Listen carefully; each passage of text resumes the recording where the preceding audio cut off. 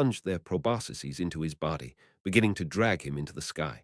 My lord, Lucas shook my shoulder violently as I watched this scene blankly. We can't hold on any longer. Hurry. Ah! I clenched my eyes shut and turned around. At the side of the gate, Torkel, remaining at the very back, nodded heavily. I clenched my teeth and threw myself into the teleport gate, looking back at the sky for the last time. All 5 members of the Insect Busters were being dragged into the air by the flies, and at the end of that void, the giant king of flies, with hundreds of arms spread wide, floated in the air, looming over everything. Incomprehensible, the actions of the monster, the hearts of people, flash, the teleport gate activated, filling my view with a bright white light. Ah! The leader of the insect busters slowly opened his eyes. Ah! How long was I asleep? He was certainly fighting the flies, and was captured by them, dragged here. The startled leader's eyes snapped open. He frantically swung his arms around, searching for his weapon, but strangely enough, there wasn't a single bug in sight. This place was a clean, white space. Ha! As the puzzled leader let out a bewildered moan, suddenly, "Daddy!" A voice that shouldn't be heard rang out. The leader, with eyes wide open, turned towards the voice to see his young daughter running towards him, smiling brightly. His precious daughter, taken by bug monsters decades ago, whose body was never found. The child he had abandoned to save himself, running away, without a single scar, exactly as she was in his memory, radiantly alive. Ah! Ah! the leader stuttered, unable to form proper words, and eventually burst into tears, embracing his daughter. My daughter, my girl, I'm sorry, Daddy is. His small, warm daughter in his arms laughed heartily. Clinging to that sensation, the leader begged for forgiveness. I didn't run away this time. Did Daddy do well? Will you forgive me? Of course, Daddy. The daughter wrapped her short, chubby arms around the leader's neck, answering brightly. Daddy, you're so sweet. Somewhere inside the King of Flies' stomach, a breeding ground with countless eggs laid out. The heroes of the insect busters, poisoned and paralyzed, hallucinated and laughed as they were transferred here. Maggots that had just hatched swarmed over the 5 heroes like a wave. The fresh maggots slowly covered the bodies and faces of the 5 heroes. The face of the leader, laughing with a bloodied face until the end, was eventually completely covered by the monster's larvae and disappeared from view. Ra-ra-ra-ra-ra-ra-ra-ra-ra. In addition to the 5 heroes, the flies that went out to find food brought back everything that could be eaten and piled it up in the breeding ground. From the corpses of their burnt kin to deer and squirrels, birds, and even trees and grass, everything. Countless flies devastated the area, storing resources inside the King of Flies' body. Floating in the air, moving slowly, the King of Flies emitted a languid cry as it stuck its offspring's food within itself. Ra-ra-ra-ra-ra-ra-ra-ra-ra. Aircraft carrier burning adult flies for travel, a breeding ground for raising baby flies. A bioseed ship existing to preserve and spread the species of flies, cycling through generations and circling the world. King of Flies, Beelzebub, did not rejoice in its first victory against humanity, but calmly resumed its march northward. The monster knew well from its ancient experiences, unless it killed and ate all humans, its species would forever be persecuted. So it had no choice but to kill, before being killed. Chapter 569, right after returning to Crossroad. Morning comes after the battle is over. After announcing the death of the insect busters, I gritted my teeth and gave orders. We need to gather information. Everyone's face turned pale as they focused on my words. I pressed my tired forehead with my hand. This creature is not just a simple fly monster. We need more detailed information. It was an entity I had never seen in the game before. I understood that the fly monster was formed by a swarm, but beyond that, there was hardly any information. If this creature has also resurrected from a nightmare, it means it was a monster that existed in this world in the past. In other words, it means it's a monster that was once defeated. I spread my arms and shouted, search through all the historical records and summon the historians. Contact every country within reach for information. There were 3 days left until the creature reached the main fortress of Crossroad. We had to find its weakness within that time. Upon my command, some of my subordinates ran to nearby cities to send messengers, while others rushed to government offices and libraries to search through historical records. I was pondering whether to search for information under the Lake Kingdom or to call Ada when someone with knowledge appeared. The creature's name is Beelzebub. The dragon lady, Duskbringer, was the one who spoke.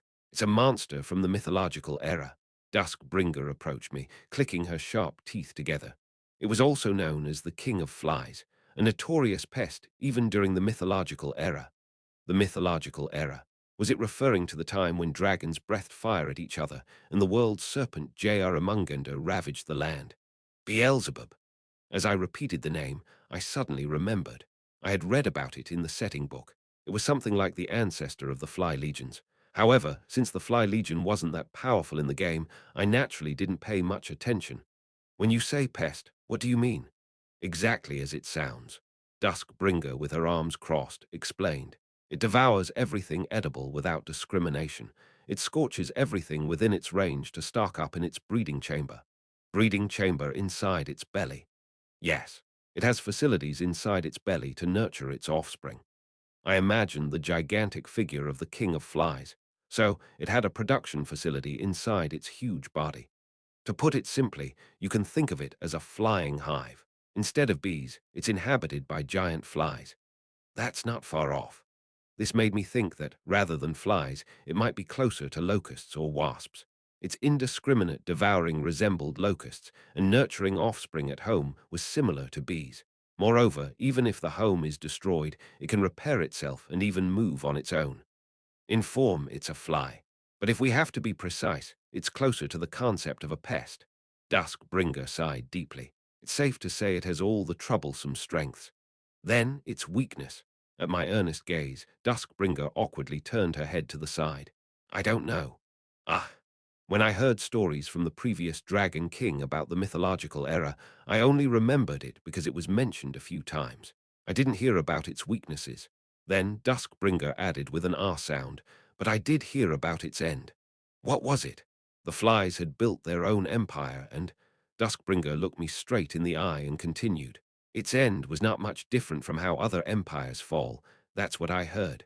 Just as I was pondering the meaning of those words, Your Highness, a report from the scout unit. A soldier rushed in to report urgently. The giant fly has resumed its northward march. It's scorching everything in its path. Scorching means it's pulling up all animals and plants in the area and taking them into the giant fly's body. Duskbringer, who also heard the report, nodded. It's trying to feed everything possible to its offspring. Terrible creatures, the driving force behind this overwhelming mass assault. It was because the King of Flies itself was a moving production base. It could quickly reproduce as much as it lost. What should we do? How can we stop such a creature? Then another report came in. My lord! Lucas ran towards us, his face bright, and shouted, Reinforcements have arrived from the imperial capital.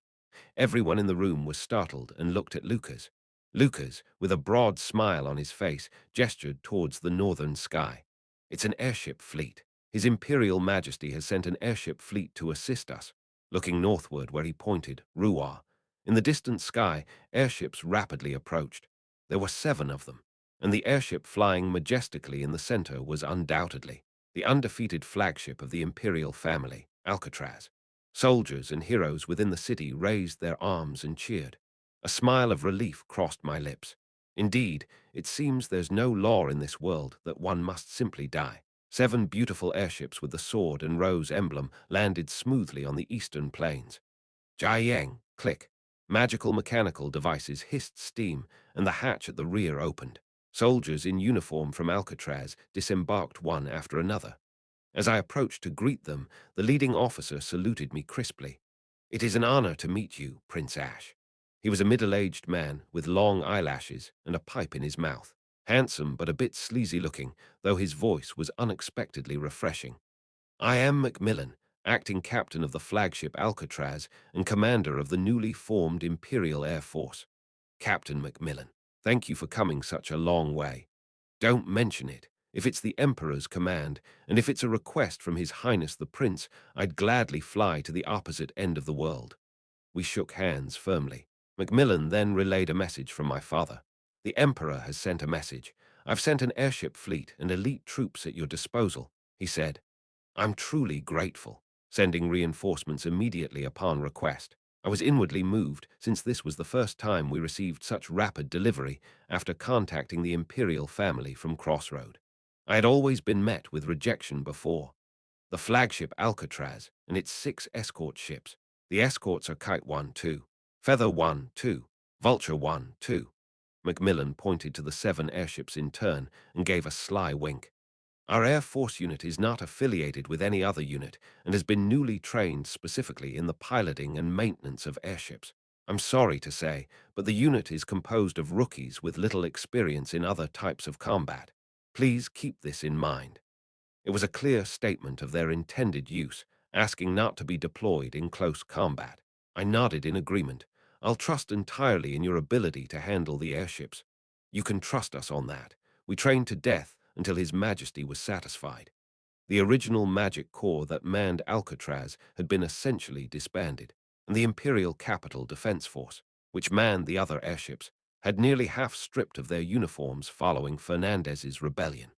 There had been several reorganizations within the imperial capital, and it seemed that this unit, newly selected directly under the Emperor to handle only airships, was them. Just as I was about to engage in further conversation with Macmillan, Lucas pointed to the northern sky and shouted, My lord, other airships are coming from over there. What? More airships are coming. Surprised, I looked in that direction, and it was true. Several airships of various appearances and sizes were slicing through the sky, heading towards us. Leading them was an airship with an ivory body and a ferocious bear-like emblem painted on it. Suddenly, Yun, who was standing behind me, leapt up with a cheer. "What, that's our house's ship?" "Ah, is that the Aryan Kingdom's airship?" I muttered disapprovingly.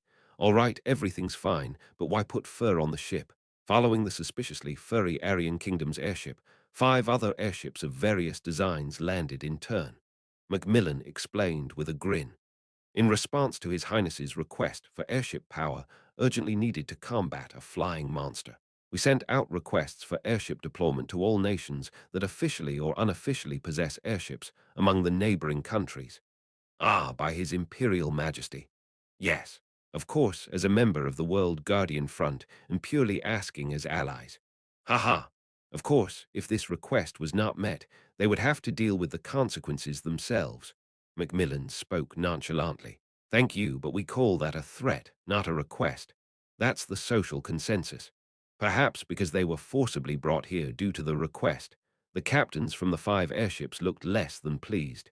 But right now, whether they're happy or not doesn't matter. Airships are among the most powerful single combat weapons in this world. With a total of 12 airships coming to our aid, it's a formidable reinforcement. Moreover, Crossroad itself possesses airships. The Merfolk's clamshell airship brought by King Poseidon XIII, and the flagship of our monster frontline, Geronimo, along with 2 escort ships hastily constructed for Geronimo. 7 Imperial airships, 5 from various countries, 4 Crossroad airships. A total of 16 ships formed a grand fleet. We can do this. We have enough aerial firepower to stop the King of Flies, a flying monster. I'm sorry to those who have come from afar, but after refueling and a brief period of maintenance, we'll need to deploy immediately. I looked around at the captains and soldiers of the newly joined airships, using formal speech, as some of them wore crowns. The King of Flies is moving north, and our forward bases have already fallen. Our airship fleet must immediately deploy to stop it by any means. The Aryan Kingdom's captain then asked, "Stop. With this scale of airship fleet, we could annihilate a small country in a day. What kind of monstrous creature are we facing that necessitates this?" Everyone looked at me, agreeing with his words. Even Macmillan seemed to think so. I smiled bitterly. "You'll understand when you see it. Seeing is believing. In such cases, it's better to show than to explain endlessly." While the airships were refueling and undergoing maintenance, I took the captains and pilots through a teleport gate. We emerged from one of the teleport gates set up along the route from the Black Lake to Crossroad. Everyone who came through the gate was gaping, looking up at the sky. Thud. The pipe that Macmillan, the last to come through the gate, was holding in his mouth, dropped to the ground and rolled. Macmillan murmured dumbfoundedly, "What is that?" Bewoo. This gate was located a day's journey north from the Black Lake, yet. From afar, the sight of the King of Flies, floating in the air and splitting the clouds as it approached, was starkly visible, waving hundreds of arms in various directions, controlling its swarm of flies. The King of Flies, with its endless track wings on its back, was floating closer, and the monstrous flies spreading out in all directions were capturing all flora and fauna in the area, dragging them back to their mother body. We're currently gathering information on the creature, but we can't just sit back and let it comfortably reach the front lines. Staring at the approaching monster, I ordered again. Once maintenance is complete, we'll intercept with the airship fleet. But remember, this is strictly an interception operation. Please avoid engaging in full combat. Finally understanding what I meant by interception, the captains all swallowed nervously. I grimaced and honestly admitted, because I'm not sure if our airship fleet's power is enough to win. Chapter 570, Prepare for Sortie Immediately. At the airship dock in Crossroad, Calabi asked me with a look of disbelief, "Are you serious? Gold and Silver are still not fully trained. They're like newborn airships that have only been tested a few times." Gold and Silver are the names of the 2 escort ships of Geronimo. They are new ships that haven't even gone through their launching ceremony yet. Since they are airships that fly in the sky, should it be called a launch ceremony, or more accurately, an ascent ceremony? Anyway, these 2 ships, hastily constructed by combining the dwarves' technology and the Lake Kingdom's construction magic, are not yet fully equipped with weapons. That's why I came here, to urgently request that weapons be loaded first. "The worst flying monster in history is coming, Calabi," I blurted out urgently. Since we've received support from 12 airships, Crossroad must bring out all its airships as well. But there haven't been any accidents during the test flights, right? Or what? Do you think the ships made by the dwarves will suddenly reveal an unprecedented flaw? There's no way that would happen, you idiot. Our ships are perfect. With a shout, Kellerby stubbornly shook his head. But it is the duty of a shipbuilder to pursue safety above all. Kellerby, airships are completely different from ordinary ships. Ships float because the waves support them. It's the buoyancy borrowed from the sea that fights against gravity on behalf of the ship, allowing it to float. Kellerby passionately argued while knocking on the hull next to him. But what about airships? They can only fly by opposing gravity through lift generated artificially by mechanical devices. And these mechanical devices, as much as it sounds absurd for a mechanic like me to say, are so flimsy and fragile compared to the sea's buoyancy or the Earth's gravity. That's why we must be all the more thorough. Kellerby stubbornly shook his head. Until the tests are completely finished, we can't move these ships from here. No, I won't allow it. Kellerby, I calmly tried to persuade him. If those ships don't sortie now, we might not even be able to proceed with those tests. There has never been a time when the front lines were not in crisis, but this time, Crossroad might actually fall. What's the use of the ships floating safely after everyone is dead? The safety issues of the escort ships, which might or might not arise, versus the imminent threat of the monster. It goes without saying which is more severe. Kellerby clenched his mouth shut. I kept pouring out. We don't need to take risky flights. Just floating in the rear to maintain the fleet's formation would suffice. That can be considered a part of the flight test, right? We need every ship we can get right now. Kellerby, I don't want to make this battle the last one in this world. Please help us sortie.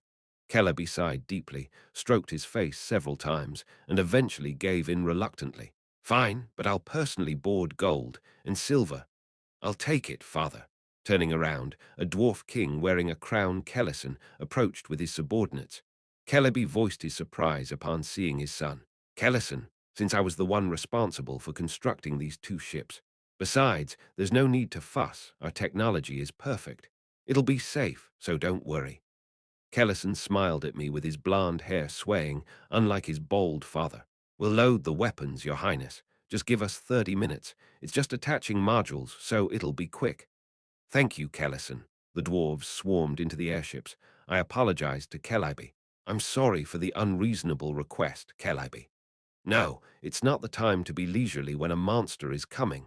Kellerby stared blankly at his son. Kellison was personally carrying and attaching the turret modules to the airships. I'll also go and touch up a few last things.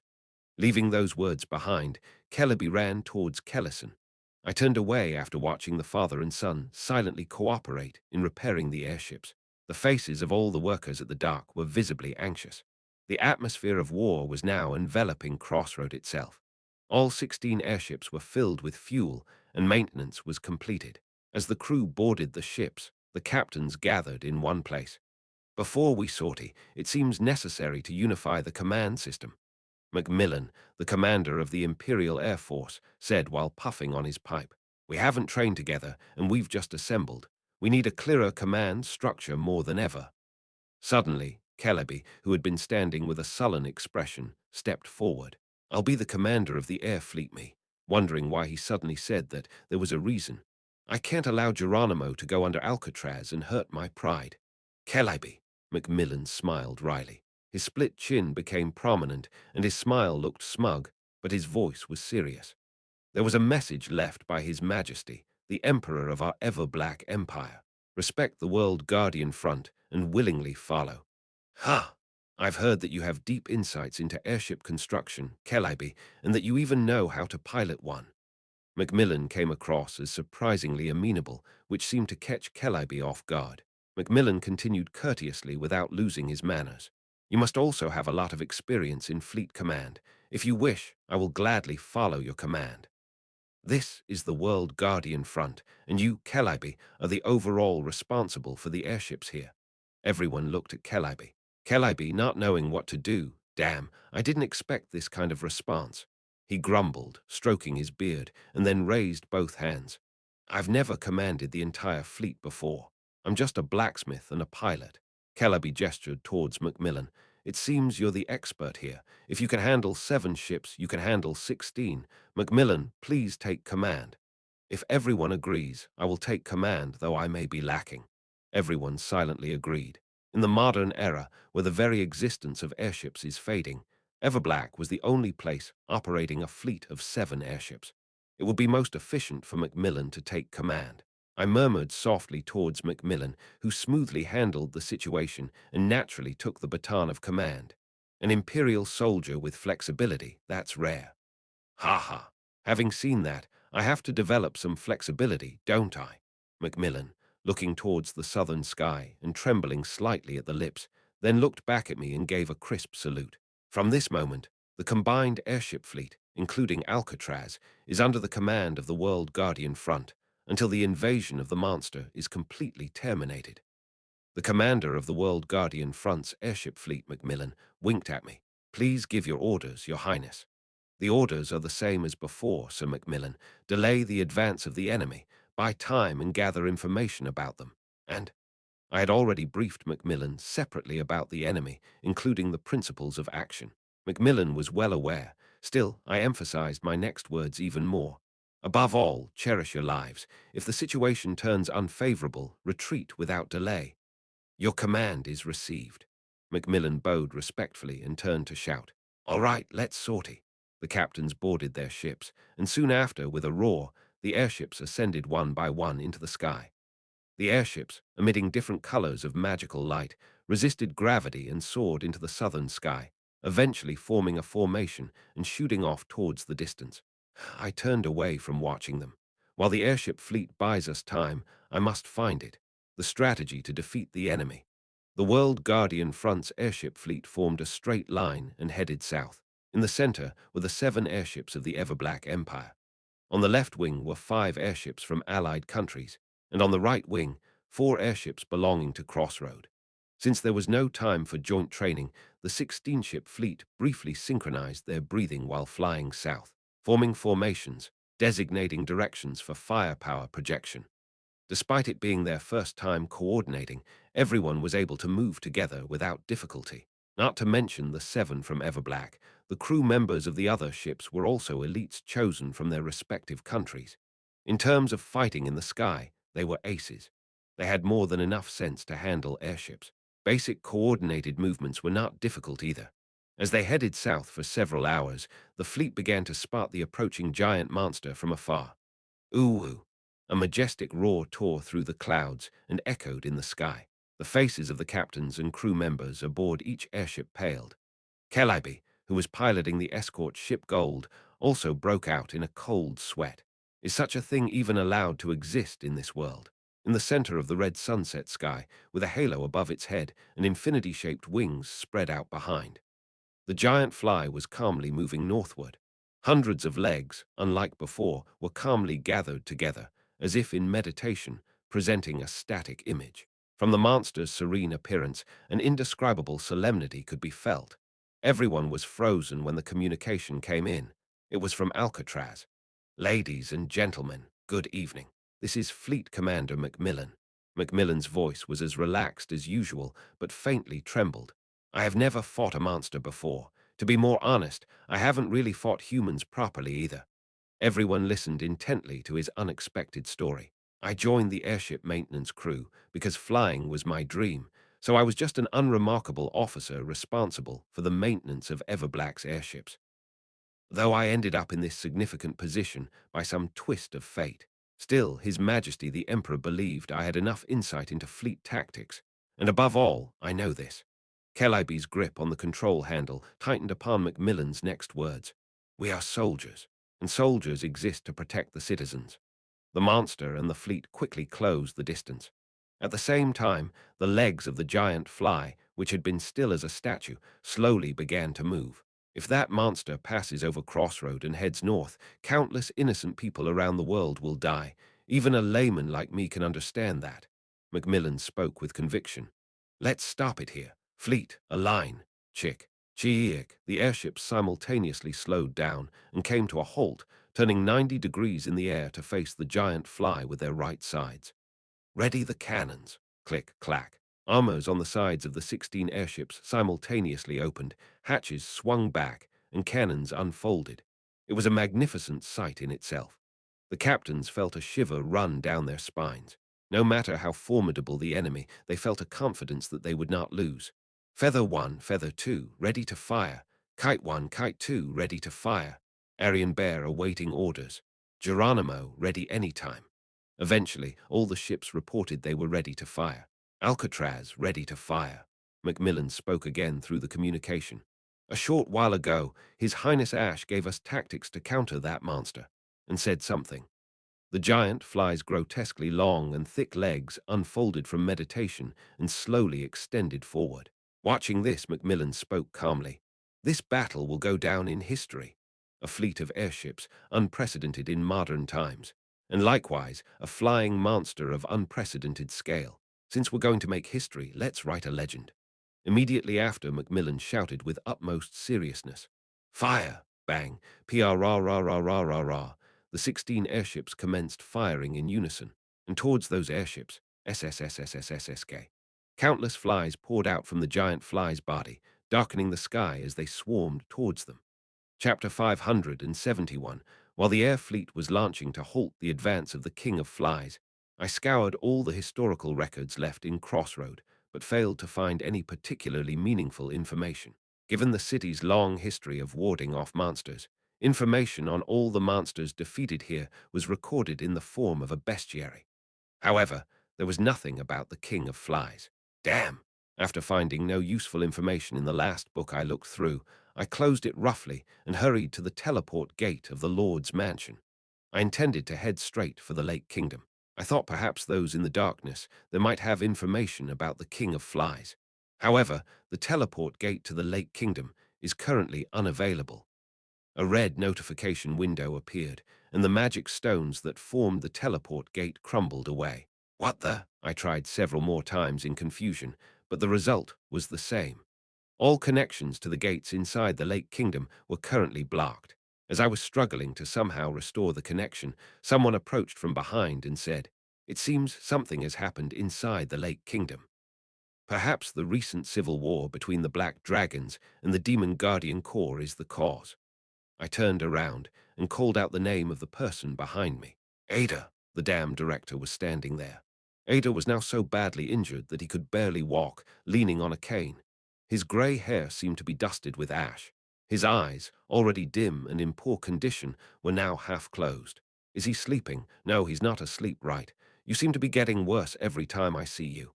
Ha, but I'm still in the prime of youth. His mouth was still alive, at least. Limping towards me, Ada gestured with his eyes. I've heard about the monster that appeared in this defense battle. Yes, it's the King of Flies. I had planned to seek out Ada if I couldn't find any useful information in the Lake Kingdom, so I quickly asked him as well. It's a monster I've never seen in the game before. Do you have any information you could share? This game is really full of peculiarities. Ada trailed off and looked at the southern sky. It seems I spent quite a bit of time searching through the history books and bestiary. Night had passed, and the dawn was breaking blue in the distance. This monster has appeared only a few times, even after countless repetitions. It only appears under a series of coincidences, and yet it has appeared in this cycle too.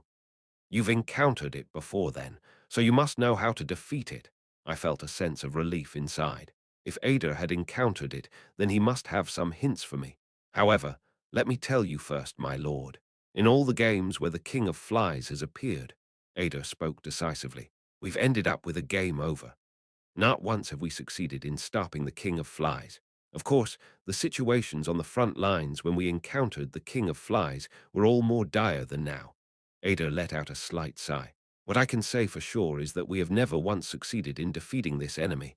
It's that powerful of a monster. I don't give a damn about that. I grinned, grinding my teeth. Just because we failed before doesn't mean we'll fail this time, right? Just tell me what you know. Ada seemed pleased with my response and smiled slightly. I'll tell you what I remember about the King of Flies. I hope it will be helpful. The information Ada provided about the King of Flies was as follows. The being is composed of countless flies, with a collective consciousness formed by the unity of the flies' minds acting as the thinking and acting entity. The being is created from the fly's collective desire for the prosperity and continuation of their species.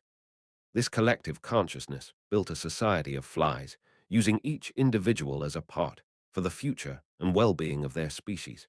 Not only did they band together to repel enemies, but they also designed a system that allowed the flies themselves to evolve over time. Didn't you feel like the flies were getting smarter during the battle? At Ada's question, I shuddered. During our first encounter at the forward base, the flies adapted to our attacks with each wave. By the last wave, they were not falling for traps, and they began to meaningfully evade cannonballs and ballista bolts. Was it not a coincidence? The collective consciousness learns information about the enemy and injects it into the next generation of offspring. The offspring evolve to better withstand the threats and are born anew. So, they're not only producing offspring in real time during battle, but they're also evolving in real time. That's right. Ada nodded clearly. They acquire information, teach it to the next generation, use the old generation of flies as ammunition, and replace their massive body with the new generation of flies. This way, they improve the species over generations and ultimately aim for the perpetuation of the species. So, what then? I thought of them as a moving aircraft carrier and production base, and now you're telling me they have a self-evolution and upgrade feature too. What the fuck? This isn't just a difficulty problem anymore. How the hell are we supposed to defeat such an enemy? One that compensates for its weaknesses and moves towards its ultimate form. What method could possibly? But this king of flies, too, is a being that went extinct in the distant past. What remains today are only its pathetic descendants. Ada spoke calmly. I suddenly came back to my senses. In the end, the flies did not reach their ultimate form, and their descendants are living the most humble and miserable lives at the lowest levels. There must be a way to defeat them. There has to be. I recalled what Duskbringer had told me earlier. The flies built their own empire, and their end was not much different from that of any other empire. If the end they met was like that of most empires, then that means... Suddenly, an idea flashed through my mind. But could this be a feasible operation? Among the options I have, is there a way to turn this idea into reality? Your Majesty, urgent news. That was when a soldier ran up to me in a hurry. Seeing the pale complexion of the soldier sent a shiver down my spine. What is it? What's happening? Could it be? The soldier, who had collapsed to one knee in front of me, reported in a trembling voice. The air fleet. The air fleet that went south to stop the enemy monster. An airship is not simply a boat that flies in the sky. This battleship, made of the essence of magic engineering, is equipped with overwhelming firepower as well as formidable defensive capabilities, both physical and magical. Its sturdiness is comparable to the walls of New Terra, the capital of Everblack. Once in a defensive state, it can withstand even a direct hit from a dragon's breath. That's the defensive capability of an airship, a fortress in the sky. This is the word that defines an airship. Boom, bam, bam, bam. These fortresses were retreating. The air fleet had been firing flares and pouring down barrages, burning through the darkness all night. As a result, the King of Flies and its forces could no longer advance and had to stop in their tracks.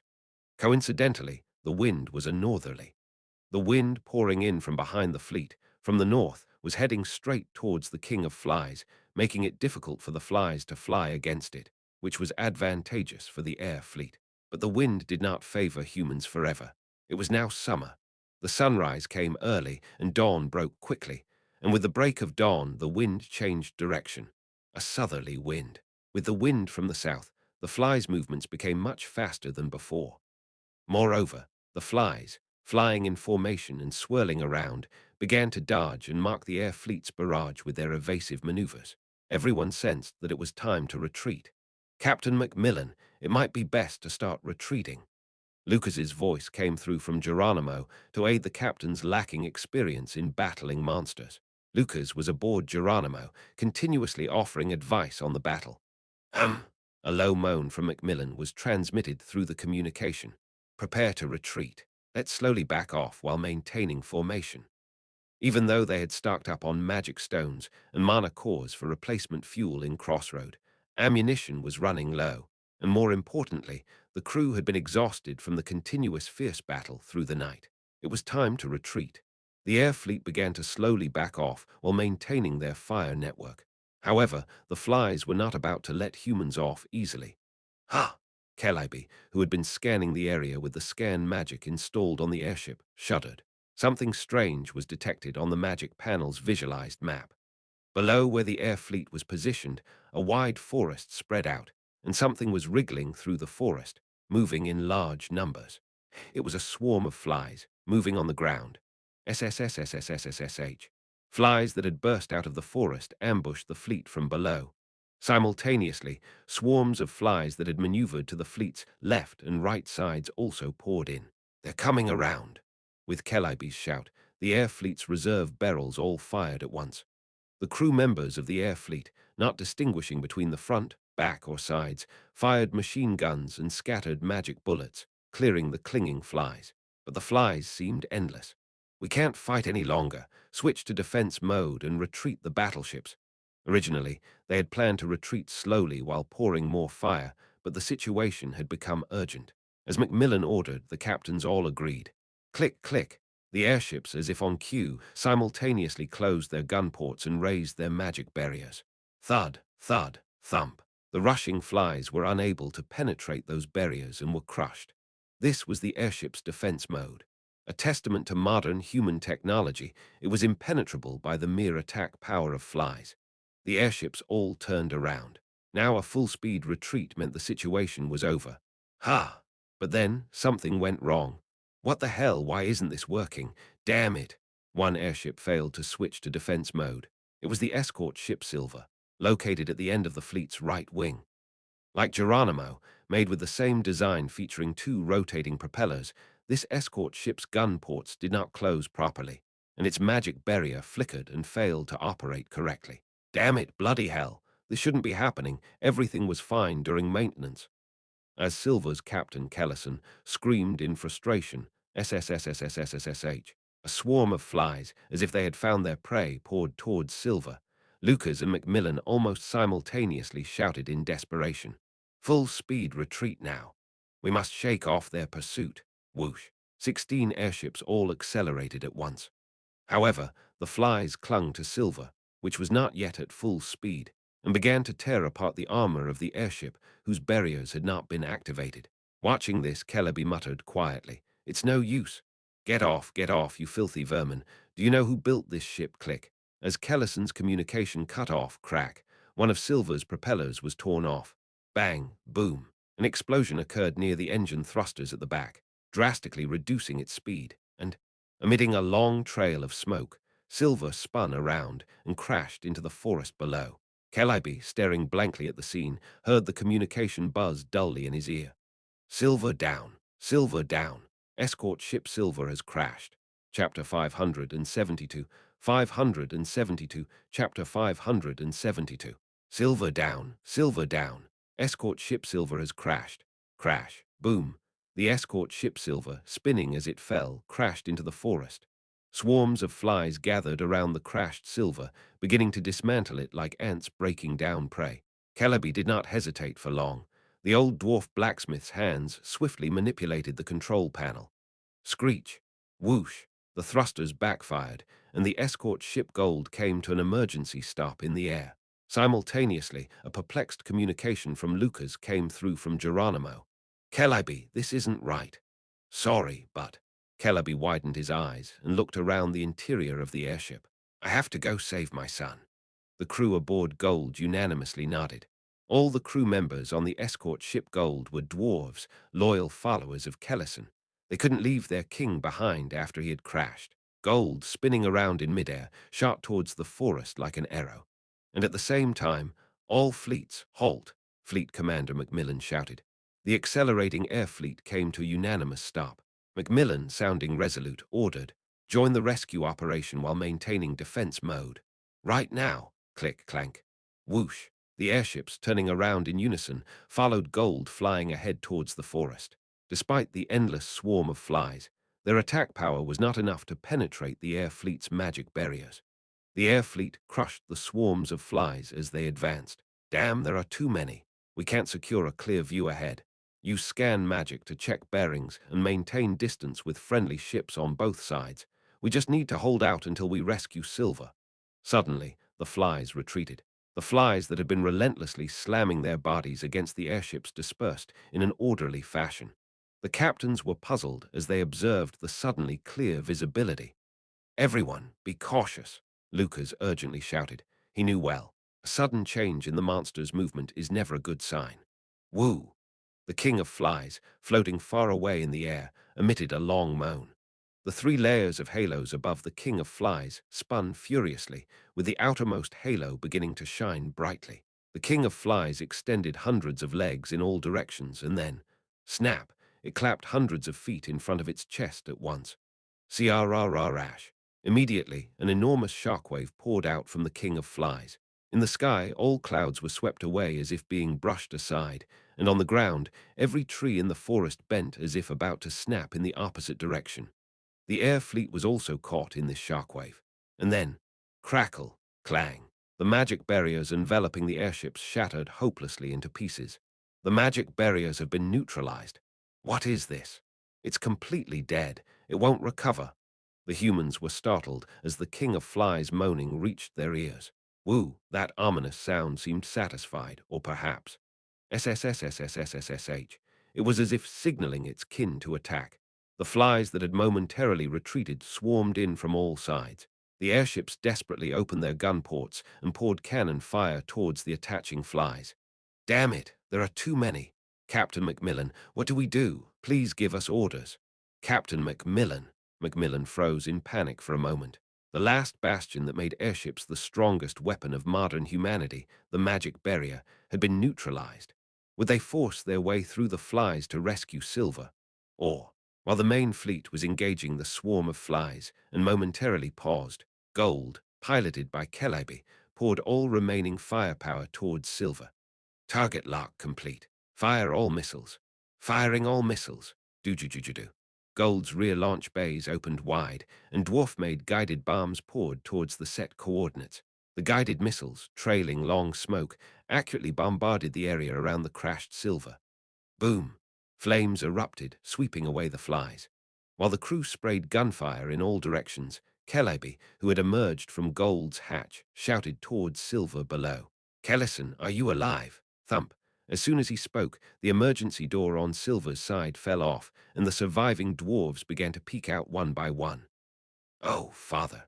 Bleeding from the forehead, presumably injured during the crash, Kellison also crawled out. Celebi let out a relieved chuckle. "You've got a tough life, you rascal.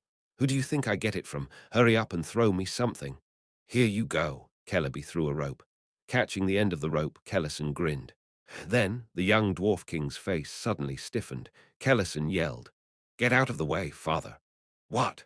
Celebi gritted his teeth and looked to the side, only to meet the sinisterly twinkling red compound eyes of the swarming flies.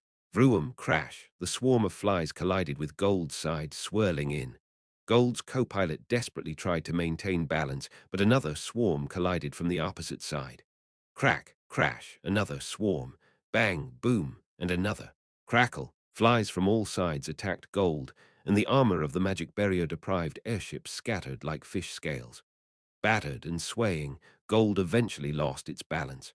The airship's massive body flipped over and fell to the ground. Kellison screamed, "Father!" Boom. A short distance from Silver, Gold also crashed. Staring blankly in that direction, Kellison's ears were filled with screams coming from Silver's internal communication system. "Gold down! Gold down!" Following escort ship Silver, Gold is also down. The next wave of flies from the King of Flies is approaching. "We can't restore the barrier. We can't hold out any longer." The rest of the fleet tried to descend towards the two ships, but dealing with the flies flying towards the fleet was overwhelming enough. The flies already seemed to know how to evade the fleet's barrage, skillfully dodging the bullets and clinging on, with the magic barrier also neutralized. At this rate, the main fleet would soon meet the same fate as Silver and Gold. Kellison, fists clenched and trembling, pushed himself back into Silver. He grabbed the communication device and shouted, "Retreat! Right now!" Silence fell over the communication device for a moment. Kellison yelled again, "We'll all be annihilated at this rate. The reason Silver crashed in the first place was because I didn't maintain it properly. There's no need to feel guilty, Hurry, before it's too late." Macmillan hesitated, but Lucas did not. "Order the retreat, Captain Macmillan." But, Do you want to lose the entire fleet here? Hesitate any longer and we're all doomed. Hurry! Lucas's thunderous shout rang out. We must retreat now, Macmillan swallowed. The silence was brief but felt like an eternity. Finally, Macmillan gave the order. All ships retreat. Continue firing as we retreat at full speed. The airships turned around unanimously. The situation was already beyond endurance. Some of the airships had their armor completely torn off, exposing their interiors, while others were on fire. Whoosh! The fleet began to retreat. As Kellison blankly watched the fleet moving away to the north, a voice came through the communication device. It was Lucas. Lord Kellison. Lucas did not offer condolences or apologies. Instead, I wish you martial fortune, he said briefly. Kellison chuckled in response. I wish the same for the air fleet and the World Guardian front. Kellison picked up his hammer that had been rolling around inside Silver and held it in his hand. I'll make sure to exterminate these damned pests. Click, the communication cut off. Kellison, holding the hammer, staggered back outside of Silver. Woo! Thousands of flies were swirling in the sky right above the crashed silver and gold. And from the south, the king of flies, which had momentarily halted its advance, was slowly approaching. Only 2 layers of halos remained above the king of flies' head, and the halo that had shone brightly during the mysterious shockwave attack was disintegrating into dust. If you too are an airship, Kellison unwittingly chuckled. Whoever made you, you're pretty impressive. SSSSSSSSH. The thousands of flies swirling in the sky swooped down towards Kellison and the dwarves in a whirlwind. 2 days after the appearance of the King of Flies. Noon. I clenched my teeth in front of the returning airships. Of the 16 airships that had been deployed, 2 had not returned. They were the escort ships Gold and Silver, Calliope and Kellison, along with their dwarf followers. They had failed to escape from the crashed airships. Either they died in the crash, or if they survived, they were likely captured as prey by the King of Flies. It's my fault. I trembled with rage. Because I hastily ordered a sortie on an airship that wasn't properly maintained, this happened. I clasped my forehead. Why did I do that? It was unlike me, an entirely uncharacteristic order to sortie. Had I been perturbed by the appearance of an unknown enemy? Because the memories of strategies I knew were useless, I lost my composure and mishandled the troops, resulting in this damage. I relied too complacently on the airship's defensive capabilities. Why? The thought of losing Calliope, who had dedicated himself to me and Crossroad for so long, made it impossible for me to think clearly. As I closed my eyes and blamed myself, Lucas spoke to me in a firm voice. My lord, now is not the time for self-reproach. The King of Flies is still advancing towards Crossroad. We need to find a way to delay its advance and a way to cut off its lifeline. His following words cooled my mind. We must protect the world. Taking a deep breath, I opened my eyes wide and faced Lucas. Lucas nodded. I will continue with the report on the damage to the air fleet. All fleets have entered repairs for the magic barrier, and the escort ships Kite 1 and Kite 2 have entered emergency maintenance due to severe damage. The magic barriers had been completely neutralized by the mysterious shockwave emitted by the King of Flies, causing damage to the fleet even as they retreated. Ultimately, even after repairing the magic barrier devices, the number of airships ready to sortie again was reduced to about 10. Macmillan, looking gloomy as he ordered repairs in front of the fleet, caught my eye. I bit my lip. While repairing the airships, we must find another way to delay the enemy. Emergency, defensive lines were being constructed from the Black Lake to Crossroad on the second day of the distance, but it was insufficient. What other methods did I have? As I was pondering, someone ran up from inside the city. Your Majesty, turning around, it was Serenade and Diarmuidin. Serenade, with a bright, sweaty face, shouted, I've found the historical records. My eyes widened. Serenade held up an old book. This is a historical record of the King of Flies' demise. Chapter 573, 573, Chapter 573. Serenade had brought this historical record from a nearby city, claiming it belonged to the nomads of the western desert regions. The cover was so tattered that the title was unrecognizable, and determining the exact year of publication was difficult. Furthermore, upon opening it, it was filled with an entirely incomprehensible language. No, how could one read this? At that moment, Diarmuidin stepped forward, clearing his throat. I happen to have some expertise in deciphering ancient languages. In fact, I had already taken a look at it. It unmistakably contains mentions of the King of Flies, typical of the ivory tower, invaluable assistance at a time like this. Thus, the content of the historical record decoded by Diarmuidin was as follows. From beyond the eastern sea, a giant fly suddenly appeared, devouring everything in its path, and the people named it the King of Flies. Even the sea dragons and the kings of the sea, united at the eastern shores, became prey to the King of Flies. Its tyranny was so fierce that even the black dragon and the red dragon, amidst their great war, paused their conflict to jointly confront it. The King of Flies was a being born from the amalgamation of countless flies, itself a veritable empire. With each generation, the flies grew wiser and stronger, and this collective entity, the King of Flies, appeared invincible to the world. Refugee lines stretched for miles, and anguished cries filled the skies. Countless nations were destroyed, countless species were devoured. Even the black and red dragons could not stand against the King of Flies.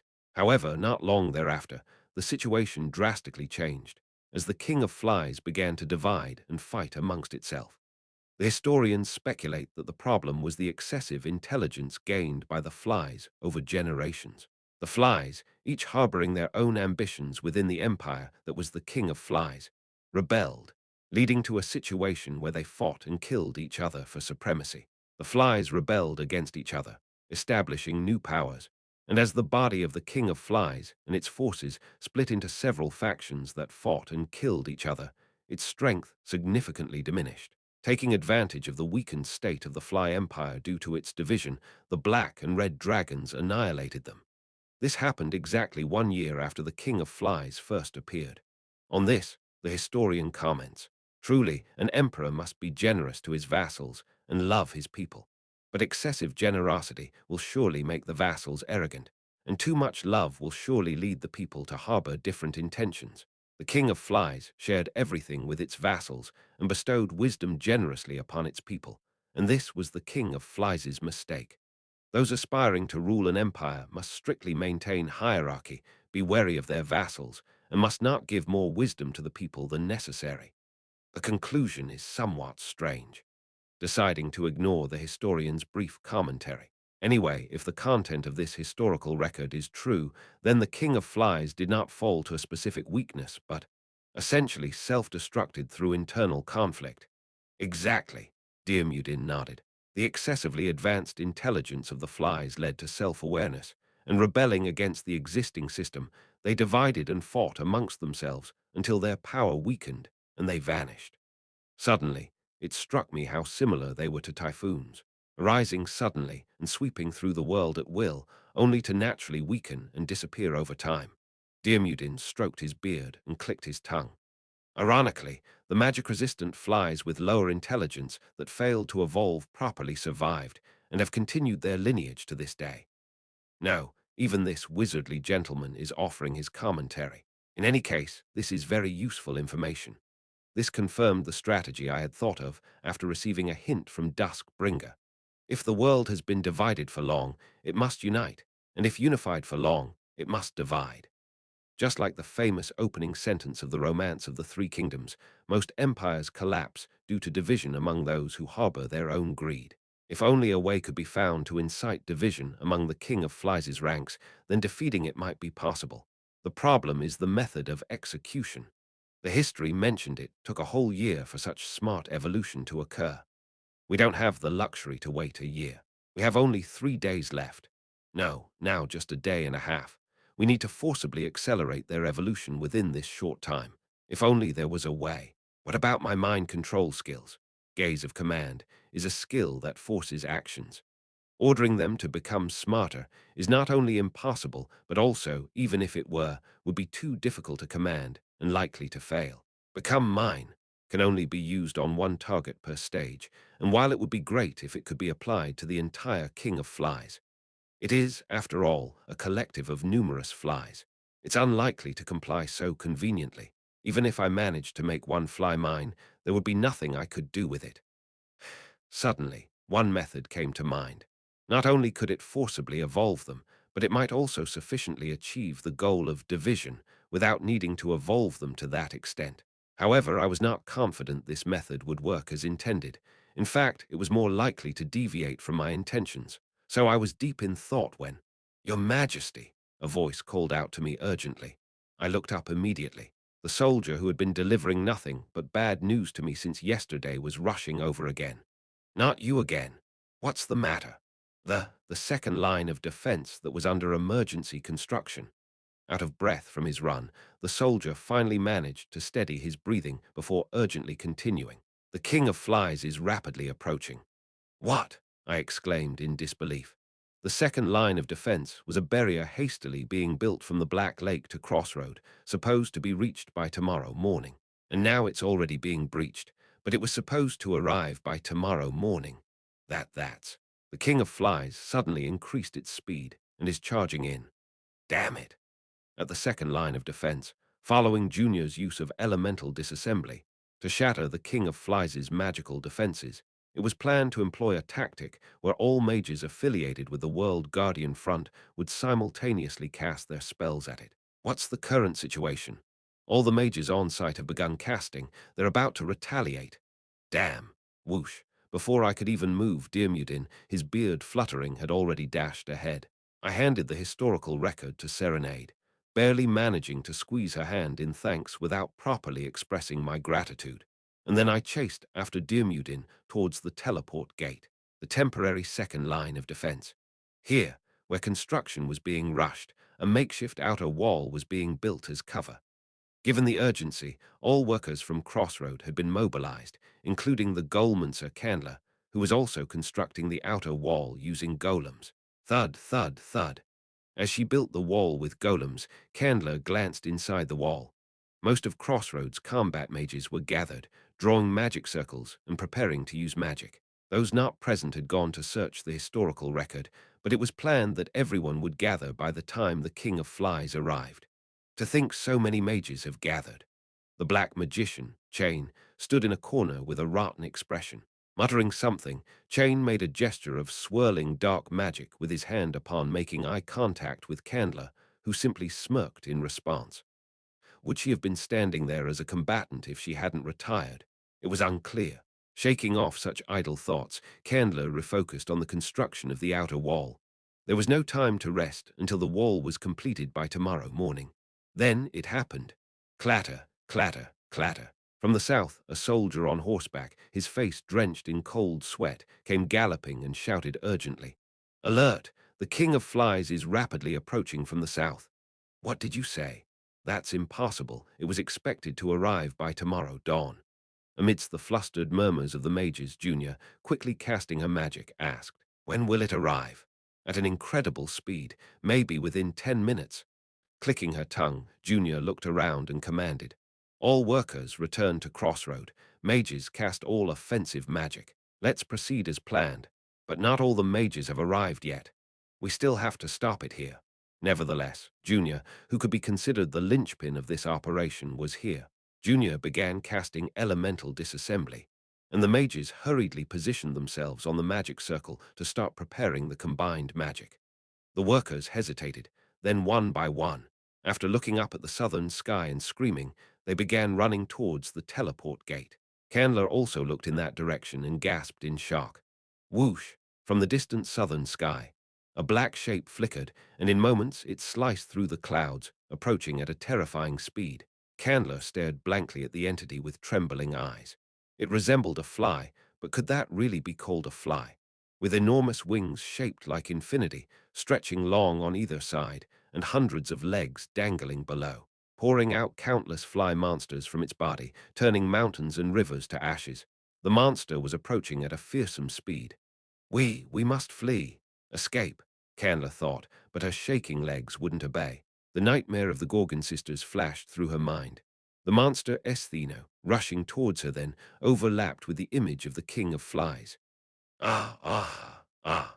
Unable to make it to the teleport gate, Candler ended up hiding behind the outer wall. She crouched down, wrapped her head with her arms, and trembled. Whoosh! The deep roar of the King of Flies shook the area. The place was in chaos. Workers fleeing through the teleport gate to Crossroad, and mages rushing out from Crossroad through the gate in the opposite direction. and the pouring swarm of flies. The sky darkened as an enormous number of flies descended like a downpour towards the second line of defense. Huff! But Junior did not waver. Click, click, clack. Her wand, rod of crimson, transformed on its own, scattering a crimson magical glow in all directions. I've been waiting for you, you fly bastard. Hundreds of meters away from the second line of defense to the south, Junior had pre-drawn a magic circle here. It was a gigantic elemental disassembly magic circle. Having stolen this magic from the Vampire King and made it her own, she had enhanced its range and effect through the magic circle, though it lacks the mobility and defensive capabilities of an airship. The moment the King of Flies reached the airspace above the magic circle, Junior shouted, extending her staff forward. Our mages have the strongest firepower in humanity. Zzzzzzz. A dazzling halo of white light formed in the air, and the next moment, cracks spread through space, creating rifts. Elemental disassembly exploded across the King of Flies' body. Even the mighty King of Flies was taken aback at that moment. The monstrous bulk twitched as it hastily slowed down. Junior, raising her staff towards the King of Flies, shouted, "Everyone, cast the combined magic."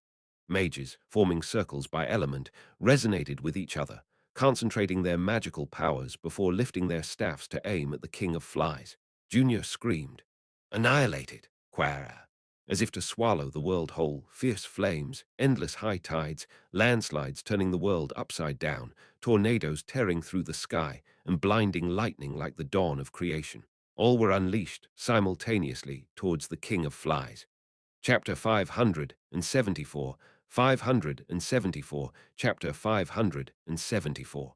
Dozens of magicians unleashed a combined magic of different elements at once, exuding an incredible force as they surged forward. The swarm of flies charging toward the human side's defense line was almost instantly annihilated, and the magic, without losing any momentum, poured toward the King of Flies' true body. Currently, the King of Flies had lost its magical defenses due to elemental disassembly. In such a situation, taking a direct hit from a combined magic of this scale would inevitably cause tremendous damage. This is going to work, Junior was confident. That gigantic monster would surely fall with a terrible scream. However, Yang, the mythical creature, responded. Above the King of Flies' head, the two remaining halos began to spin furiously, and the outer halo started to shine brightly. The King of Flies then stretched hundreds of legs in all directions and clasped its front legs together as if in prayer. Crash! Immediately, a tremendous shockwave burst forth from the King of Flies. The invisible shockwave collided directly with the magic unleashed by the human magicians. And then, crackle, clang, clank, the spells dissipated as if they were being disassembled. The ferocious flames, the endless high tides, the landslides that seemed to overturn the world, the tornadoes that tore through the sky, and the lightning that was as dazzling as the first light of creation, all dissipated into nothingness. This is, Junior stuttered, his mouth agape at the phenomenon. This isn't just a simple dispel, this is. The shattered magical particles scattered into the atmosphere, shining brightly with hundreds of rainbows. In the center of those rainbows, the King of Flies slowly stretched its hundreds of legs around, calmly hovering in midair. Within the clear, prism-filtered light, the King of Flies appeared almost holy. Yet at the same time, it was incomparably blasphemous. SSSSSSSSS, the halo above the King of Flies' head turned to dust and disappeared. Now only one halo remained. In the next moment, the King of Flies stretched all hundreds of its arms forward. Boom! SWWWWWWWWWWSH. An enormous number of flies, incomparable to the previous swarm, emerged from the King of Flies' entire body. Seeing the swarm rushing in, Junior intuitively knew. They must retreat, otherwise they die here. Everyone retreat. Retreat! A retreat drill had been practiced before. Junior shouted at the top of his lungs, leading the magicians to the teleport gate. Everyone to Crossroad. Retreat! Ding, ding, ding, ding, ding. The retreat alarm sounded, and the magicians and soldiers hurriedly jumped into the teleport gate. The area in front of the teleport gate was chaotic. Forces belatedly coming to support, forces screaming and trying to run away. Everything was a mess. Fortunately, everyone was well trained. Since the defense operation was planned with a one-strike retreat in mind, the retreat was executed swiftly. Soon, Crossroad was also aware of the retreat situation, and no more forces came out. The chaotic formation on this side gradually calmed down, and everyone was able to enter the gate in an orderly manner. The problem was, the flies were still approaching. Crack! The flies hit the temporarily erected barrier magic circle and protective artifacts. The barrier and protective artifacts, focused on physical defense, were not items that could be broken by mere body slamming of the flies. However, the number of flies was beyond normal, far beyond crackle. As countless numbers of flies pressed and pushed, the barrier began to crack instantly, clang, and eventually broke. The barrier magic set up in the base, though layered in dozens, was torn from the outside to the inside in an instant like paper. People screamed and rushed into the teleport gate. Fuck. This is fucking scary. Desperately creating legs with dark magic to run to the teleport gate. Chain, a black mage bound in chains, cursed. If I ever again procrastinate on taking out the trash, let piles of fruit peels build up, or do anything that might help flies breed, may I break my arm. Fuck! Chain reached the front of the teleport gate and sighed in relief, then turned back. He had just seen the terrifying sight of the last barrier being torn apart. SWWWWWWWWWWSH.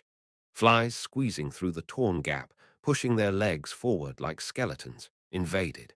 It was a horrifying sight that could haunt dreams. Chain quickly turned around to jump into the teleport gate.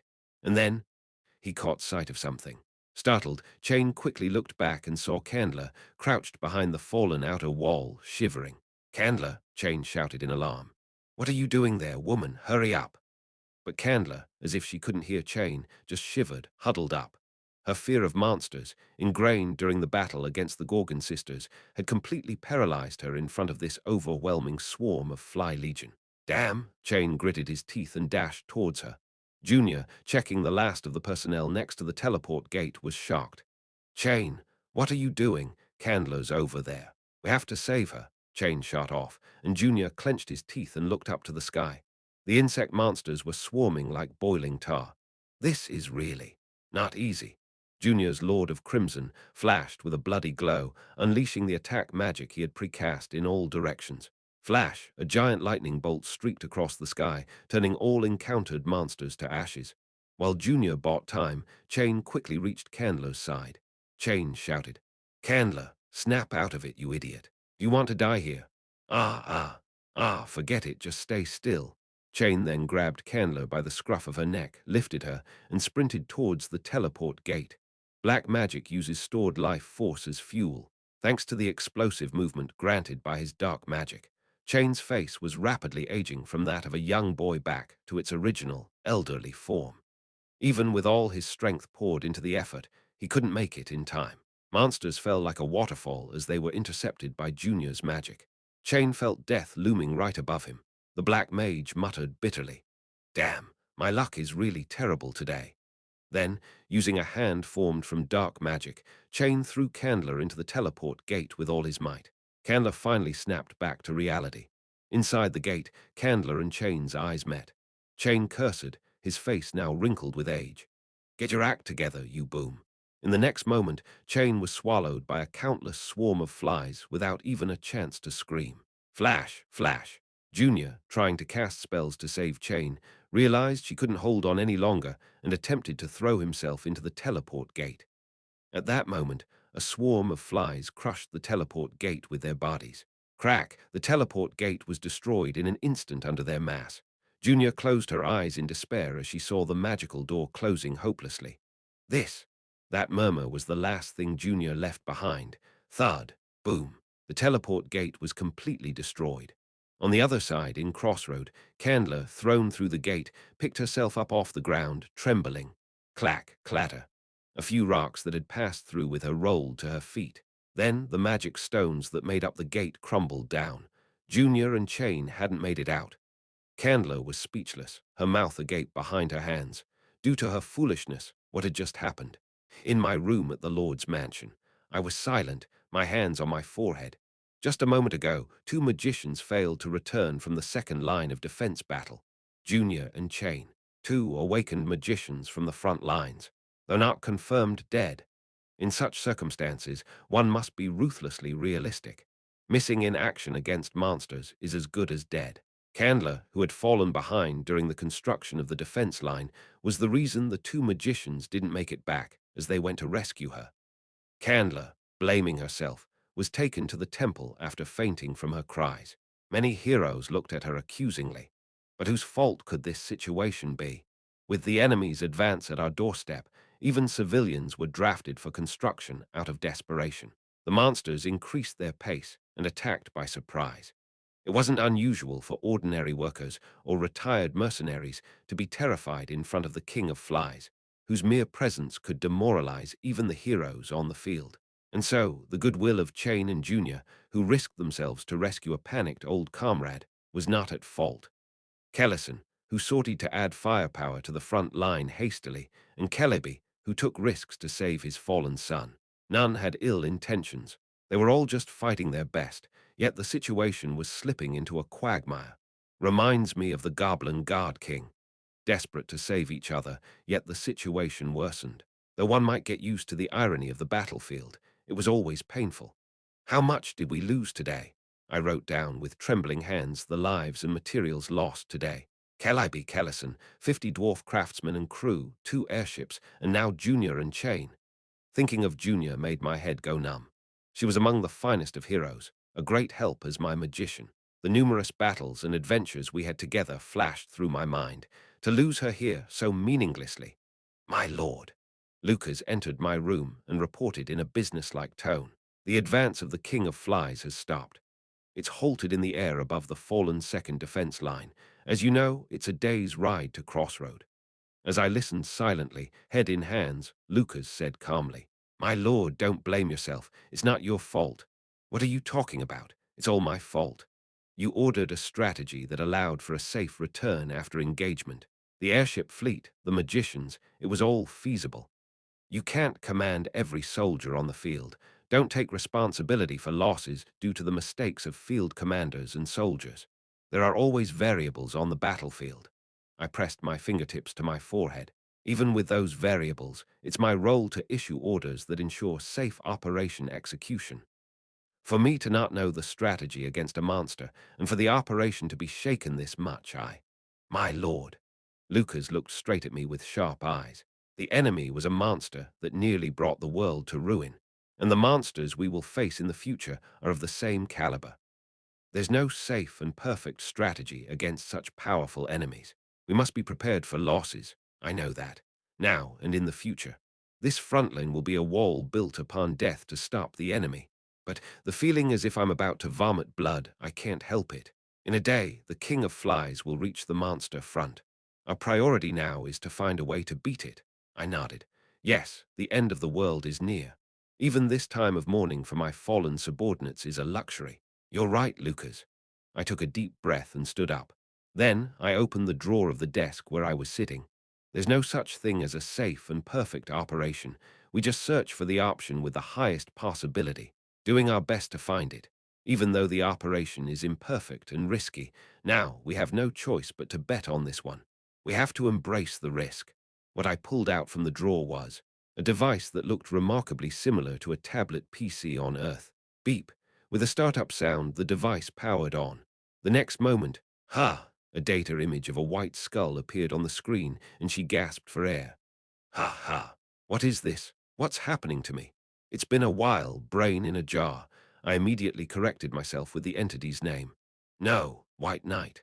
Facing the data mass of a lick trembling before me, I coldly asked, "How's purgatory treating you? Is it bearable?" Chapter 575. 575, Chapter 575. Both incarnations of White Knight had died. The Tower Master White Knight died when the tower collapsed, and the Jiangshi White Knight died during a party operation. Physically and materially, that's how they died. That's why it was possible to acquire the twin magic cores. However, the consciousness of Tower Master White Knight was transferred to this device with the tower's collapse, and afterwards forcibly swapped consciousness with Jiangshi White Knight. It's a bit complicated, but anyway, what's contained in this device now is the duplicated and confined consciousness of White Knight. I had considered destroying this device entirely, but kept it just in case. I never thought I'd actually need to use it. How's purgatory bearable? I asked mockingly, and White Knight trembled as it looked around. How long has it been since you imprisoned me here? Let's see, about half a year. What? Don't joke, just half a year. My consciousness felt like it was trapped for eons. Does time flow slowly in the darkness of that switched-off device? Or does time flow at all? I couldn't possibly understand the experience of the consciousness within the device, but it seems living inside it wasn't exactly pleasant. This was good information for me, since I need to blackmail this mass of data from now on. White Knight, let's cut to the chase. I interlocked my fingers and coldly spat out. Do you want to stay trapped there, or do you want a new body? I won't ask twice. Decide now. The skull-shaped mass of data seemed perplexed. The stuttering lick finally responded. What if I refuse? I'll switch it off again. You can continue your contemplation in the darkness as you have been, White Knight eventually muttered softly. Give it. Oh, the body, give it. Please, I beg you. Don't leave me in this nothingness. Facing the pleading White Knight, I smirked. All right, you agree then. I took White Knight's device and left my office. Shall we go see your new body now? We headed to the backyard of the Lord's mansion. Here lies the new body. I prepared for White Knight. I brought White Knight's device to the front of the body. Lying neatly under a white blanket in the backyard, turned the screen to show White Knight. Here it is. What? White Knight was visibly startled, then urgently asked me. Wait, you're joking, right? No, not joking. Don't be ridiculous. You're telling me to. White Knight let out an angry scream. To enter the body of a fly. Yes, what lay before me was the most intact among the enemy corpses we had collected from the battles. A fly the size of a large dog. Why, it's possible, right? I sneered. You're a necromancer, a lick, a sorceress who can transfer consciousness into the body of the undead. This fly is also a corpse, and all you need to do is make it into a jiangshi with your magic, and then transfer your consciousness into it. It's not a matter of possibility. White Knight trembled.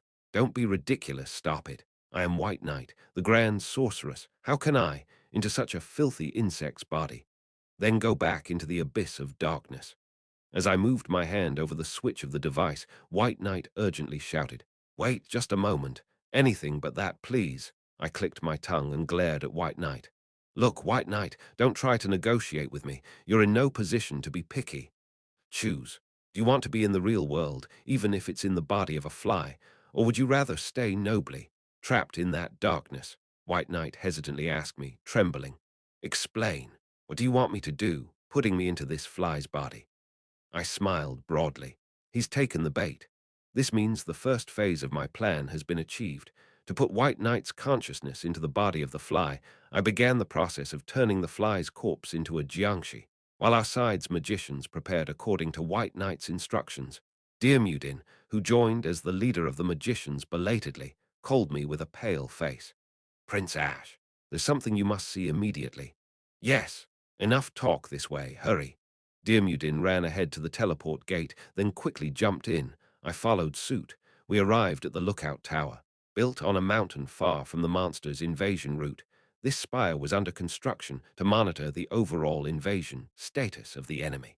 Since the original reconnaissance base had collapsed during a previous defensive battle, and we were in the process of moving here, it wasn't fully functional yet. Anyway, why here? Trying to get a closer look at the King of Flies from this location, I observed it from here, and Diarmuidin handed me a telescope. See for yourself. I looked through the telescope. Far away in the vast expanse of the sky, the King of Flies was stationary, in a pose like a Buddha meditating, floating above the wilderness as night approached. I see the King of Flies, but what? I couldn't finish my sentence. Twinkle. A faint magical light twinkled beside the King of Flies' large abdomen. Twinkle, twinkle, twinkle. Yellow, light green, blue. 3 different colors of magical lights were blinking at regular intervals. Am I seeing things? I rubbed my eyes and looked through the telescope again. But it wasn't an illusion. It was definitely real, shining magical lights. Those lights. Could it be a signal? It was clearly an artificial signal, no matter how you looked at it. Diarmuidin explained to me, seeing my confusion. It's a pattern of lights left by magicians in their workshops. They mark their primary magical elements. And those 3 colors, lightning, wind, water, There's only one magician on this front who handles all three elements. I lowered the telescope and turned sharply to Diarmuidin. Junior, Diarmuidin nodded calmly. I murmured in disbelief. Are you saying Junior is alive? Junior stretched languidly, dressed in a swimsuit, in a southern resort bathed in quality sunlight. Lying on a sund next to a pool filled with cold water, it was an afternoon spent reading a magic tome I had been researching. Drops of water condensed on the surface of a glass filled with an ice-cold beverage, sliding down. Junior took a sip through the straw of her drink. Ah, this is nice. Pushing her sunglasses up slightly, Junior looked up at the sun beyond the parasol and murmured, Everything's perfect. Now all I need is to find myself a handsome lover. No sooner had she spoken than someone approached with heavy footsteps. Could it be? Really? Junior turned her head slowly towards the sound with a flutter of excitement. Who could it be? And against the dazzling sun, Get up, stood a stout, bald old man, a dirty bearded dwarf with a face smeared in blood, sweat, and weariness. Ha! Junior made a dumbfounded noise, unable to adapt to the sudden shift in scenery. Not that she was completely sure of her own tastes yet, but even so, this seemed a bit off.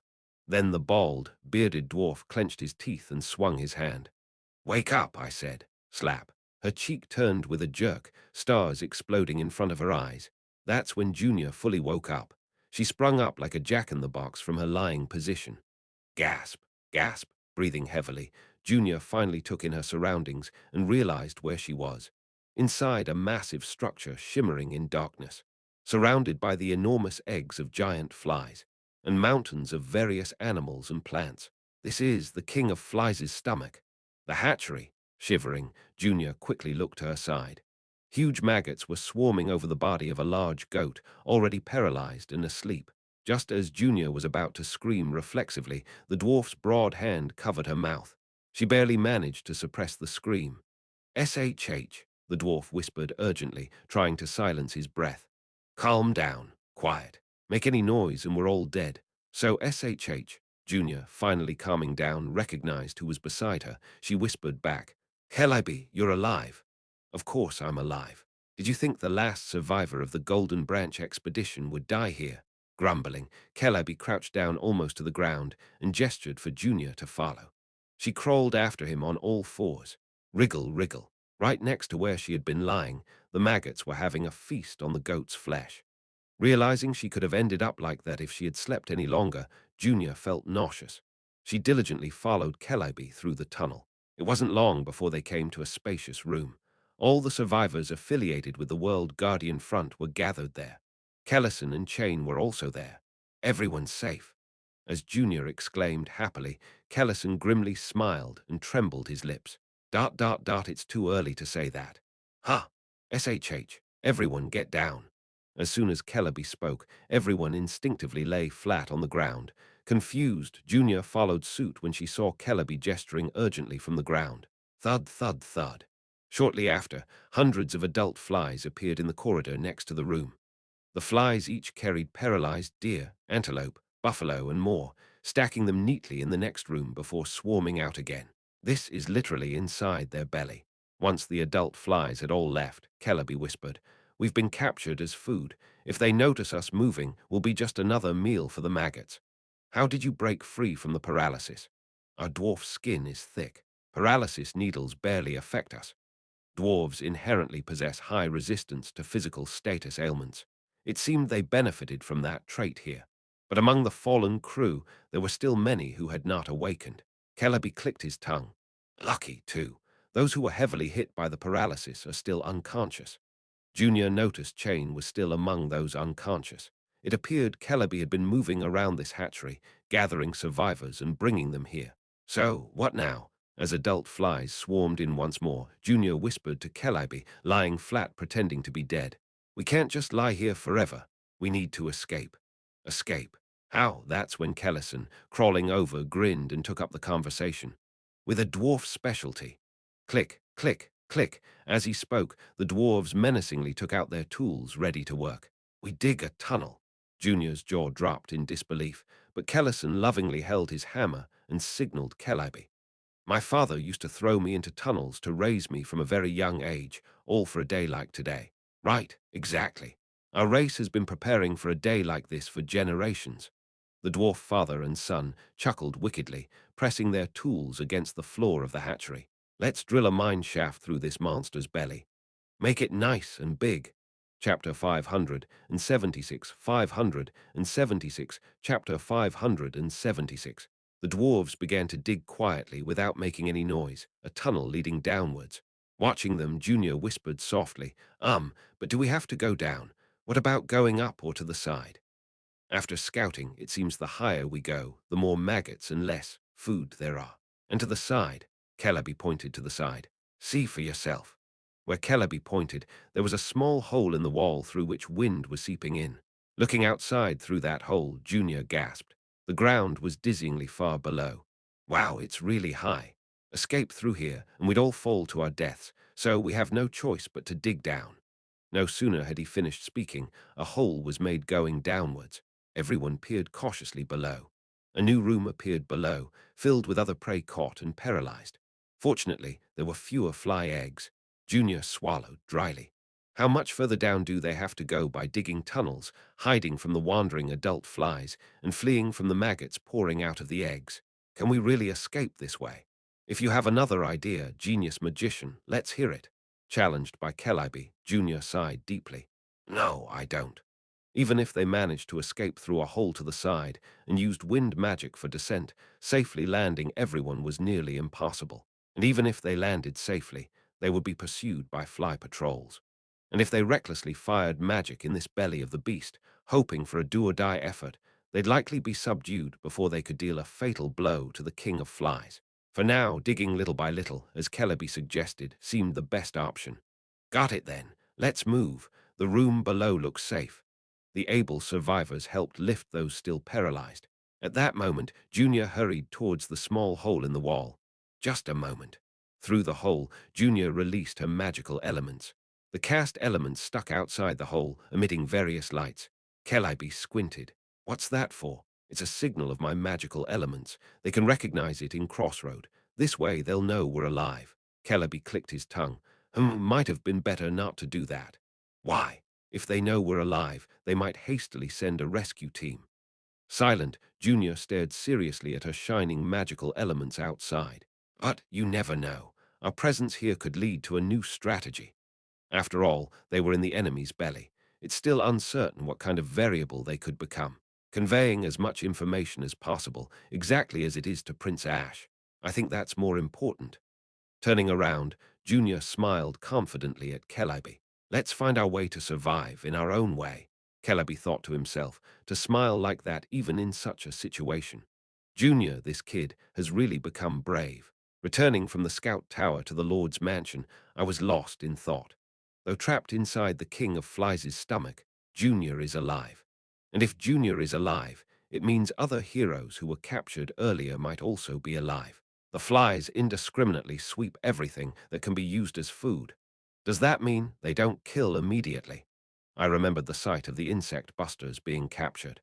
They use venom to paralyze their prey before kidnapping them into their belly. Food, captured and stored in the belly. Suddenly, a battle against a certain monster legion from the past crossed my mind. Stage 8, the Slime Legion. There was a time when Qulan and the Penal Squad were devoured by the Slime Emperor. The strategy I chose to save them was... A new idea suddenly struck me. I hurried into the backyard of the Lord's mansion. First, more information was needed. And in the backyard, squeak, squeak. Newly transferred into a fly's body, White Knight struggled to move. There wasn't much time, so I approached the staggering fly White Knight and asked in a firm tone, "Can you move?" I feel like vomiting. Without vocal cords, White Knight used a thread of magic to respond. Using magic in a fly's body like that was impressive. First, tell me everything you can learn from that fly. Specifically, what do you want to know? It's hard to organize. I first asked for the essential information. Where and how are the prey that were kidnapped stored? In the King of Flies' belly. This place serves as both a hatchery and a storage. Prey is transferred here, from the top of the belly to the bottom end, meaning the lower parts of the belly would hold the most recently captured prey. If Junior and the survivors were to escape, they'd likely head downward. Heading upward would mean going towards the enemy's main force. After organizing my thoughts, I faced White Knight. It was time to confirm the biggest reason for inserting White Knight into this body. How is it inside? Can you usurp control of the King of Flies? After a moment of silence, White Knight slowly answered. The King of Flies is controlled by a collective consciousness, a joint thought body of countless flies. You're a fly now. Can't you join in? If an individual fly contacts the King of Flies, at that moment, its consciousness merges into the collective consciousness. Probably my consciousness will be sucked in too, like computers connected to enhance their computing power then. I could try to usurp control, but honestly, I can't guarantee it. I don't know how strong their collective consciousness is. You have to do it, White Knight. Honestly, I don't want to go. Being in this form is dreadful enough, but if the worst happens and my consciousness is devoured by them, White Knight, stop this and just give me a human sorcerer's corpse. I'm a grand sorceress. I'll help you with magic. Okay, I sighed lightly. And if you turn against us after getting a human body, I'm not naive enough to trust a monster that has already betrayed us once. White Knight, you have to go. What? In the next moment, I linked gaze of command with become mine. By the time White Knight regained consciousness, a magic restraint that looked like a dog collar was already locked around its neck. The fly White Knight became my captured monster. Even trapped in the body of a fly, you're dangerous. A safety measure is necessary. Pitiful as it may appear, White Knight was a monster that once sought to bring about the world's destruction. And given the chance, it would attempt to lay waste to the world and ascend to power once more. It was necessary to keep it on a leash. You. Anyway, this situation is better than being stuck in that darkness, right? Don't grumble too much. Now, trembling, White Knight struggled to speak. Going there alone has too high a chance of failure. We need to shake its consciousness. A disruption is necessary. Don't worry about that. I slowly chewed over my words while staring into the dark southern sky. We're going to cause a major disruption. Before dawn, early morning, I gathered all the heroes affiliated with the front. Despite it being the middle of the night, the heroes assembled without complaint. Everyone understood the gravity of the situation. First, the good news. Junior is alive. My announcement startled several heroes. I continued. The flies capture food by paralyzing them and then stacking them in their stomachs, meaning there's a possibility for all our previously captured comrades to be alive. After surveying the heroes lost in thought, I abruptly called out to one person. Huilan. Huilan stepped forward immediately. I asked the King of Beasts with a slight smile, "Do you remember what happened right after you joined the front, during our battle with the Slime Legion?" "Of course, Captain." Huilan grinned, and a sheepish smile appeared on the faces of the Penal Squad members behind him. There was a time when Huilan and members of the Penal Squad were devoured by the Slime Emperor during Stage 8. You came to rescue us yourself back then. That's right. I purposely allowed myself to be devoured to rescue Huilan and the Penal Squad members, and we successfully escaped through the Slime Emperor's stomach. It was a reckless act, but I did it believing in a backup plan. I pulled out a scroll from my pocket and showed it off. The insides of giant monsters are classified as dungeons, and I had this dungeon escape teleportation scroll. With a casting time of over 10 seconds and requiring the forfeiture of all dungeon rewards, it's a scroll I rarely used, even in the dungeons of the Lake Kingdom. But inside a monster, it's a different story. With the ability to escape safely from the interior of a hostile monster, who cares about a 10-second casting time or forfeiting rewards? The King of Flies will be no different. Its stomach is a dungeon, and thus we can return safely using this scroll. I nodded to the heroes around me. Do you understand what I'm proposing now? Lucas, who had always been part of my reckless plans, was the quickest to respond. Are you planning to use the strategy of deliberately getting eaten by that King of Flies? Exactly. I nodded again. The alchemist team has already finished analyzing the paralysis toxin used by the flies. The antidote will soon be ready. We will take this antidote in advance, allow ourselves to be captured by the flies, and then start our operation from within the enemy's belly. The faces of the heroes paled. I continued regardless. There are 3 reasons for undertaking this perilous mission. First, to create a distraction. A major operation is being prepared to inflict a significant blow on the King of Flies. To replicate the historical defeat of the King of Flies, with White Knight infiltrating the collective consciousness of the flies. To ensure the success of this operation, we need to distract the King of Flies' consciousness. Hence, we need to cause chaos within its belly. After taking a breath, I mentioned the second reason. Second, to damage their production facilities. Though they seem to endlessly emerge, like all monsters before, they stem from nightmares, meaning they cannot reproduce. In other words, once their current stock of eggs runs out, no new flies will be produced. I smirked, cracking my knuckles. Even if the first operation fails, to increase our chances in the ongoing battle, we'll burn as many eggs as possible and destroy the hatchery directly. If the enemy's production facilities are accessible, they must be exploited aggressively. If executed correctly, we could inflict significant damage. And third, to rescue our previously captured comrades. As I spoke, the dwarves nodded vigorously, their faces flushed. The magicians who had worked with Junior and the party members of the uncles, who had been with Chain, also nodded firmly. Valen, the mayor of the Southern City-State Alliance, who had recommended the insect busters to me, stroked his beard and showed a serious expression. For these three reasons, we have decided to undertake this audacious mission. I looked around at the heroes one more time. As you've heard, this is essentially a suicide mission. There's no guarantee of survival. Even with the escape scroll and being in a part of the King of Flies where direct retaliation is difficult, it's still the enemy's stronghold. The operation is insanely dangerous. Any number of variables could emerge. In the worst case, the mission could fail from the start or result in total annihilation. And that we have to resort to such a strategy indicates how formidable the enemy is. Therefore, I'll only take volunteers. I took a deep breath and then closed my eyes.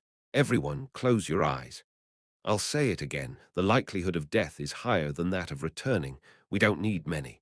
There's no shame in not participating in this suicide mission. We also need many to fight on the walls.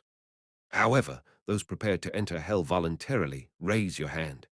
After a brief silence, when I opened my eyes, all my heroes had their eyes tightly shut, hands raised.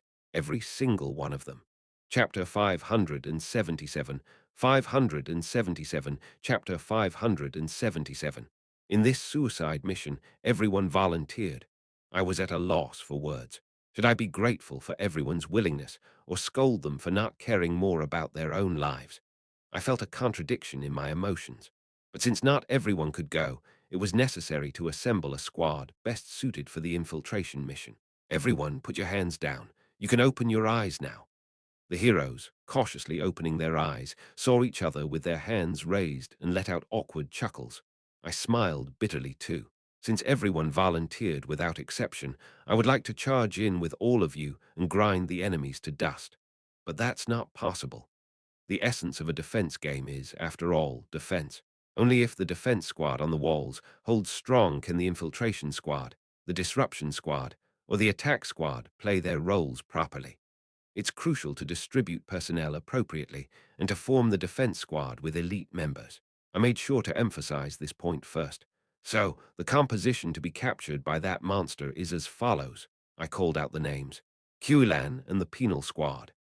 Qulan stepped forward with a grin as if he had anticipated this. The members of the penal squad followed him, their expressions tense but determined. They are not only frontline heroes who can play the role of powerful damage dealers and tanks in any situation, but also have experience escaping from the belly of a monster. The concern is that they are in human mode, not beast mode. Still, the proficiency and experience they have accumulated cannot be ignored. That's why I chose them first. Next, Lucas and Lucas's party. Lucas stepped forward, as if it were natural, followed by Torkel, Zennies, and Nobody. Lucas is the hero with the highest solo combat capability on my front line, and the rest of the party members also have a high degree of synergy. Especially Zennies, who is a healer, will increase the overall stability of the infiltration squad. There's one spot empty, but let's move on for now. With Chain missing, there are only 4 of them, but will fill the vacancy later. Next, Verdandi and the Holy Grail Seekers. Somehow, Verdandi and the elves let out sighs of relief as they stepped forward. Why are they relieved? Support from a long-range firepower squad is essential in any operation. The Holy Grail Seekers are not only masters of archery and dagger throwing, but can also engage in close combat if necessary. Their endurance is a bit lacking, but They are precious talents capable of handling both melee and long-range firepower. I couldn't leave them behind. Hear me, 2 from the Shadow Squad and 2 of Kellison's bodyguards. Everyone was shocked to hear I would be participating, but I didn't accept any objections. I couldn't be absent from this operation. After all, I'm the one who can cause the most chaos inside the enemy's belly. Likewise, Burnout, capable of wreaking havoc inside, and Bodybag, with various utility skills, will be useful in unpredictable situations. The 2 dwarves. Well, I needed a vanguard in my party, and since many dwarves are currently missing, I chose them. It's likely that kin search for their own kind more effectively. That's all. As I finished calling out the list, the heroes stirred. Especially Evangeline and Damien, who were at the forefront, attempted to protest, but I waved them off. I'd like to take more of you, but I don't have that many escape scrolls. Of course, that was an excuse. We've accumulated plenty of teleportation scrolls for escape since we hardly ever used them, but taking more would jeopardize the defense of the crossroad. Evangeline's melee squad is absolutely necessary for defending the main castle at Crossroad, and Damien and his sniper party shine in defense, not in infiltration. Both are among my strongest cards, and while they would surely be useful in this infiltration, placing them where they are most needed is the best option. In the worst-case scenario, if the infiltration squad is wiped out, Evangeline must command the front line, and Damien must perform miracles with his farsight. I glanced over the other heroes. Those who have been with me from the start, those who joined us very recently, and all those who, regardless of the timing, are willing to risk their lives together in this fight. Make sure not to be too late coming back. Until then, I entrust the overall command of the front line to Evangeline. Leave it to me, Senior. Evangeline grinned and thumped her shield confidently. I grinned back. I had already shared the detailed defensive tactics with everyone and conducted training. Everyone is skilled, so they will fight well in their assigned roles. After disseminating a few more pieces of information and holding a brief meeting, as I was about to leave the room, a group of young mages blocked my way. Your Majesty, please take us with you. I was speechless. These were the mages who had been studying and training with Junior. The children clung to me desperately. We need mages to save Junior too. We want to help our sister. We don't know what the situation is like inside. If you take us. But I shook my head. No, why not? Is it because we are young? Because you don't think we're reliable? That's not the issue. It's because you are mages. We are heading into the belly of the King of Flies. Most likely, we will be attacked by monstrous flies from every direction. From above, below, all around, they will come at us, and the likelihood of physical bodily combat is high. In such chaotic combat, the most vulnerable class is the classic mage, wearing cloth, requiring time to cast spells. Essentially, they are glass cannons in need of protection. In this infiltration mission, even mages need a certain level of melee combat proficiency. That's why I can't take you. The young mages all looked dejected. That's when, then take me at least. Everyone turned to see an old mage stroking his long white beard as he stepped forward. I sighed. Dear Mudin. I'm well aware that it's a dangerous place, no need to keep saying it. But that's exactly why we need magical firepower. Certainly, if there's any mage who could handle themselves in melee combat situations, it's Dirmudin, with more experience than any other mage. But, or what, you think an old man like me isn't needed? Dirmudin frowned in dissatisfaction. Was it not you, Prince Ash, who told me that today I am at my youngest? In the end, I raised both hands in surrender. Please join Lucas's party. I entrust them to you, Dirmudin. It should be so. You will look back and realize it was a good decision to bring me along. With that, Dirmudin, now satisfied, joined Lucas, who was standing down the corridor. As I sighed and turned around, someone else stood before me. Ah, that I. A middle-aged woman stood awkwardly, her hair disheveled, unable to meet my eyes as she stuttered. That, well. It didn't take me long to recognize her. Candler, a retired golemancer who was once part of the blacklist, turned construction worker using golems after the Gorgon battle, and the person who felt most responsible for Junior and Chain's disappearance. Candler, you've changed a bit since I last saw you, making it hard to recognize you. I gave her a faint smile. Do you no longer tie candles in your hair as before? Ah, that was. Like a ritual for better control over golems, but now that I've retired, I no longer. Candler looked up at me with trembling eyes. her speech trailing off. Without her candle crown and the cult leader-like attire, she indeed looked like an ordinary citizen rather than a mercenary. Yet she gritted her teeth. Her broken teeth from the fight with the Gorgon sisters were clearly visible. She limped forward, pushing her body towards me.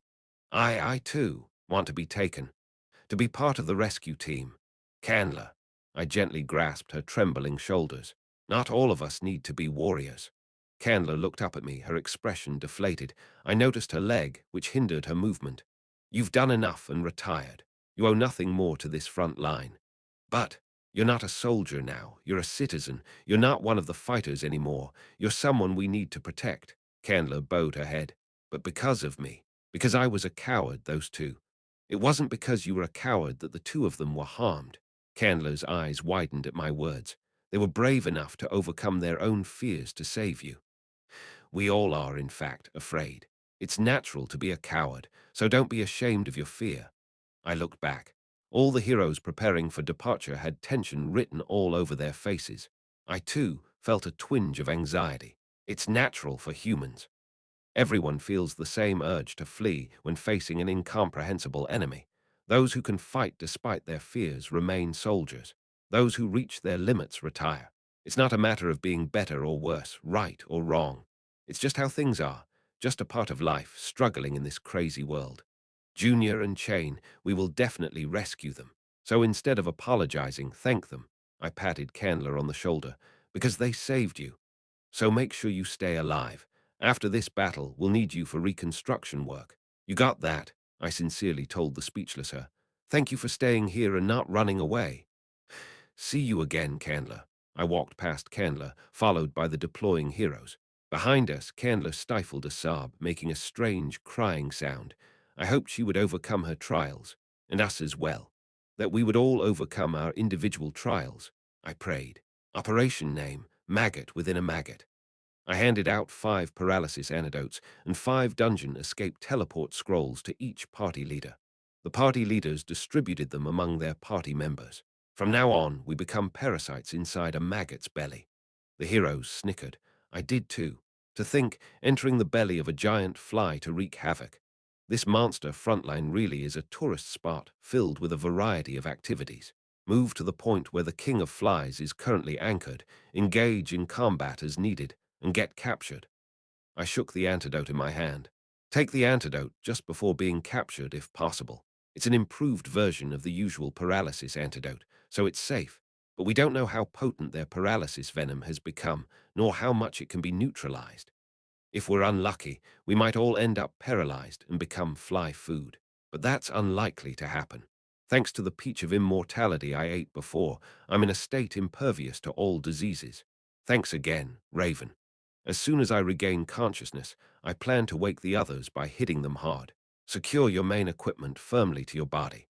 It would be troublesome to wake up inside the maggot's belly without weapons, right? For me, stuffing everything into the inventory is easy, but the other heroes don't have this convenient system. Everyone diligently tied their weapons and equipment to their bodies with leather straps. I explained the tactics for this operation while observing them. The operation is simple. Regain consciousness, join the nearest personnel, and move upwards through the maggot's belly. I gave a straightforward order. And wreak havoc. At this point, everyone cheered and whistled. I felt a surge of strength in my hand. Just watch, you fly bastard. I'll show you why I, Ash, am called the Empire's top troll. Right in the belly of your own beast. Chapter 578, 578, Chapter 578. Moving together would be the best option, but realistically, it's difficult. There's a high chance we won't even be able to maintain our party structure. It's likely we'll be scattered and have to regroup as we move. I continued to issue the operation instructions. Destroy as many eggs as possible in the process, draw their attention, and cause disruptions. If you encounter any survivors, rescue them. I then showed the teleport scroll. And when you judge that you've held out long enough, don't hesitate to use the teleport scroll to retreat. The teleport scroll can teleport all allies within a certain range. The designated retreat point is right here, behind the Lord's mansion at the teleport gate. We should be able to bring out any survivors without a problem if they are alive. After making sure everyone understood various tactics and precautions, While the heroes were gathering their equipment and packing their supply bags, Lucas approached me and asked quietly, "My lord, I understand the outline of the operation we are undertaking. However, as I looked at him, Lucas glanced towards the backyard. There, the fly-white knight was preparing to fly in a clumsy stance. I have my doubts about the effectiveness of White Knight's operation to infiltrate the collective consciousness of the King of Flies. I nodded at Lucas to continue. White Knight is undoubtedly a great sorceress, but I cannot imagine him succeeding in seizing the consciousness of the King of Flies on his own. What makes you say that? It might sound amusing to say, but it's a hunch. I blinked in surprise at this unexpected statement. Lucas explained seriously. All the monsters we've encountered have a natural presence, or evilness, if you will. As a knight used to physical combat, I've gauged the caliber of our opponents by this. That's an interesting criterion. Among all the enemies I've faced, the King of Flies possesses an evilness far beyond others. White Knight, too, was a formidable enemy, but I just can't see her facing the King of Flies alone. I stroked my chin thoughtfully. That's a good point, Lucas, so I suggest taking out insurance. Insurance? I blinked in confusion.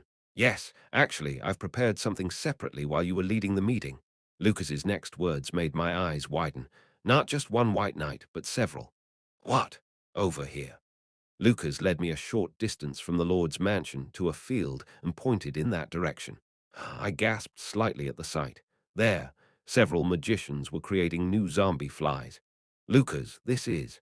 White Knight's consciousness transfer magic is essentially a copy and paste, as you said, meaning the same source can be applied multiple times in different places.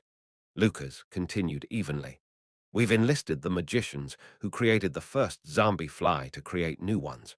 With your permission, we'll clone additional White Knights and insert them inside.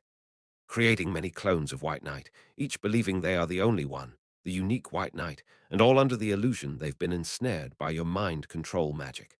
The illusionist party, Gamblers Club, seemed to have been called by Lucas in advance, probably to mimic my mind control magic. I swallowed my words in astonishment. Lucas continued. We'll clone numerous White Knights, and if the first one fails, we send in the second.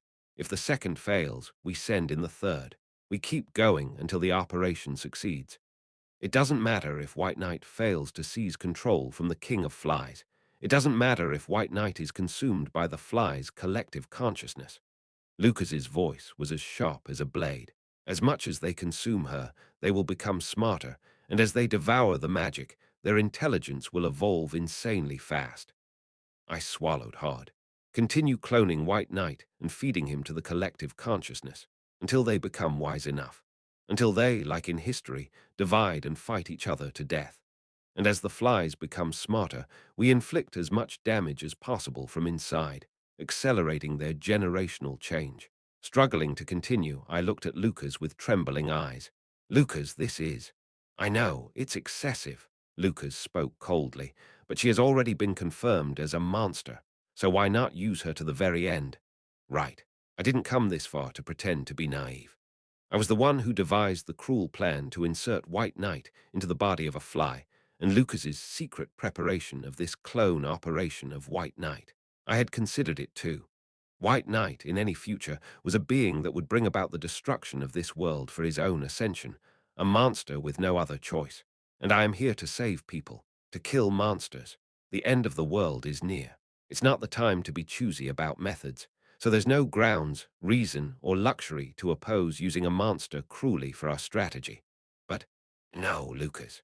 What I wanted to say was, I looked directly at Lucas and said, the risk of this operation itself. Even if trapped in the body of a fly, White Knight is the third-ranking general of the Nightmare Legion. If we clone her like this, even if our operation succeeds and we safely defeat the King of Flies, what then? Using one enemy to fight another. But the issue is who survives. If White Knight doesn't stop at defeating the King of Flies, but becomes something more, could I control White Knight? The reason I only planned this White Knight clone operation and didn't use it is simple. I lack the means to control her. The first White Knight, though it was partly a threat, had her consent, and I even obtained absolute command with Become Mine. But what about these other White Knights? If we really use these clones, how will we control them? I judged that this might return as a risk greater than the king of flies itself. Therefore, I intended to dissuade Lucas. Eventually, Lucas bowed his head to me respectfully. I apologize, my lord. My consideration was shallow. No, Lucas, I thought the same. Then we will halt this operation here. Lucas bowed to me once more and walked towards the field. I watched his retreating figure, thinking. I had already decided long ago that I would become a being that disregards rules for victory. And for a merciless victory, Lucas's operation might be more effective. But why? I had a premonition that we shouldn't go any further. Maybe because White Knight is dangerous, as previously explained.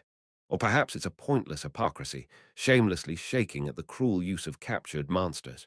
Or maybe Lucas stepped a step deeper than I did, and me, watching from behind, was startled and looked around. Above all else, I felt as if the dark abyss I was peering into to kill was now rolling its eyes gleefully, as if asking why I took so long to arrive. What could this inexplicable sense of doom be? However, there was no time to explore its identity. Far away, the dark sky was gradually brightening. The third day of the King of Flies' descent, only one day left until it reaches Crossroad. Dawn was breaking in the distance. The infiltration team members, each mounted on their horses, raced straight from the scout tower, the teleport gate closest to where the King of Flies was anchored, towards the King of Flies. Boo! With the sunrise, the King of Flies began its march. Simultaneously, monstrous flies spewed out in all directions, once again devastating the area and abducting prey into their bellies. Click-clack, click-clack, click-clack. Charging towards the King of Flies, I yelled from the front of the group. Let's go all out since we're doing this. The total of 20 infiltration team heroes spurred their horses with all their might. Soon, a swarm of flies that detected us aggressively poured in. Boo-woo-yum, squeak. Since the real battle was planned inside the King of Flies' belly, we had previously agreed not to waste our strength unnecessarily. Did you think we'd just let you have your way? SSSSHHHK. Along with my shout, Lucas, riding beside me, started by swinging his sword of light. Huilan, leaping off his saddle, delivered a flying kick to a monstrous fly, and Verdandi, having thrown her blink dagger, appeared in midair and decapitated the flies. We charged like people who had given up on life, tearing through the flies and shooting straight into the heart of the enemy lines. And when we came to, we were completely surrounded. Countless flies buzzed around us, their compound eyes flashing red. Everyone. I uncapped the antidote I pulled from my pocket. Take the antidote. Without anyone being first, all 20 of us swallowed the antidote simultaneously. Not sure about the effect, but it really tastes like crap. As I carelessly tossed the empty bottle aside, one unlucky fly got hit on the head and tumbled down. Ha-ha, idiot. Did they mix some alcohol in the antidote? I felt inexplicably good. I spread my arms wide and yelled with all my might. Come on, eat me up, you bug bastards, squeak. At the same time, thousands of flies poured towards me. A moment later, I was being carried by the flies with a dazed expression through the hatching chamber's corridor. Ah, damn. Would have been better if I was paralyzed. Being pierced by the mouths, or whatever of these monstrous creatures was one thing, but being captured and flown through the hatching chamber's corridors in this manner was very, very far from a pleasant experience. It would have been better if I had lost consciousness and woke up inside, but whether it was the antidote working too well or my disease immunity effect kicking in. Anyway, I was fully conscious and pretended to be knocked out while being dragged here quietly. Eventually, when the transportation seemed to be over, a fly flung me into a large room of the hatching chamber. An involuntary yelp escaped me. SSSSSHHHH. Then all the flies turned their gaze towards me. I obediently face-planted into the ground and didn't move a muscle.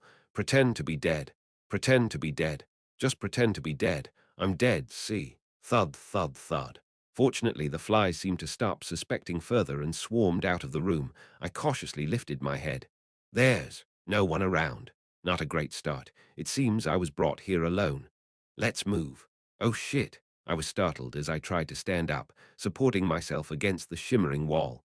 I thought it was just a shimmering wall, but upon closer inspection, flies the size of my fist were orderly lined up, clustering together like bricks. In other words, this entire massive structure was made up of countless flies. Where a large pillar was needed, there was a giant fly, and where a small structure was needed, there were small flies, and so on. Wish I hadn't known. I worried they might suddenly come to life and flutter around, but nothing of the sort happened. Whether they were dead or hibernating, the flies making up the structure didn't react to anything I did. This sight was grotesque, but also made this entire massive body of the king of flies appear like an intricately designed alien spaceship, inducing a strange sense of awe.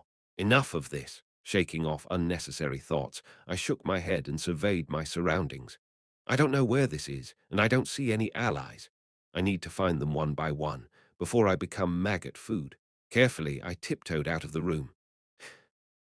Talk about bad luck. Just as I stepped out of the room, I encountered another group of flies. The flies, carrying two members of the Shadow Squad, Burnout and Bodybag, in their mouths, paused for a moment in surprise upon seeing me move. I sighed deeply and whispered softly, "Summon." Immediately, a giant magical circle appeared behind me, and from within, long tentacles with giant suckers poured out. The flies attempted to flee quickly, but the tentacles were faster. The giant suckers wrapped around the flies and crushed them. Goo!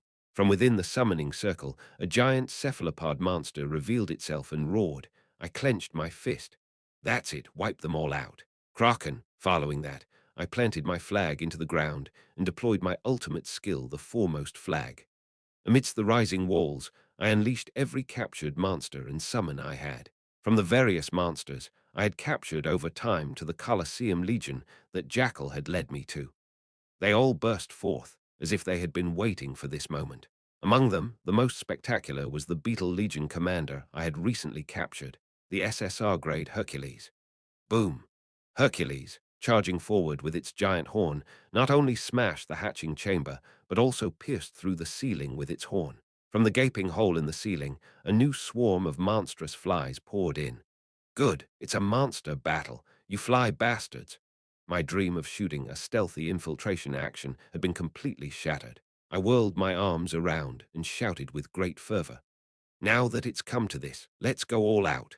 Chapter 579, 579, Chapter 579.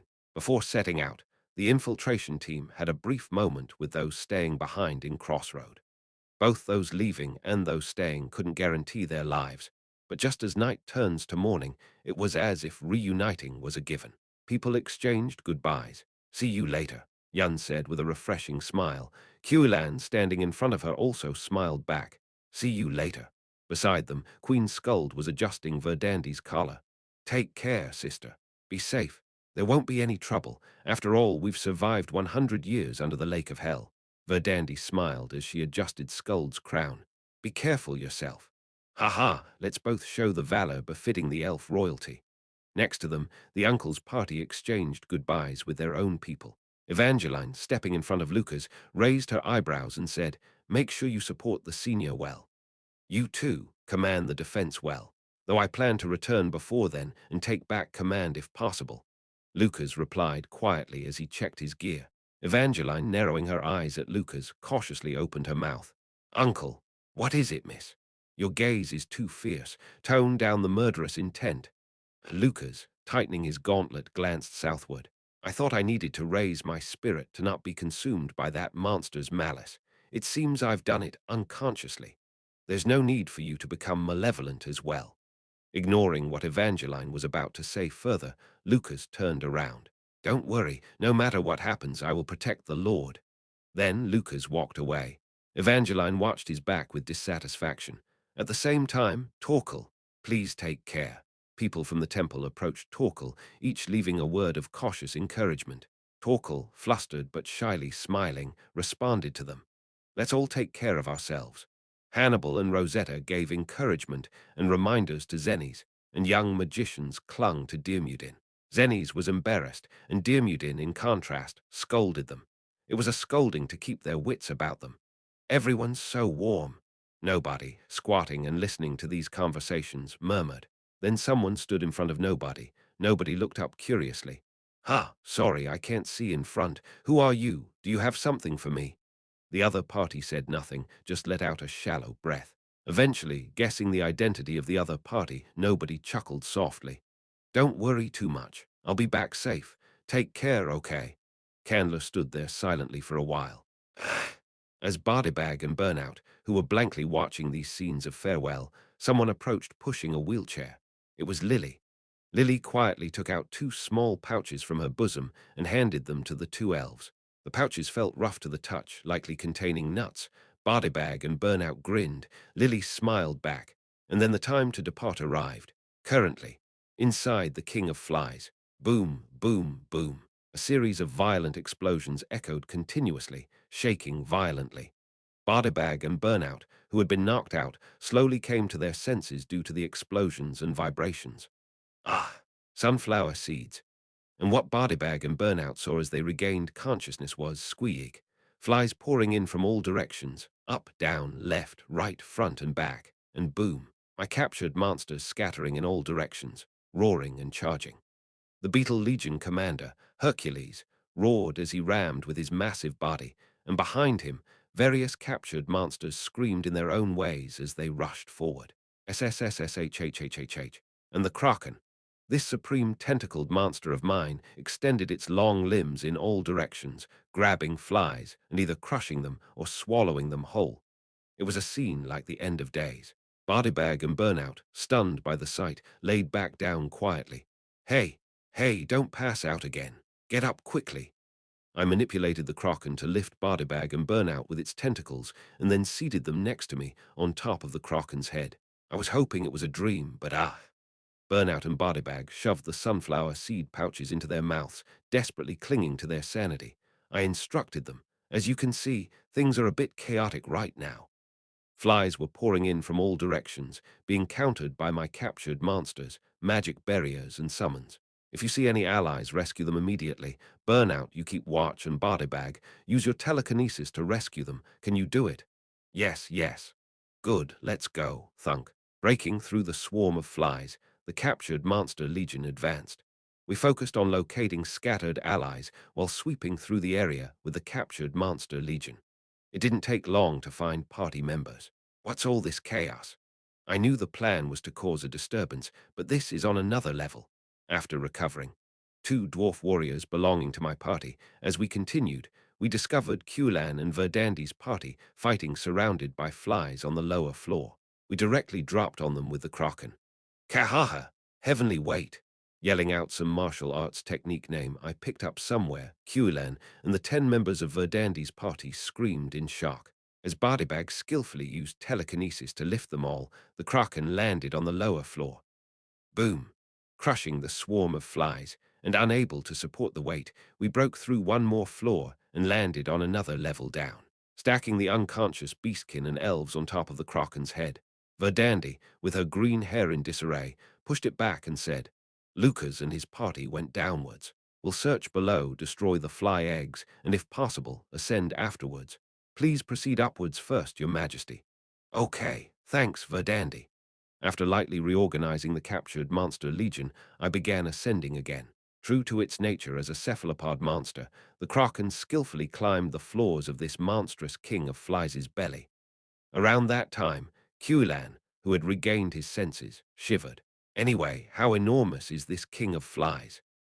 Kraken and Hercules are by no means small in stature, but within the belly of the king of flies, it was somewhat cramped, yet still spacious enough to move around. Everything about this monster defies common sense, but its size is particularly monstrous. When viewed from afar, its enormity wasn't fully grasped, but entering inside reveals something off. It feels even larger than Jormungandr in terms of presence. Jormungandr might win in length, but considering this volume, all the flies make up the body of the king of flies. How many flies would it take to construct such a gigantic monster's body? When insects breed en masse, the scale becomes bizarre. Locust swarms, known as huangchang, boast a terrifying reproductive capacity that can easily reach billions. Is the king of flies the same? I shook off the thought. Now is not the time for random musings. The task at hand requires focus. Let's go up. We'll smash everything in this damned belly and rescue the survivors who were captured first. Calliope, Kellison, the crew, and Junior and Chain. I hope they're all still alive. Thump, thump, thump. A faint vibration began underfoot, growing stronger. Junior and the survivors, cautiously heading downwards, exchanged glances. Something seemed to be happening on the lower floors. Junior, pressing her ear to the ground, murmured in confusion, "What's this vibration? Is a battle happening?" But we're still a distance away from Crossroad. Then Junior's eyes widened, and she abruptly lifted her head. Could it be the rescue team has come? How could they, inside the belly of the fly, possibly?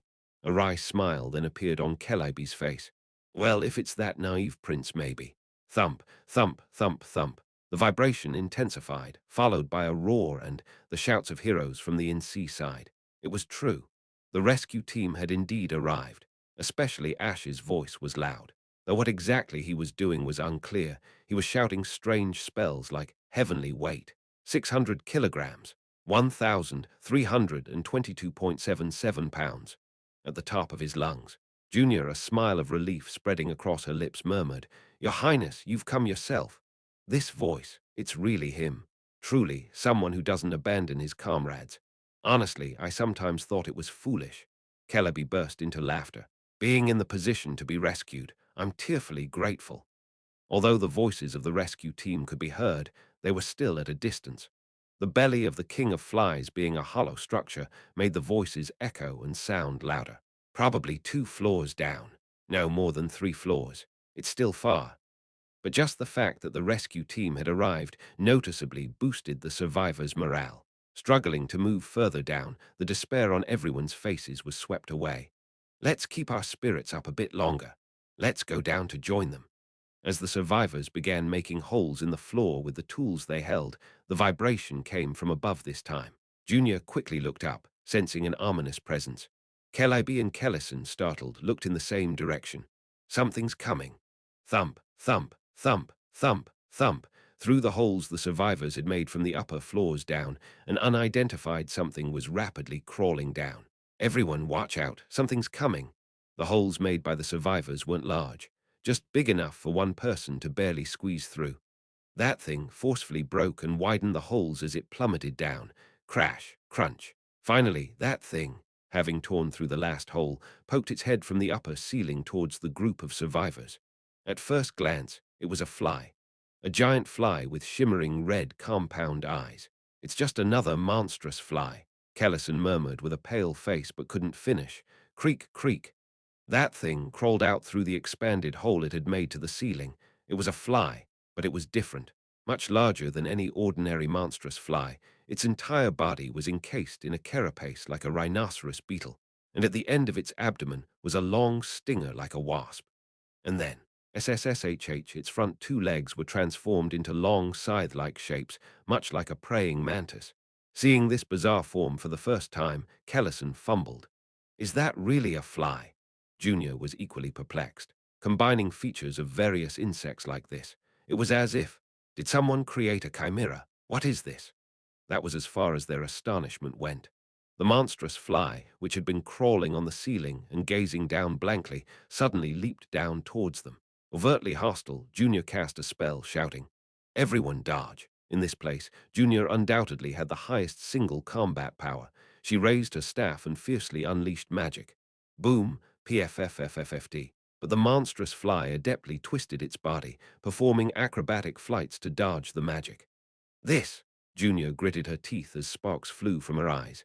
Lightning burst from the tip of her staff, enveloping the fly's body. Crackle, however. A blue light enveloped the fly's carapace, neutralizing most of the lightning magic. Junior's eyes widened in shock. That appearance was as if a magic barrier of an airship. As it fell, the fly didn't even look at Junior. Instead, it aimed for the much weaker ones, those who were still paralyzed and lying down among the crew. Thump! Most of the crew were paralyzed but conscious by now. Terror filled their eyes all at once. "What? You monster!" No, before Calliope and Kellison could rush in, the monstrous fly swung its blade-like front legs around. Swoosh! Blood splattered in all directions. Chapter 580 at the same time. White Knight, who had departed from the scout tower with the infiltration team, was still awkwardly flying, wobbling as she approached the King of Flies. "Ash, you damn bastard." She still hadn't fully adapted to the body of a fly. Looking at the world through the bizarre vision of compound eyes, White Knight barely suppressed the nausea welling up inside her. "I'll make you regret putting me in this body." Although she had spoken weakly in front of Ash, White Knight was overflowing with determination. Can't I take over the consciousness of a slightly larger fly? White Knight glanced disdainfully at the giant fly unfolding before her. Buwu. The king of flies was still advancing. Heroes who had infiltrated its belly were causing chaos, but it seemed unbothered and continued flying north. As she got closer to the king of flies, White Knight muttered to herself, "I'll make you regret freeing me, Ash." White Knight had never forgotten her goal. Ascension. Even though a brief mistake had led her on a detour, she was still alive, and the opportunity remained in her hands. At the same time, White Knight hadn't forgotten the humiliation and disgrace Ash had caused her. She would definitely pay him back, definitely. For that moment of reversal, what was taking over a fly's body to her? Around the king of flies, countless flies were spread out like a net, but none of them stopped White Knight. The monstrous flies were too preoccupied with the intruders in their stomach, stupid and filthy creatures. Falling for such a simple disruption strategy, not stopping the real bomb from approaching. Chuckling to herself, White Knight flew up next to the King of Flies' massive head and attached her legs. She was planning to connect to the King of Flies' consciousness after making some preparations. However, the moment White Knight made contact with the King of Flies' massive body, her consciousness was instantly devoured. She was sucked into the King of Flies' massive collective consciousness without even having a chance to scream internally. Cough! When White Knight regained consciousness, she was standing in a white space. Gasp, gasp, what is this?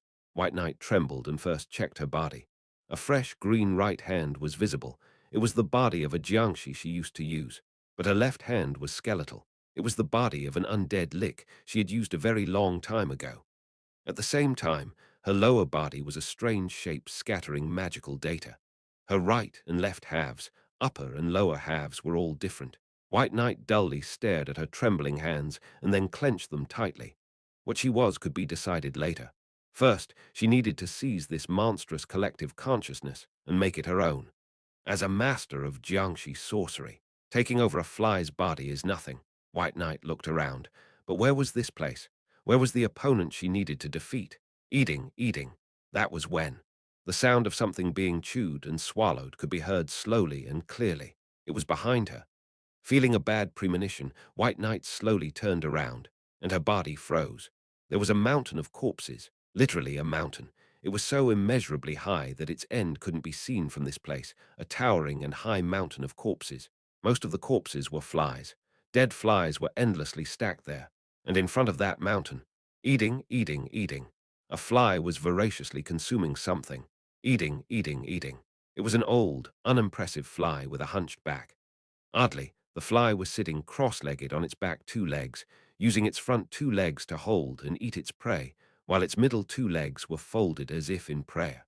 The fly continuously devoured whatever was in its hands. The fly was currently eating an imp.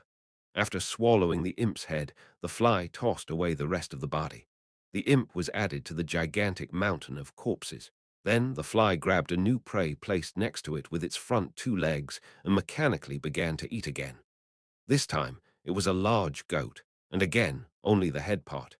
Only then did White Knight realize that the mountain of corpses was made up entirely of headless bodies. What the? Even the Grand Sorcerer had never seen such a scene before. White Knight murmured with a trembling voice, "You, what are you eating now?" Then the old fly stopped eating.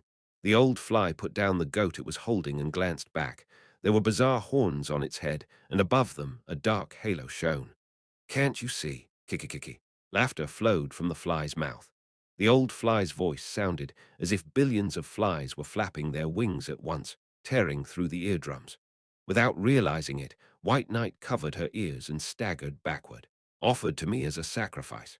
The demon in the shape of a fly raised its front leg, pointing directly at White Knight. This entire world. Click, Tuskarak. The mutant fly swung its mantis-like front legs. The giant scythe-like ends swept through the surroundings, and the survivors, still unable to move due to not fully recovering from paralysis, were helplessly cut down.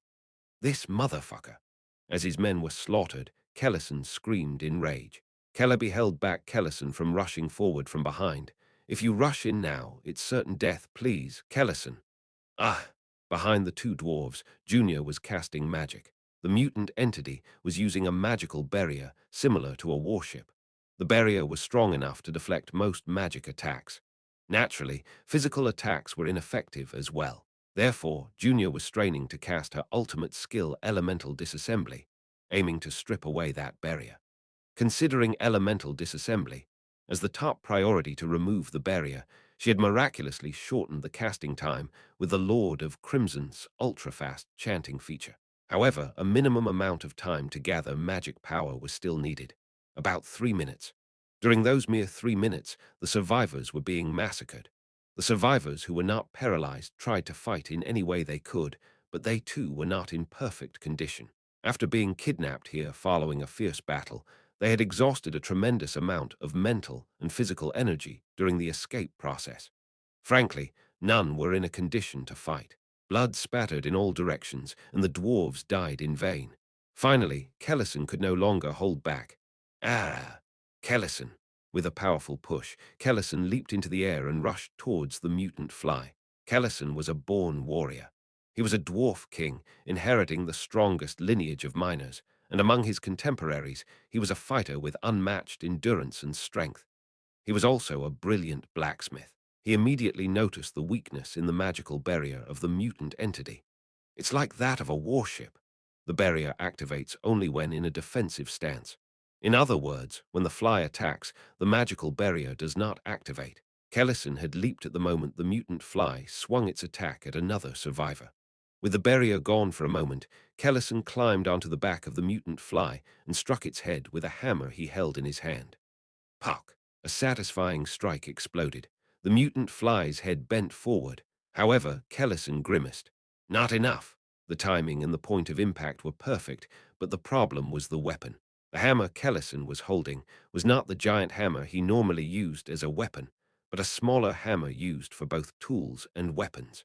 The destructive power was significantly lacking to kill the monster.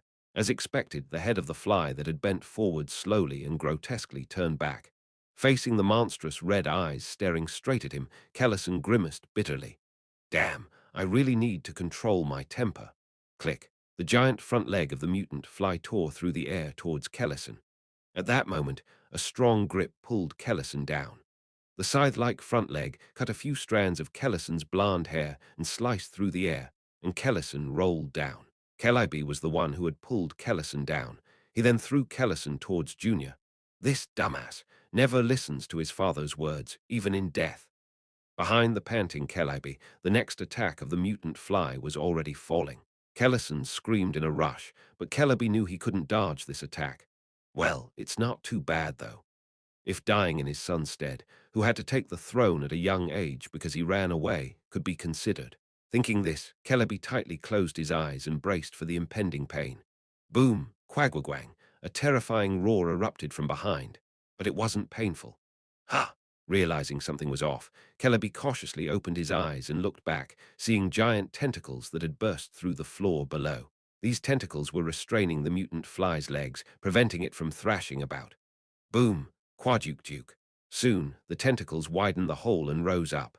The tentacles belonged to the summon, Kraken, and atop it, Ash stood with a cold face, glaring at the mutant fly. I'm sorry. Ash clenched his teeth and spat out after checking the corpses of the fallen crew members. It's a bit late. Ash. As Celebi was about to say something, click, Tuskarak. The mutant fly swung its arms fiercely, and the Kraken's strong tentacle legs were severed, releasing the mutant fly. Goo-woo! The enraged Kraken screamed ferociously, and dozens of tentacles stretched out towards the swiftly ascending mutant fly. The mutant fly tried to raise its magical barrier to counter, ting. But at that moment, Junior completed the casting of elemental disassembly. The magical barrier disappeared. Immediately after, the Kraken's tentacles tightly clung to the mutant fly, perfectly capturing it. And the elite heroes did not miss the immobilized prey. Pew-pew-puck. Verdandi, who followed with a thrown blink dagger, planted dozens of sword strikes into the mutant fly's body in an instant. Puck. And atop that opened wound, Kuilan instantly followed with a series of kicks. The shell shattered, exposing a clear gap, and Burnout was already aiming. Dujujuduk Perverbung. The hit crossbow bolts exploded in unison, and the mutant fly was blown to pieces, dying instantly. Ash and his party of 15, standing atop the layer along with the captured monster core, quickly surveyed the surroundings and secured the situation. Ash, who arrived a step late, bit his lip as he watched the dead, his head turned to the side. Calliope, Kellison, and Junior approached Ash, staggering. "It's good to see the three of you alive." There was much to say, but the words did not come out. None knew what to say in front of the horrific corpses of the crew members who had died, their blood spilled. "Collect the bodies of the casualties and retreat immediately. We have escaped teleport scrolls. You should be able to return to Crossroad." Ash signaled to the two dwarf warriors he had brought. The two dwarf warriors immediately nodded and began to gather the bodies of the casualties. Celebi asked tentatively, "What about you, Ash?" The goal was not only to rescue the survivors, but also to disrupt and destroy the hatchery. "I'll stall for a bit more." Boom, boom, boom, boom, boom. Suddenly, a vicious sound started coming from the floor above. Ash stopped speaking and looked upwards. Wriggle, wriggle, wriggle. And from the hole in the ceiling, dozens of mutant fly entities, which they had just managed to defeat with difficulty, began pouring out one after another. Chapter 581. The first eye was a mutant fly. The old fly, seated in a lotus position, began its tail arbitrarily. A female fly whose body had grotesquely grown as big as a pig, abnormally so. White Knight listened without moving a muscle as the fly continued. "When the humans of the farm discovered me just born, they tried to kill me. Naturally, to them, a fly was a pest that deserved death, and I was a rare giant one at that. After being beaten, I lost both my wings, my antennae, and even my legs were crushed. Now I was a crippled mutant fly." The fly chuckled. "Lying on the ground, facing death, I was filled only with resentment, rage, and hunger. Then I encountered a human. Stopping in his tracks, he looked down at me, dying. I thought he would finish me off." The fly rubbed its front legs in front of its chest. "But that human saved me." The action resembled the fly rubbing its legs, but also seemed like the rolling of prayer beads. He was an old priest, a gaunt old man who believed in mercy for the poor, sharing the food he received through alms with beggars and the sick. The fly sneered. To him, I must have appeared as one of the poor, or perhaps a being he needed to save. Regardless, the priest applied medicine on me and shared his food. And so, I survived. I ended up lying in the courtyard of the crumbling temple where the priest stayed. White Knight let the fly's story drift past her ears while sharply surveying her surroundings, wondering how to devour this being. Time passed. I grew increasingly larger while he became more emaciated. It was natural. I was eating his share of the food too. Yet, he never showed any signs of dislike. Instead, he sat next to me, who devoured the alms-received food like a possessed creature and recited scriptures from his religion. I did not understand a word of it, but he continued without care. Suddenly, the fly's voice became distant as it reminisced about the old story. According to him, every soul undergoes reincarnation. In the next life, one could become a cow, a flower, or even a fly like me. It's determined by the karma accumulated. He told me that, although I was born as a fly due to the sins of my past life, if I paid off a lot of that sin in this life, I could eventually become a human at the end of reincarnation and rebirth. The fly shook its head. Not long after, the priest died. A village child threw a stone into the temple as a prank. The temple where the dirty fly and the old priest lived was a perfect spot for the children to act spitefully. The stone intended for me hit the priest, who was meditating next to me. He suffered a severe head injury and never stood up again after falling. All those beggars, the sick, the wanderers, the poor who he had recited scriptures to throughout his life and shared the food he begged for, the humans who swarmed around him like flies for a lifetime to get a grain of rice, did not show up as he was dying. They had torn his life apart and then acted as if they didn't know him. He died vainly, injured and starving. The fly exhaled deeply. Before he died, he told me to eat him, not to feel sorry, to follow nature, to eat his corpse like a fly should. "What do you think I did?" White Knight didn't respond, but the fly continued as if it didn't care. "I did not eat. Next to the priest's corpse, for some reason, I mimicked him. I tried to recite the incomprehensible scriptures, tried to imitate the meditation posture." The fly's eyes gleamed red, and at the moment I saw other flies swarm and newly born maggots crawl over his decaying corpse. That's when I realized, reflecting on the moment of sudden enlightenment. From a human's death, flies are born. This is reincarnation. The fly laughed maniacally. Life flows into death, and from that death, new life is born. Creation leads to destruction, and again, destruction leads to creation. The fly slowly traced a path with the tip of its leg. It looked like an infinity symbol, tilted on its side. Life and death are separated by a thin line. Then, what's the difference between a fly and a human? Flies devour the death of other beings, while humans devour the lives of others. We're all the same. No, the fly's compound eyes stared straight at White Knight. At least we flies do not harbor the intention to harm others indiscriminately. But you humans, you harm us flies, everything in the world, and even yourselves. Even that old priest, who repeated nothing but begging and giving, was innocently killed by a stone because of your human malice. Anger seeped into the fly's voice like spreading ink. From our perspective, you, who ruin and harm everything regardless of survival, are the true pests that bring destruction to the world. Then the fly slowly spread its legs, as if to embrace tenderly. We will save you pests. We will kill everything in this world, rot it, and lay eggs on it, to be reborn as flies. Eventually, the whole world will become flies. The fly's voice sounded as if it was dreaming. Only then, by experiencing the life of a fly, will you understand. The joy of living a life shared from the bottom, letting go of everything. The happiness of being grateful for even rotten food and muddy water. To share with the whole world. White Knight exhaled a soft sigh. Is your sermon of nonsense over, crazy fly? Then let's end this. If I could change your mind, I might rant for eons. The fly looked down at White Knight with a pitiful gaze. Poor soul, I pity you. Do not try to solve your hunger by stealing. I will willingly share my granary with you. Whoosh. Enveloped in a dazzling light, White Knight shouted, Shut your mouth and hand over everything in your granary, you disgusting fly. You are deeply sinful, mortal. The fly chuckled derisively. When you are reborn, you will surely reincarnate as a fly. In the next instant, White Knight charged like lightning and placed her hands on the fly's head. Despite its pretentious talk, the fly before her was merely part of the collective consciousness of all flies. No matter how many billions of flies gather, they couldn't match White Knight's processing power. She quickly seized control. But when she came to her senses the next moment, White Knight's body had melted away into nothingness. Only her head remained, rolling on the ground as she glared with wide eyes. Do you still not understand? Looking down at her, the fly muttered as if mocking her. From the moment you opened your eyes here, you had long been digested by us. Bang, bang, bang, bang, bang. Tearing through the ceiling, mutant fly specimens poured out in droves. Damn! I gritted my teeth and raised a magical barrier high. I had already confirmed that these mutant beasts were no ordinary threat. First, strengthen the defense and get the formation ready. SSSSSHHHH. A grey barrier rose, forming a fortress, and my captured beasts along with 15 heroes were ready for battle. And then the collision. Boom. Ba-ba-boom. The mutant fly's body slamming immediately crushed the barrier, and the captured beasts were knocked away en masse.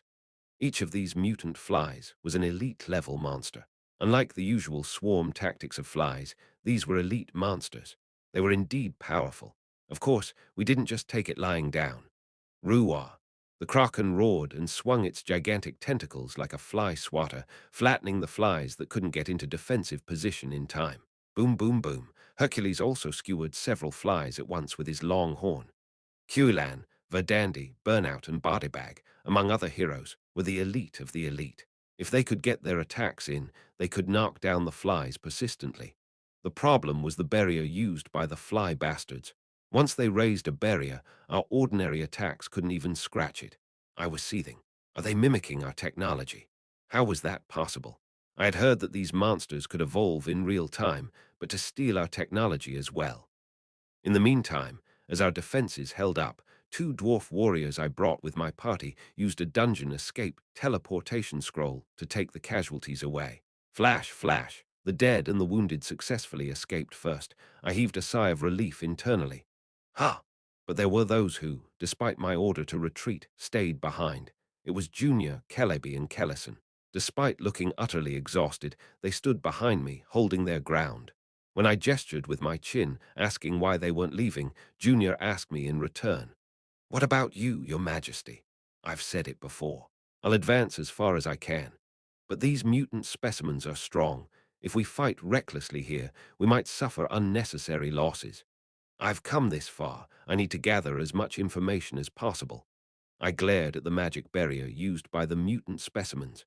If these creatures keep appearing, we need to establish a strategy here. Following my gaze, Junior, Kellison, and Kellerby each offered a piece of advice. I was going to explain in detail later, but yes, it seems like they're using our barrier technology. But after all, they're just big flies. The magic cores inside them are of low quality, and that technology devours magic power voraciously. In other words, they can't keep it on for a long time. So, if it becomes a war of attrition, it will eventually turn off. As the battle dragged on, indeed, the mutant flies could no longer maintain their barrier and retreated. However, after taking a brief rest and re-entering the front line, the barrier reappeared on their bodies. What a headache. Junior, could your elemental disassembly dismantle that barrier? Yes, but as you know, it's not a spell that can be used recklessly. Junior glanced at me cautiously. I sighed. Calliope chimed in. Like Junior's magic that completely disassembles magical elements, or an artifact with the power to forcefully break through barriers, like the sturdy belief installed in Geronimo, is needed. That moment, an idea struck me. I sighed and pressed my temples. We have a way on our side, too. Reluctantly, but what choice do we have? Let's at least test it. I reached into my inventory and after a moment pulled out the item I was looking for. A longsword, swirling with malevolent energy, appeared. Immediately the sword screamed in my head. Feed me, yay. It emitted sinister energy in all directions. The surrounding heroes jumped back in shock. Wide-eyed, Junior stuttered. Your Majesty, that sword is. Anything it touches, it devours. With a sigh, I mentioned the sword's name. Excannibal, a cursed sword stolen from the fallen king. Excannibal was now in my hands. Chapter 582. Excannibal's nickname is the Cannibal Sword. However, it's actually a sword that indiscriminately devours anything. Its name comes from its previous owner, the fallen king, who was obsessed with cannibalism. In any case, it remains a demonic sword. It actively tries to corrupt the user's mind, making it a particularly malicious ego sword. It's unclear whether it was always like this, or if it became this way due to meeting the wrong owner. Regardless, this sword can, in principle, devour anything. Starting with arrows, it could even consume magic, and in the game, it was crazy enough to eat through castle walls. Could it possibly eat that magic barrier as well? With this idea, I took it out, but there's no way I can charge at those flies holding this sword. My swordsmanship is too poor to trust in this blade alone and achieve a feat of unparalleled heroism, nor can I hand over such a demonic sword to my precious subordinates. Ultimately, my choice is, Bodybag, throw this for me. A no-touch, nose-blowing solution. Bodybag, hesitantly approaching at my call, shivered with her chubby cheeks trembling. Ah, this sword, you mean? Yes, use your psychokinesis on those flies. Swiftly pick it up and throw it. Can you? It's possible. Yes, it's possible, but... Bodybag looked at Excannibal with slightly fearful eyes tinged with terror. The longsword, wrapped in a dark aura and blood-red blade, shivered as if possessed by a ghost. Even to me, it seemed a bit much. But if I've drawn the sword, I might as well slash at some flies. Ah!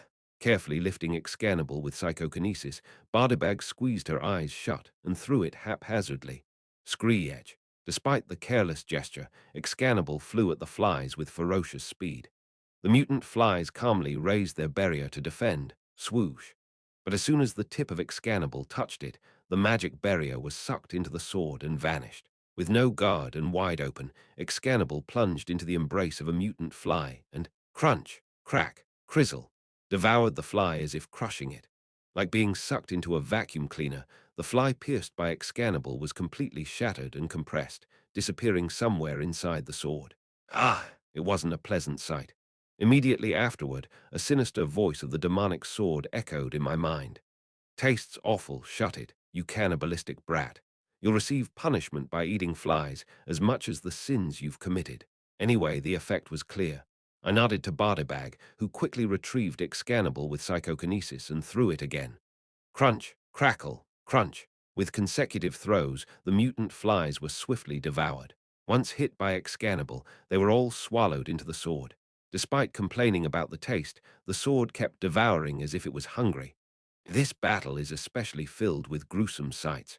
Junior muttered with a pale complexion. I quietly responded, "You'll see more in the future. Not just this defense battle. All upcoming battles will be brutal and terrifying. This game, staking the fate of the world, is now steadily heading towards its endgame. Lately, encountering monsters that kidnap, devour, and steal strength in succession. If the enemies have deemed this as my weakness, it's no surprise that monsters targeting my vulnerabilities keep appearing. Can't help it. Resolved, I grit my teeth and continue to fight. Crackle. After Excannibal was thrown, capturing more than a dozen mutant flies, perhaps due to the rapidly deteriorating situation, the flies collectively retreated and swarmed out through the ceiling. What are they running away? Given that we were fairly struggling, I secretly felt relieved. The magic walls were half demolished, and most of the captured beasts had sustained various injuries. There were also quite a few deaths. Although the heroes weren't severely injured, they were considerably exhausted. Rest was desperately needed, just as everyone breathed a sigh of relief and slightly relaxed. Ash! A buzzing voice suddenly resonated heavily in the vast belly of a fly. Startled, everyone raised their weapons and became alert. I, too, sharply scanned the surroundings as the voice slowly continued. How about we pause the fight and talk? Immediately after, ding. The enemy Legion commander, Beelzebub, has requested a commander's meeting. A system window popped up before me, occasionally used for dialogue under a non-aggression declaration between enemy Legion commanders. The request came from the side of the King of Flies. I hesitated for a moment upon seeing this message. Was White Knight successful? If not, ha! What can I do? I'm already in the tiger's den. I'll have to go and see for myself. Everyone, prepare to retreat. I nodded to my subordinates. I'll be back shortly. After calming my worried subordinates, I accepted the commander's meeting. The meeting itself was a conversation in a state of non-aggression, as had often been done before. It wouldn't be dangerous. I'm just worried about the outcome of deploying White Knight. As soon as I accepted the commander's meeting, my consciousness was transferred to a brand new, stark white space. I instinctively knew. This was the collective consciousness of the flies. How I, a human, could enter here, the principle is unknown, but perhaps I was invited in by the King of Flies. You've arrived. Then a voice came from behind. I quickly turned around. There was a mountain of bodies piled up to a daunting height. Most of the bodies were flies, all headless, with only their bodies remaining.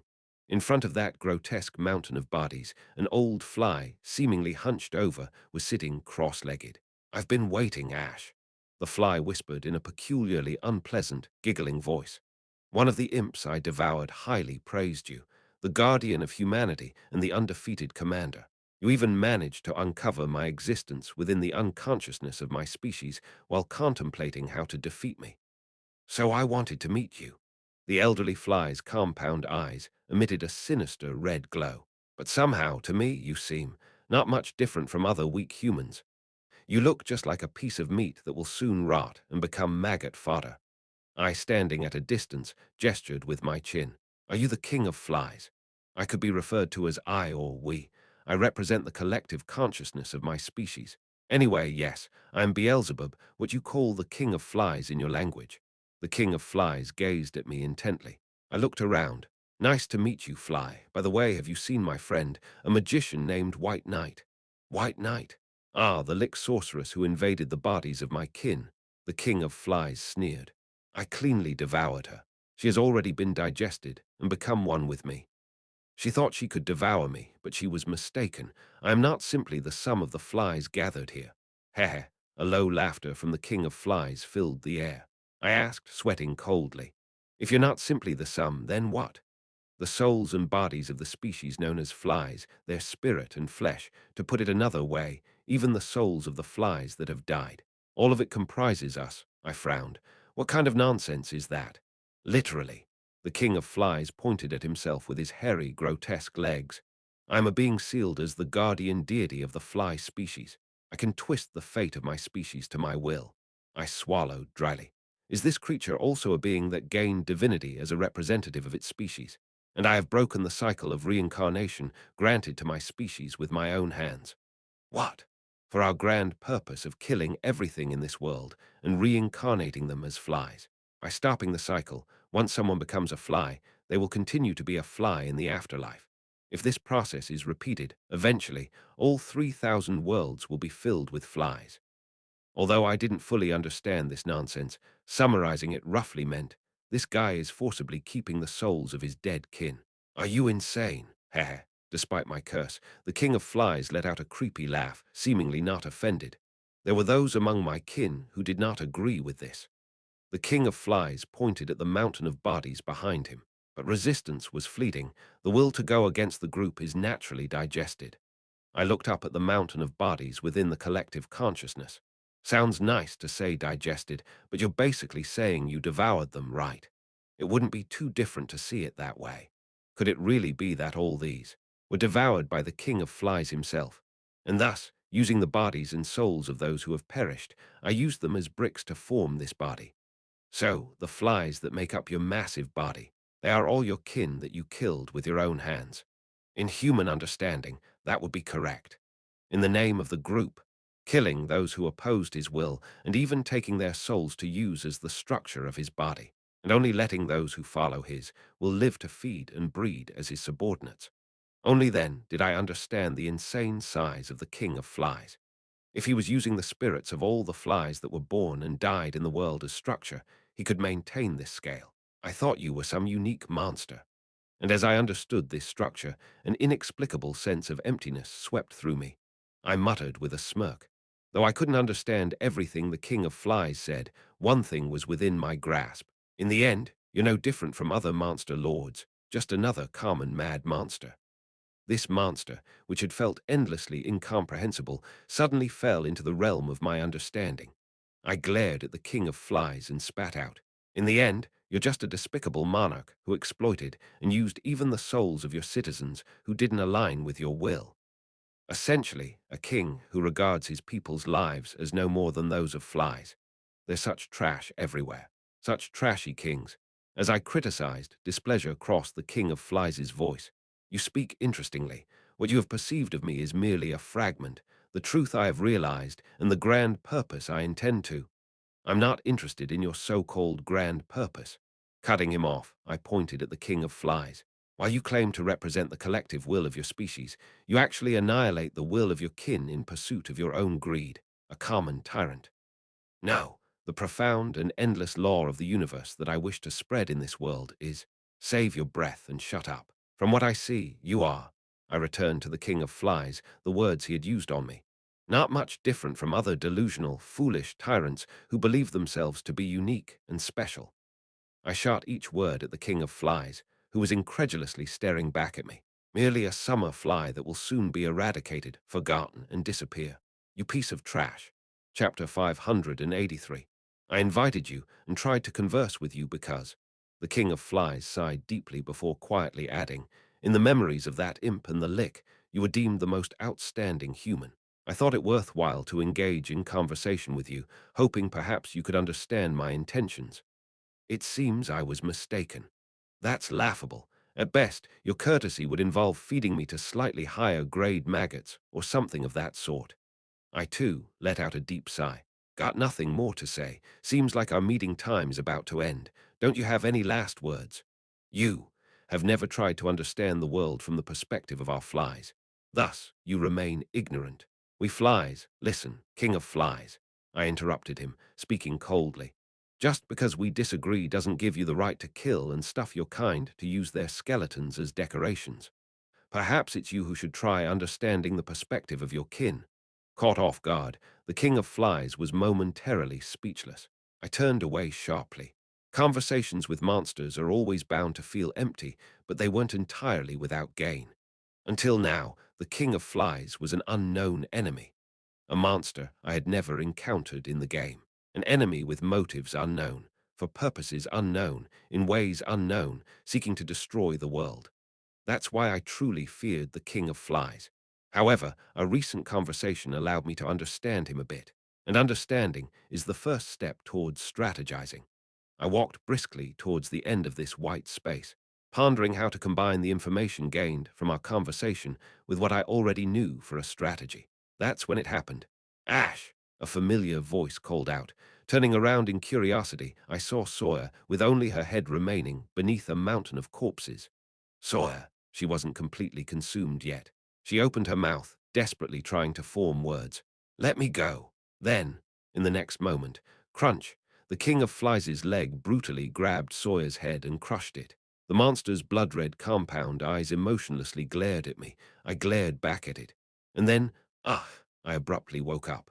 Quickly scanning my surroundings, I saw my comrades with tense faces watching over me. I asked urgently, how long was I unconscious? Junior, checking a pocket watch, answered, 30 minutes, 10 turns, precise. Is the retreat ready? Yes, just give the order and we can begin to escape. Good, let's start. Knowing how to deal with the mutant specimens and having gained a significant understanding of the King of Flies himself, it made sense to retreat without overextending. First, Verdandy's party used a dungeon escape teleport scroll. Being a light armor party, they had sustained quite a few injuries. Verdandy and her teammates waved at me with a smile before disappearing in a flash. Good, one team sent off. Q-Land's party next. Before I could finish, rumble, rumble, rumble. The King of Flies' entire body began to violently vibrate. The ground trembled, and the atmosphere felt as if it was boiling. Everyone looked at each other in panic. What is this? Hold on tight. Then, in the next moment, crack, a sound like hundreds of legs colliding rang out fiercely, followed by roar. An enormous shockwave emanated from the King of Flies' head. We all screamed, managing to maintain our balance barely. After the shockwave passed and calm returned, we slowly stood up, checking on each other. My back. Is everyone okay? Yes, we're fine. Are you, Your Highness? I'm okay too. Damn, what was that? Calliope, wiping off cold sweat, said, we've experienced this shockwave before. When? When the air fleet was trying to block it, the moment it stripped our magical barrier. We felt the same shockwave. Junior, standing pale beside me, also stammered in response. Also, during the second line of defense when we cast joint magic, when the King of Flies blocked our magic, we felt the same shockwave. Imitating the King of Flies, Junior lightly clapped her hands in front of her chest. When the King of Flies smashes the ring above its head like this, clapping, our magic gets nullified, and at the same time, Junior spoke with a grimace. We felt robbed. Robbed. Yes, it's not just that our magician's magic vanished. It's as if it was devoured, concept and all. I bit my lip hard. It was this clap that had nullified the airship barriers and the joint magic of Junior and the magicians. So what did it nullify this time? Your Highness. That's when Qulan, looking uneasy, muttered to me, the scrolls aren't working. What? Everyone was shocked and looked his way. Qulan, with a blank expression, shook the scroll in his hand. The scroll, devoid of magical light, had turned into a dull piece of parchment. Everyone checked their own teleport scrolls. Frustratingly, all the scrolls had lost their magical light. The teleport scrolls, all, have lost their efficacy. Everyone looked at me in panic. I unwittingly swallowed dryly. These dungeon escape teleport scrolls were our only means of escape. We had ventured deep into enemy territory relying solely on them. If they were rendered unusable then.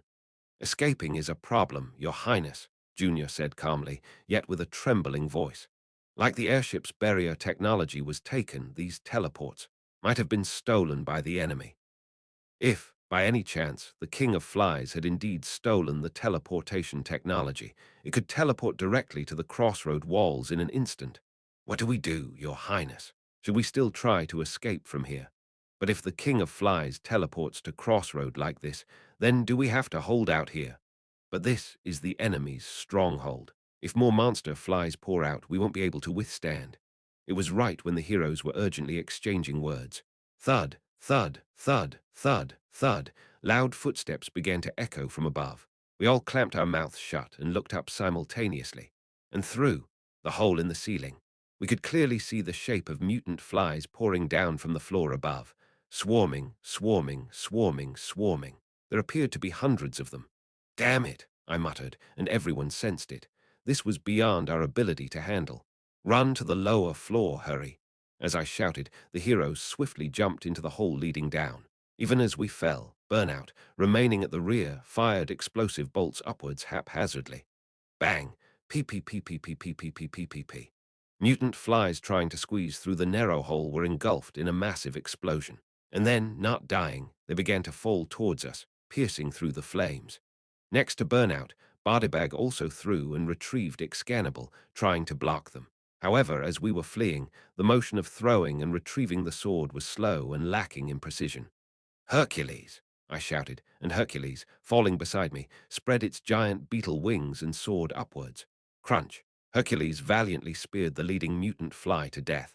But the next moment, it was surrounded by dozens of mutant flies, which simultaneously thrust their long stingers into Hercules. Grew. Hercules trembled and then collapsed. Damn, poison. Thunk. After landing on the lower floor, I hurriedly cancelled Hercules' summoning and stored him in a pocket dimension. Then I tried to give orders to other captured monsters, but they were ignoring my commands and scattering in all directions. What? With the fall of Legion-class captured monster Hercules, the loyalty of all the captured monsters plummeted. Most of these captured monsters were units transferred from Jackal. However, they were not as loyal as Jackal's subordinates. Their not-so-high loyalty was covered up until now by the ultimate skill, the foremost flags effect. Since I had to deactivate the barrier to escape, that cover was no longer available. Hercules' defeat led to a sudden drop in morale, causing the unit to disintegrate, a situation known in game terms as morale bust. This was not a mental state anomaly, but a loyalty management issue. So even my unyielding commander, skill, couldn't stop it. The captured monsters either sought their own escape or tried to surrender to the flies. I gritted my teeth. You fools! And the Fly Legion was not merciful enough to accept any surrender, nor sloppy enough to let those who lost their discipline escape. Thwack, thwack, thwomp. The captured monster legion was slaughtered from all sides. I turned my eyes away, trembling. Kraken, stole for time. Roar. The Kraken, roaring and surging upwards, swung its tentacles, battering the mutant flies in all directions. Like Hercules, the mutant flies shot their poisonous stingers at the Kraken, but the poison-immune Kraken held its ground. However, as hundreds of mutant flies' sharp forelegs slashed at its body, it eventually couldn't bear it and let out a miserable scream. Ruah! Damn! Seeing my summons suffer miserably hurt me inside. But Kraken, being a monster I could summon only once every 3 stages, had to be used without reservation to buy time in this situation. Clatter. I didn't even know how many floors we had frantically descended. The Kraken was nowhere to be seen, and having possibly killed it, hundreds of mutant flies were hot on our heels, pouring down after us. Crap! The personnel currently fleeing included Qlen and 5 from the penal squad. Me, Bardebag, Burnout, Junior, Calliope, Kellison. With this lineup, we were no match for that many monsters. Perhaps Junior could make a difference, but she was extremely depleted, making it difficult even to perform basic magic. As we ran towards the next hole after landing, I clenched my teeth. This won't do. Right then, a mutant fly at the lead smoothly performed acrobatic flying, dodging Burnout's suppressive fire and charged at me. Crud! As I clenched my teeth, looking for a way to counter. Suddenly, a giant shield rose in front of me. Bang! The mutant fly's scythe-like foreleg collided with the shield. I looked in surprise at the owner of the shield. The familiar figure of the hefty man wearing a helmet caught my eye. Torkel, are you all right, Your Highness? Swoosh. Following that, a clean slash split the air. The sharp sword strike split even the magical barrier in two and cut the mutant fly in half. The blind swordsman nobody appeared, rolling on the ground after drawing his longsword. Crack! Then, 3 people who had leaped up from the hole below stood side by side in front of me. Xennies, Diarmuidin, and Lucas. Xennies, wearing a full suit of holy armor, scattered Wideria healing magic, while Diarmuidin, his beard fluttering, prepared fire magic in both hands. Sorry for the delay, my lord. Standing calmly in the center, Lucas reported, drawing the bestowed sword. I searched for survivors down to the last floor but found none. Instead, I've cleanly incinerated the fly eggs on my way here. Lucas muttered coolly. I will join the fight. Your Highness, your orders. Not just me, but all of us who had been frantically fleeing were filled with relief and gratitude at their arrival. In all my life, I've never been so glad to see these men. Chapter 584. The addition of Lucas's party greatly boosted our forces, but there were hundreds of elite monsters. No matter how formidable Lucas's party was, facing this endless attrition, we would eventually falter. The priority is to escape. Any strategies or tactics could only be established once we had made it out alive. With teleport scrolls rendered useless, we were forced to attempt a physical escape once more. The lowest floor is closest to the ground, so we should try to break through there to escape, Junior suggested. Initially, Junior, Calliope, Kellison, and other survivors who had been kidnapped had been trying to escape through this route. It seemed the most feasible method under the current circumstances. Downwards, downwards, downwards. We continued to flee to the lower floors through the passage Lucas's party had previously opened.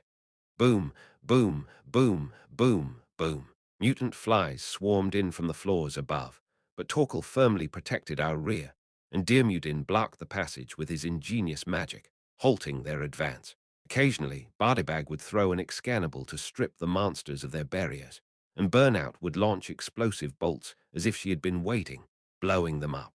As the distance between us and the creatures grew, I breathed a sigh of relief inwardly. Maybe the escape will go smoothly. I regretted thinking that almost immediately. It's precisely when we let our guard down that the enemies strike with a different approach. Swoosh. As expected. One side of the wall in the room we had just descended into suddenly opened wide, as if a shield had been torn off, and mutant flies that had flown in from above invaded at terrifying speeds. As our pursuers through the passage were getting delayed, they simply opened the door to the breeding chamber and flew in from outside, then opened the door to our room and came in again. Their flight capabilities were infuriatingly agile. Screech, mutant flies charged from the side, and we were all taken aback by the sudden change in direction. All but one. Lucas, as always, was prepared for the worst. "Excuse me, Bardibag." Lucas charged towards the incoming mutant flies, snatching an object Bardibag was levitating with telekinesis. It was an excannable. As Lucas gripped the hilt of the demonic sword, a dark energy poured out, crawling up his wrist eagerly. I protested in horror. "Lucas, don't worry." However, Lucas responded in a calm, collected voice. "I'm not so weak as to be devoured by a mere sword." The next moment, Lucas and the lead mutant fly collided. Flash! The monster was sliced down like a straw bundle. Lucas held the excannable in his left hand, and a light-infused longsword in his right, tearing through the monster's barriers with the demonic sword, and cleanly bisecting them with the light-infused sword. In just a few seconds, the mutant flies that had entered through the side door were all slaughtered. "Ha!"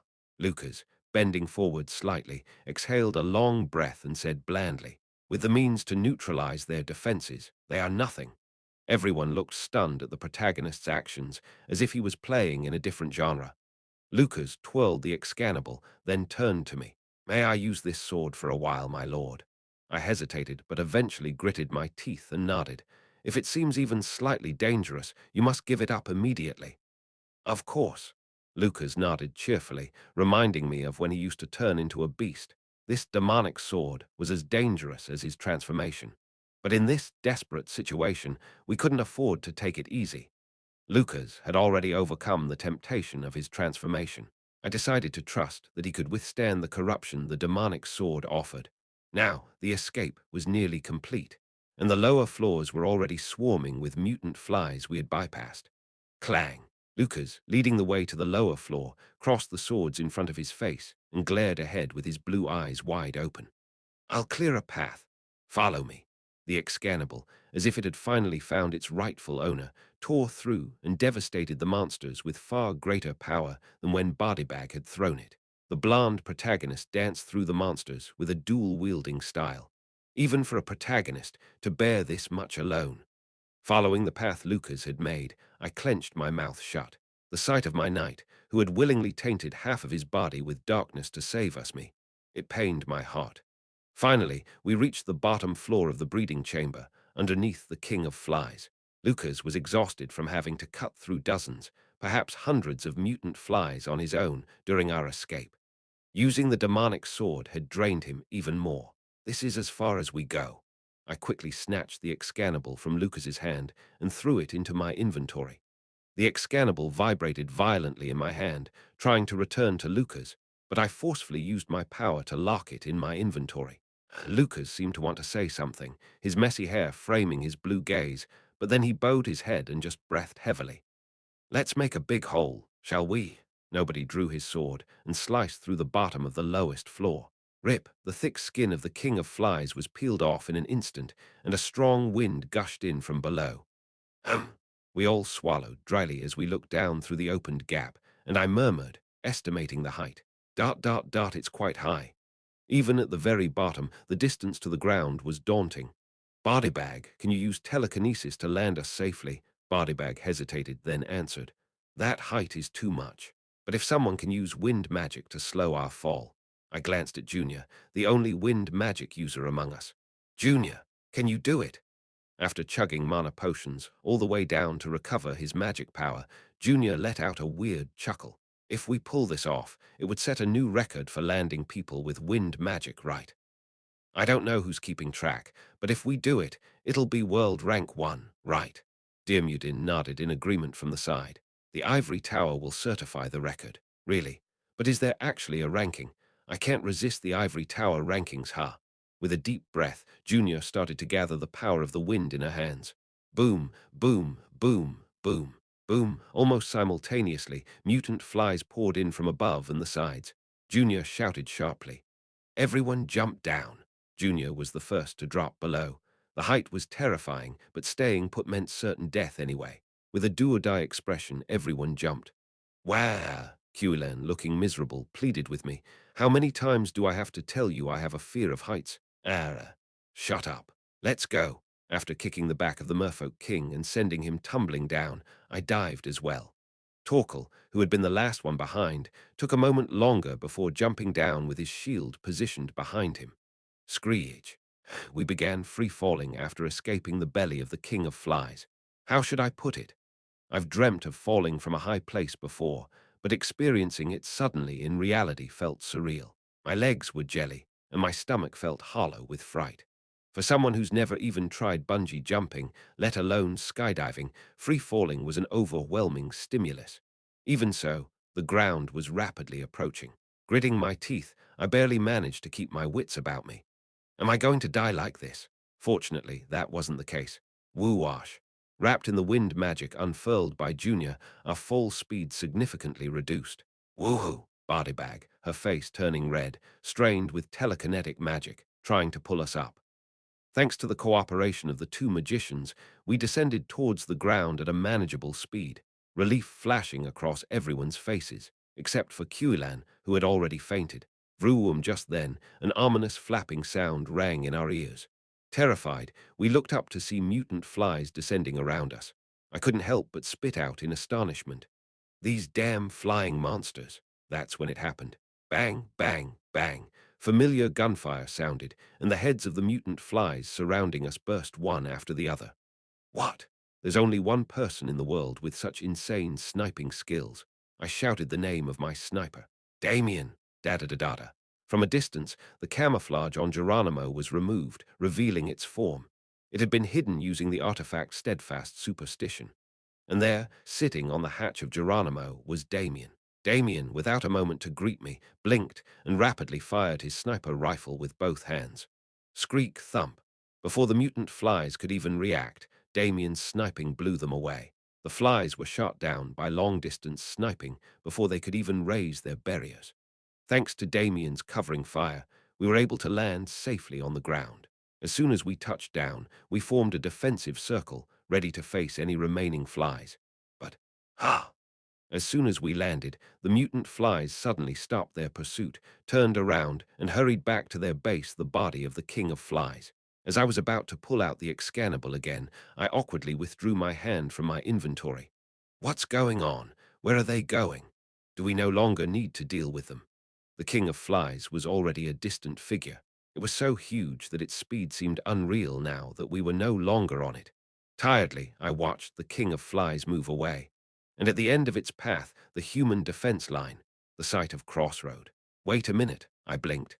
Why can I see the walls? Why was Crossroad visible to the naked eye from here? And then it hit me. Why was Geronimo here in the first place? Your Highness! As Geronimo approached, starting an emergency landing, Damien, standing at the hatch, shouted out a report. I'm here to report the current situation. Your Highness, it's been a long time since you started the infiltration operation, and Damien continued, his voice tense. Right after Your Highness entered, the King of Flies sped up drastically, just like when it attacked the second defensive line. Just as passengers inside a fast-flying plane feel peaceful We hadn't realized inside the beast, but the king of flies had moved northward at an incredible speed after we infiltrated. The advance was much faster than expected, so at this rate, within an hour, Damien, now close, shouted with a pale face. It'll reach Crossroad. Indeed, the monster had made its choice. Instead of wasting time chasing us, who were slipping away like eels, it decided to strike at our base, which was now sufficiently close, to devour the great horse and end this game. Chapter 585. Inside the mental world of the King of Flies, an old fly, sitting cross-legged, was calmly contemplating the state of themselves. The situation is not perfect. First, he examined the means stolen from humans, conceptual devouring. It was a newly emerged power when the demon race of imps and flies merged, offering the opponent as a concept for sacrifice, and as a fly, devouring and stealing it. You are truly useful, imp.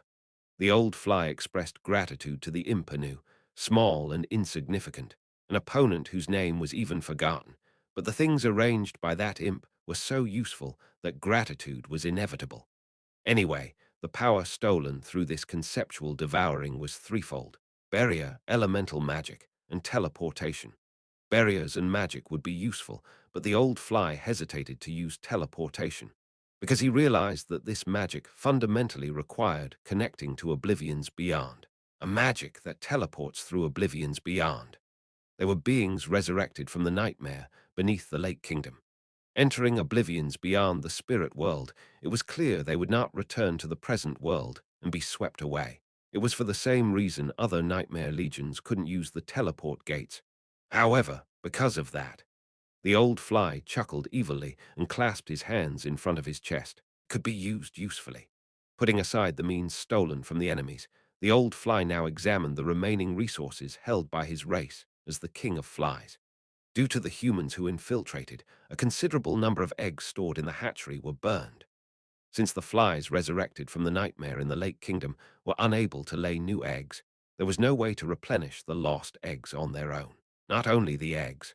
Along the way here, the considerable consumption of adult flies in order to obtain information about the present world was significant. The expenditure of forces was more serious than expected, but there are still eggs left. Although a considerable number of eggs in the hatchery were burned, the remaining ones were safely stored. These eggs would all be born as the new generation of flies. The chimera-formed flies sent out earlier were just the beginning. By injecting all the essence they could continue to, they intended to conceive the strongest fly. As more care went into each individual, the process of transforming from egg to larva, from larva to pupa, and then to adult fly significantly slowed down. However, the results were satisfying. The new generation of flies were each a powerful monster, becoming stronger continuously. All the remaining eggs have been moved to the safest top floor of the hatchery, but anyway, the numbers are lacking. It might be enough to bring down a fortress immediately, but not enough to devastate the world. Thus, the old fly's thoughts were not much different from those of other conquerors. We must find the flies of this world and absorb them into our ranks. The world was always overflowing with flies. Such flies needed to be found and brought into their territory. In fact, already on the way from the Black Lake here, flies living in forests and rivers, from larvae to adults, were all absorbed by the king of flies.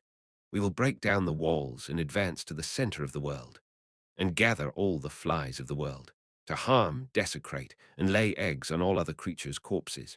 Only then would this contradictory world perish, and a new world be born. A world filled with countless flies and larvae, lower and more vile than anything else, yet also full of happiness. The old fly, who had been leaning forward and snickering, suddenly stopped laughing. The fly felt something foreign inside him. A vague yet certain discomfort was making his insides queasy. What is this? The old fly contemplated his inner self again, but detected nothing. The collective consciousness of all flies formed a single vast mental entity, and the old fly had full control over this mental entity. He was the race guard chosen by the species of flies. All flies swore allegiance to him, and those who did not were all devoured by him in soul. Thus, within this mental world, he was truly invincible. Nothing could make him uncomfortable. Upon carefully examining his inner self, the foreign sensation had disappeared as if it had never existed. The old fly tilted his head and then looked straight ahead. Whoosh! In the vision of the monstrous king of flies, the surrounding forest disappeared and a wide plain began to appear. And beyond that, finally, the human fortress revealed itself with its tall walls. As the sunset also faded and night approached, the fortress city of Crossroad, on the southern wall, a fleet of airships floating in the sky, the Alcatraz at its center. Fleet Admiral Macmillan was watching the emergence of the enemy monster, biting down hard on his pipe tobacco displayed on the magic panel. Almost simultaneously, reports poured in from all channels like screams. Monster, rapidly approaching. It's not slowing down. The king of flies is visible with the naked eye. 5 minutes until it enters our firing range. The enemy monster, emerging through the clouds, grew larger by the moment. It was simply getting closer, but to Macmillan's eyes, it appeared so. Cracky bit down too hard, and his cherished pipe stem broke. Macmillan chewed on the tobacco-flavored wood stem while adjusting his admiral's cap. Did His Highness's strategy succeed? Or soon after, Macmillan quietly burst into a chuckle. A soldier must always be prepared for one thing, the case of war. All fleets launch. Engage the enemy monster. Whoosh. The airships floating in the sky, with their rear thrusters simultaneously ignited with magical flames, moved to face the incoming monster. In the center of the fleet advancing to meet the monster, Macmillan spoke again. We must slow down its speed first, so the fortress can stop it, all fleet. This time for real, Macmillan shouted. Show the power of humanity's aces. Fire! The airships, having turned to the side, approached the King of Flies without slowing down. Simultaneously, they deployed their cannons on the side facing the King of Flies and began to pour out a barrage. Bang! Bia-ra-ra, bia-ra-ra-ra-ra-ra-ra. Boom! The barrage, scattered by the airships, poured down on the King of Flies like rain. The airships had replaced the barrier system that had malfunctioned in Crossroad during that time. Simultaneously, the cannon system was also renewed. Crossroad, being the front line against the monster, had turrets and gunpowder technology that were abnormally advanced compared to other regions, and they generously shared their know-how. Though it was a short time, all technicians and blacksmiths rushed in to strengthen the firepower of the airships by even a little. As a result, the firepower had significantly increased compared to the first engagement. I'll rip you apart, you fly bastard. Macmillan clenched his fist as he watched the dazzling explosions of the bombs. On one side, cannons fired; on the other, thrusters rotated and deployed for advancement. The sight of airships spewing fire from both sides as they approached the King of Flies was a spectacle in itself. However, it wasn't long before Macmillan noticed something was amiss. As the flames and thick smoke from the exploding shells cleared, a bluish barrier surrounding the body of the King of Flies began to appear. Soon, other captains also noticed the identity of the barrier surrounding the King of Flies. Astonished groans erupted simultaneously. That is. Good heavens, damn, this monstrous bastard, what is this? Macmillan spat out the pipe tobacco he had been chewing in his hand. Barrier. It was the barrier technology stolen from humans by the monster, with a posture as if huddling as much as possible, as if hibernating. The giant King of Flies deployed a barrier around its entire body and effortlessly withstood the full firepower of the air fleet.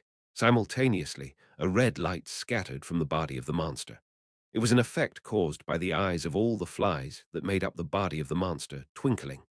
The red light that started from the tail climbed up the abdomen to the upper body and then reached the head, touching the horns. There was no longer a halo, but atop the King of Flies' head were giant horns reminiscent of a demon, and massive magical power was being condensed there. The enemy monster is concentrating magical power. The scale is insane. The amount of magical power being gathered is... Something big is coming. Captain Macmillan, orders. At this moment, the King of Flies and the air fleet were still closing in on each other. Macmillan calmly assessed the situation. He was taken aback by the King of Flies stealing their barrier technology, but they had barriers on their side as well. Regardless of what means of attack the other side used, if this side could withstand it with barriers, ha! The next moment, a foolish sound escaped Macmillan's mouth. Above the King of Flies' horns, familiar geometric figures and magic formulas spilled out, forming a magic array. Macmillan was knowledgeable about magic. Therefore, he could immediately recognize it. The method of attack the King of Flies was preparing was precisely magic. It was joint magic stolen from human magicians.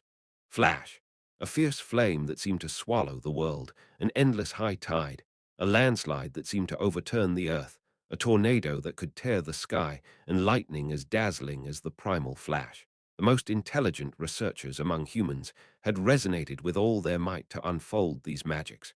And now, the flies as a race also resonated and calculated to unleash them. Seeing the disaster pouring out in front of him, Macmillan screamed, "We need to leave this airspace."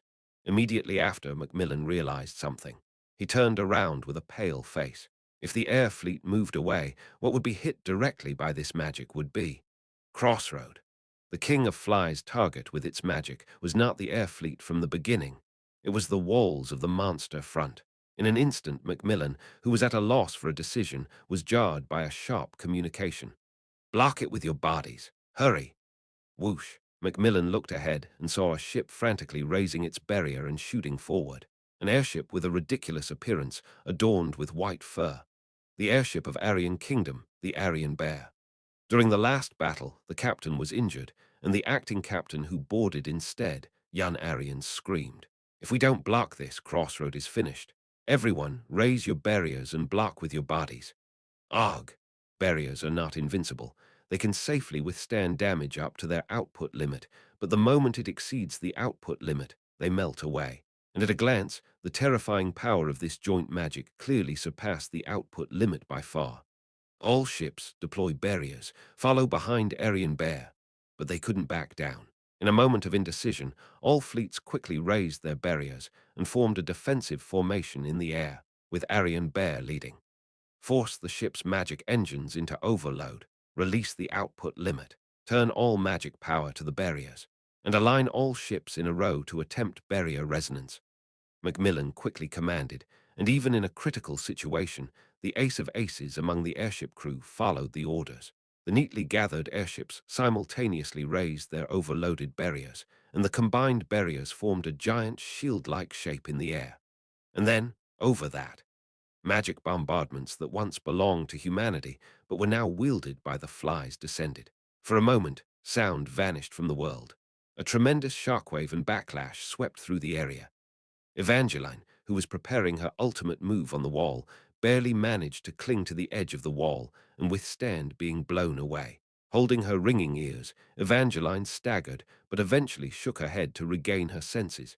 And what Evangeline saw when she looked up was airships, blackened by fire, emitting smoke as they helplessly fell below. And behind them, against the darkening sky, cutting through the thick clouds of smoke, coming forth with crossed legs and hands joined in prayer, was the figure of the King of Flies. Chapter 586. Boom! The King of Flies roared. Having brought down all the airships, the embodiment of humanity's major engineering technology, the monster advanced at the same speed, seemingly unimpressed. The shocking reality that the entire fleet of airships had been shot down froze everyone on the walls. Ash, who always forcibly kept everyone's spirits up on the wall, was not there. It wouldn't have been surprising if the soldiers, terrified by the approaching worst monster in history, had thrown away their weapons and fled. But they didn't. Everyone held their ground. They were elite soldiers gathered from all over the world, veterans tempered on the front lines against monsters.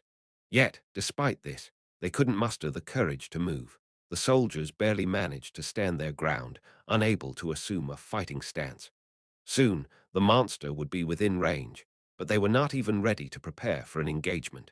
They could only stare with wide eyes at the approaching aberrant creature.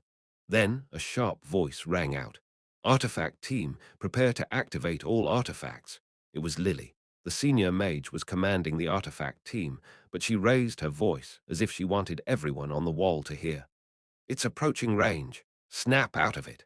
Lily's voice was almost pleading. "Don't forget why we're here on this wall." At her words, everyone snapped back to reality. Why are soldiers stationed on the wall? Obviously, to protect the world behind the wall, to protect every small and fragile thing from this massive destruction. Then, a beat later, Evangeline also shouted, "Artillery, aim, prepare for crossfire, all units ready for battle." As if petrification was lifted, the soldiers began to move. Their hands trembled, their legs were weak, and their vision was blurred. But they loaded the shells, aligned the sights, and gripped their weapons as they had been trained to do tirelessly. Huff! Lily, watching the scene unfold on the wall, suddenly turned her head. I use from the beginning. At Lily's shout, the alchemists of the artifact team struggled to pull out a metal plate about the size of a human torso, an SSR-grade mercury artifact, from the beginning. This golden plate could force an enemy caught in its frame back to the starting point of the wave, the end of the southern plains, if the entire body was captured within the frame. Despite its restriction of one use per stage, and bosses quickly throwing their minions in the way or dodging it, making it mostly ineffective since its first use. Now, they had to use it anyway. Activate the artifact. The King of Flies' figure filled the metal plate just in time, like a camera lens, and the alchemists activated the artifact. Woom! The metal plate shone white.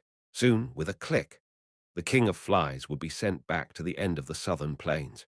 Even if it meant little against the monster's tremendous speed, if it could buy even a little time against this embodied destruction, if it could create a variable. Click, the artifact activated.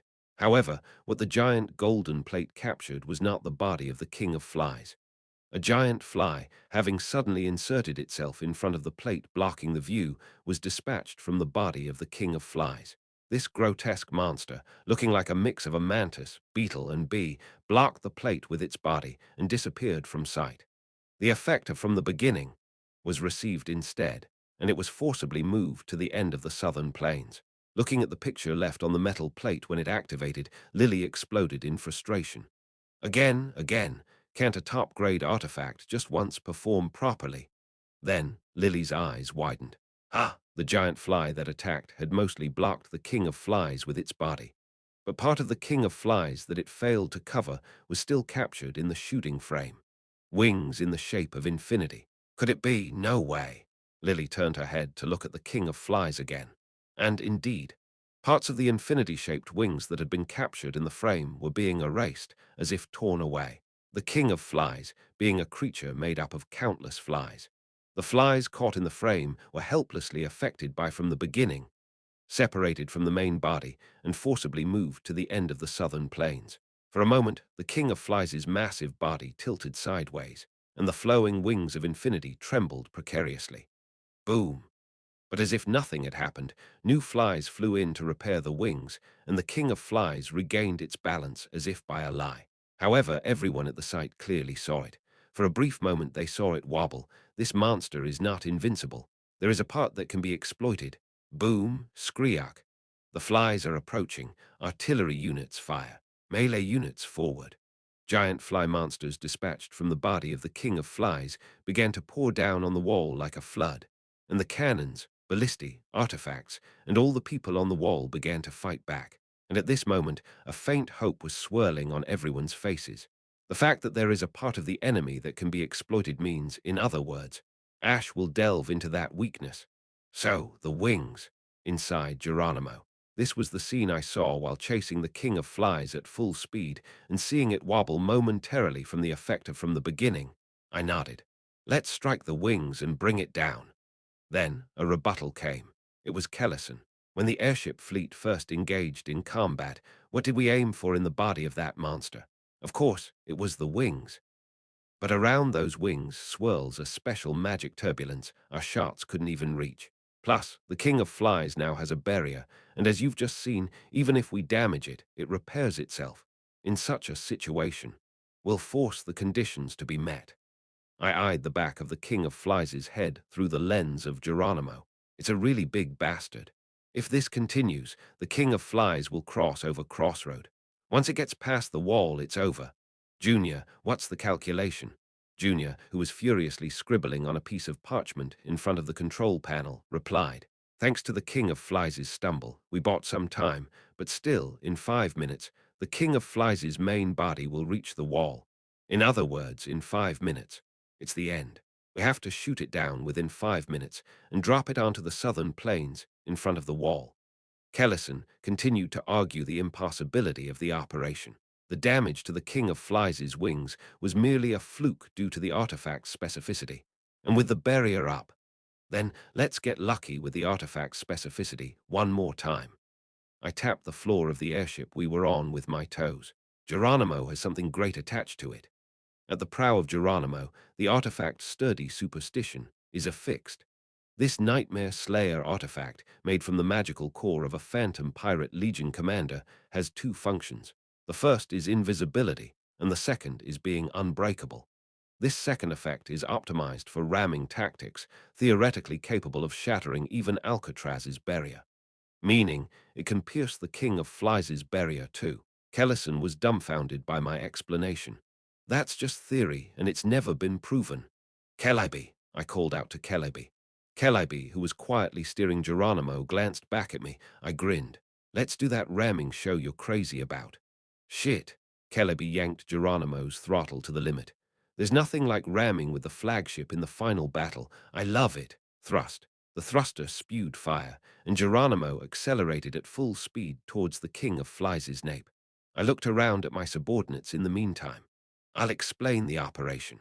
Everyone here is already tired and worn out from fighting all day, but we have no choice.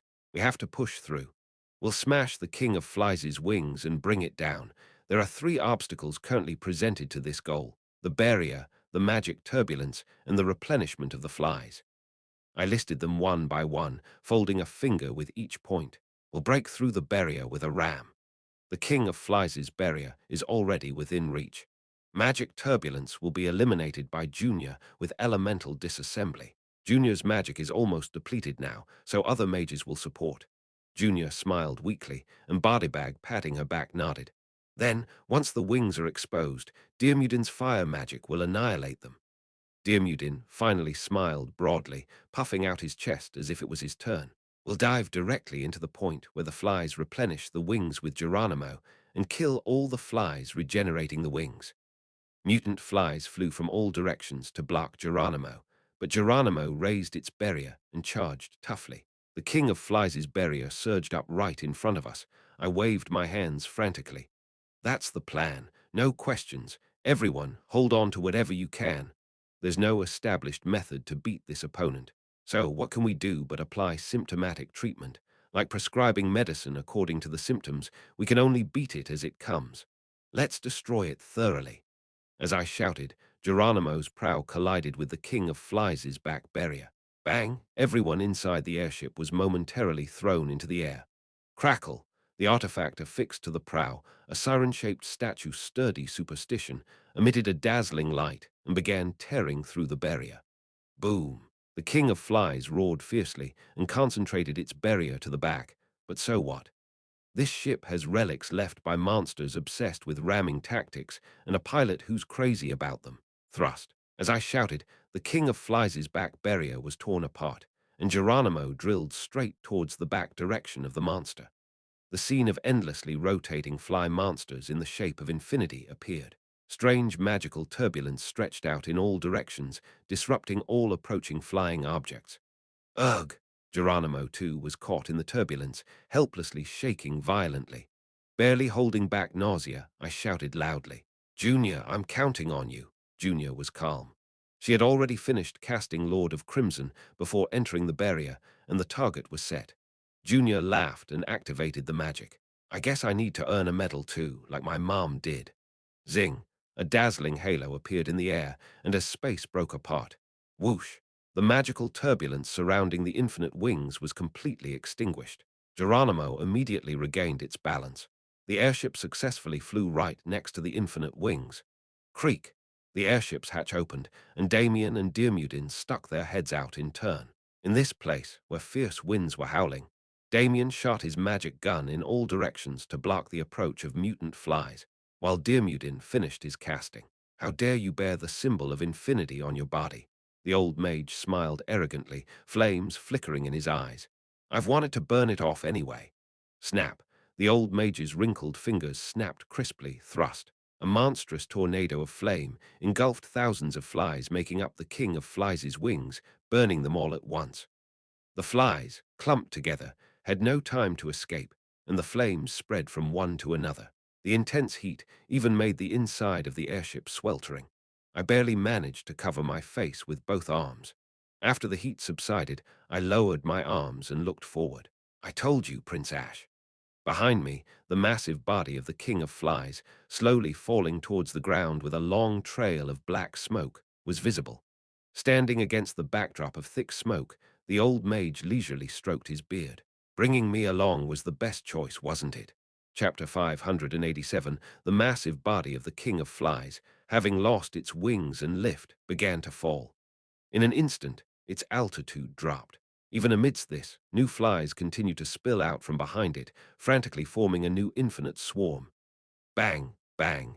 Damien fired shots at these flies, shouting, "Over there. New flies are coming out from that spot." The King of Flies' back had several small passages from which new flies were emerging. Those passages must be the source of the new flies. We need to eliminate them to completely smash the King of Flies to the ground. I stretched out my hand forward and shouted, "Charge! Smash into them!" Whoosh! At my command, Geronimo accelerated further, flying towards the King of Flies' main body. Diomudin and Damien, still half protruding from the hatch, prepared for another attack. "Make way! We will clear it." Diomudin unleashed another burst of flame magic towards where Geronimo's bow was heading, and Damien spared no magical power in shooting consecutive magical bullets. The magic bullets pierced through the tattered outer walls, creating holes, and Geronimo's bow directly collided with the weakened walls. Crash! The front half of Geronimo's elongated body successfully penetrated the King of Flies' back and entered inside. Having escaped with such difficulty only to re-enter, and into a much higher level, damn, Kellison grumbled, but started to repair the damaged devices on Geronimo during the entry. The airship's devices, heavily damaged by the intense movements, were lit up with red lights. I quickly signaled to my subordinates. "Damien, stay and take care of the monsters attacking the airship." "Yes, Your Highness." Calliope and Kellison, the repair team and crew will stay to fix Geronimo and defend the ship. Everyone else, disembark. "Let's go." The first to jump out was Bardiback. Bardiback had rushed out first to install armored covers for our allies to use as shields. However, Bardiback, dodge. Huh. Ack. It seemed she hadn't expected a monster to be right in front of the hatch.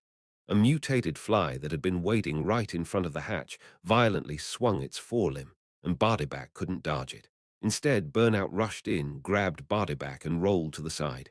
Thud, blood splattered. Burnout's side was deeply slashed. "Burnout!" Unable to speak, Burnout bit down on her gag in pain.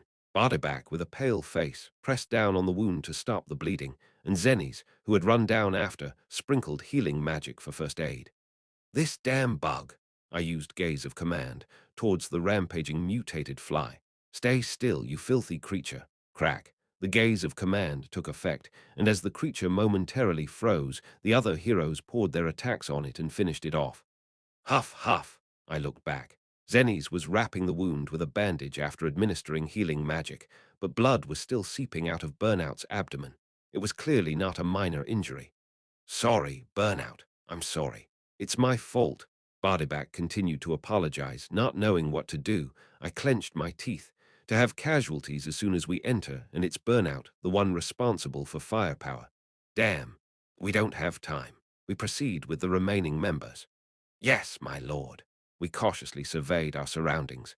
The interior of the level we had entered was a wide corridor leading to a huge door, and in front of that massive door, mutated fly monsters were lined up horizontally, ready to block our path. "Damn, it really never ends." "My lord." Lucas nodded at me, and I reluctantly took out an Excannable from my inventory and threw it to Lucas. With smooth movements, Lucas drew a magic sword in his left hand and a light sword in his right. Swoosh! Lucas, transformed back into a dual-wielding swordsman, led the charge with a sharp gaze. The rest followed him. The mutated flies put up a fierce resistance, but Lucas's force was several levels higher. Ha! The crimson trail of the magic sword tore through barriers, and the subsequent strikes of light cleaved the bugs in two. Due to the lack of time, Lucas pressed on more aggressively than before, clearing the way to the door in no time. While the rest of the party members took down the remaining monsters with a concerted attack, I pointed at the firmly shut black door and ordered, "Nobody. Break through. Why do you always make me do this kind of thing?" Despite his words, nobody faithfully followed my command. A short sword was drawn from the blind swordsman's waistband, sparking as it was drawn. Zzzzack. The short sword drew a long Z-shaped trajectory, and the thick door crumbled, opening inward. We rushed in and all lost our words. Bubble, bubble, bubble. How should I describe this place? Perhaps it's similar to the spawning pool found in a classic game. Inside the dark body of the king of flies, unidentified jellies were bubbling in green. Growth accelerants, evolution enhancers. What is this? To call it simply a hatchery would be an understatement. It seemed like a concentration of technologies unique to this life form that I was unaware of. This alien facility was almost artistic in its own way. Despite having destroyed quite a few eggs before, there was still a tremendous amount of eggs piled up here. And more importantly, the pupae. Nearly fully metamorphosed adult flies were wriggling in their pupae, trying to lift their bodies. At first glance, the number was enormous, and they seemed ready to burst out at any moment. If all these were mutated flies or even their superior species. For us, no, for Crossroad, there is no chance of winning. We must destroy everything here. As I spoke and turned around, I belatedly realized our situation. We don't have the power. The magicians had long run out of magic power. Burnout, who was severely injured and had long run out of arrows, was being supported by Bardaback and Zennies, who had followed belatedly. The other heroes were also severely depleted, and we didn't have the means to destroy the entire hatchery. The remaining explosives on Geronimo are. Junior shook her head at my words. Due to spending ammunition liberally to shoot down the monsters that attacked us while we were chasing the king of flies, there was hardly any explosives left on Geronimo. Above all, it was impossible to destroy the entire hatchery, which was so vast. Crackle, crackle. The sound of pupa shells tearing apart echoed throughout the hatchery. Sensing the intruders, the flies hurriedly completed their metamorphosis and began to stick their heads out one by one. At the same time, the eggs also broke, and swarms of maggots started to crawl out towards us. There's no time. If we don't do something now, the mutated flies will complete their transformation, and we will be annihilated here, leading to the downfall of Crossroad, and even the world, but there was no way out.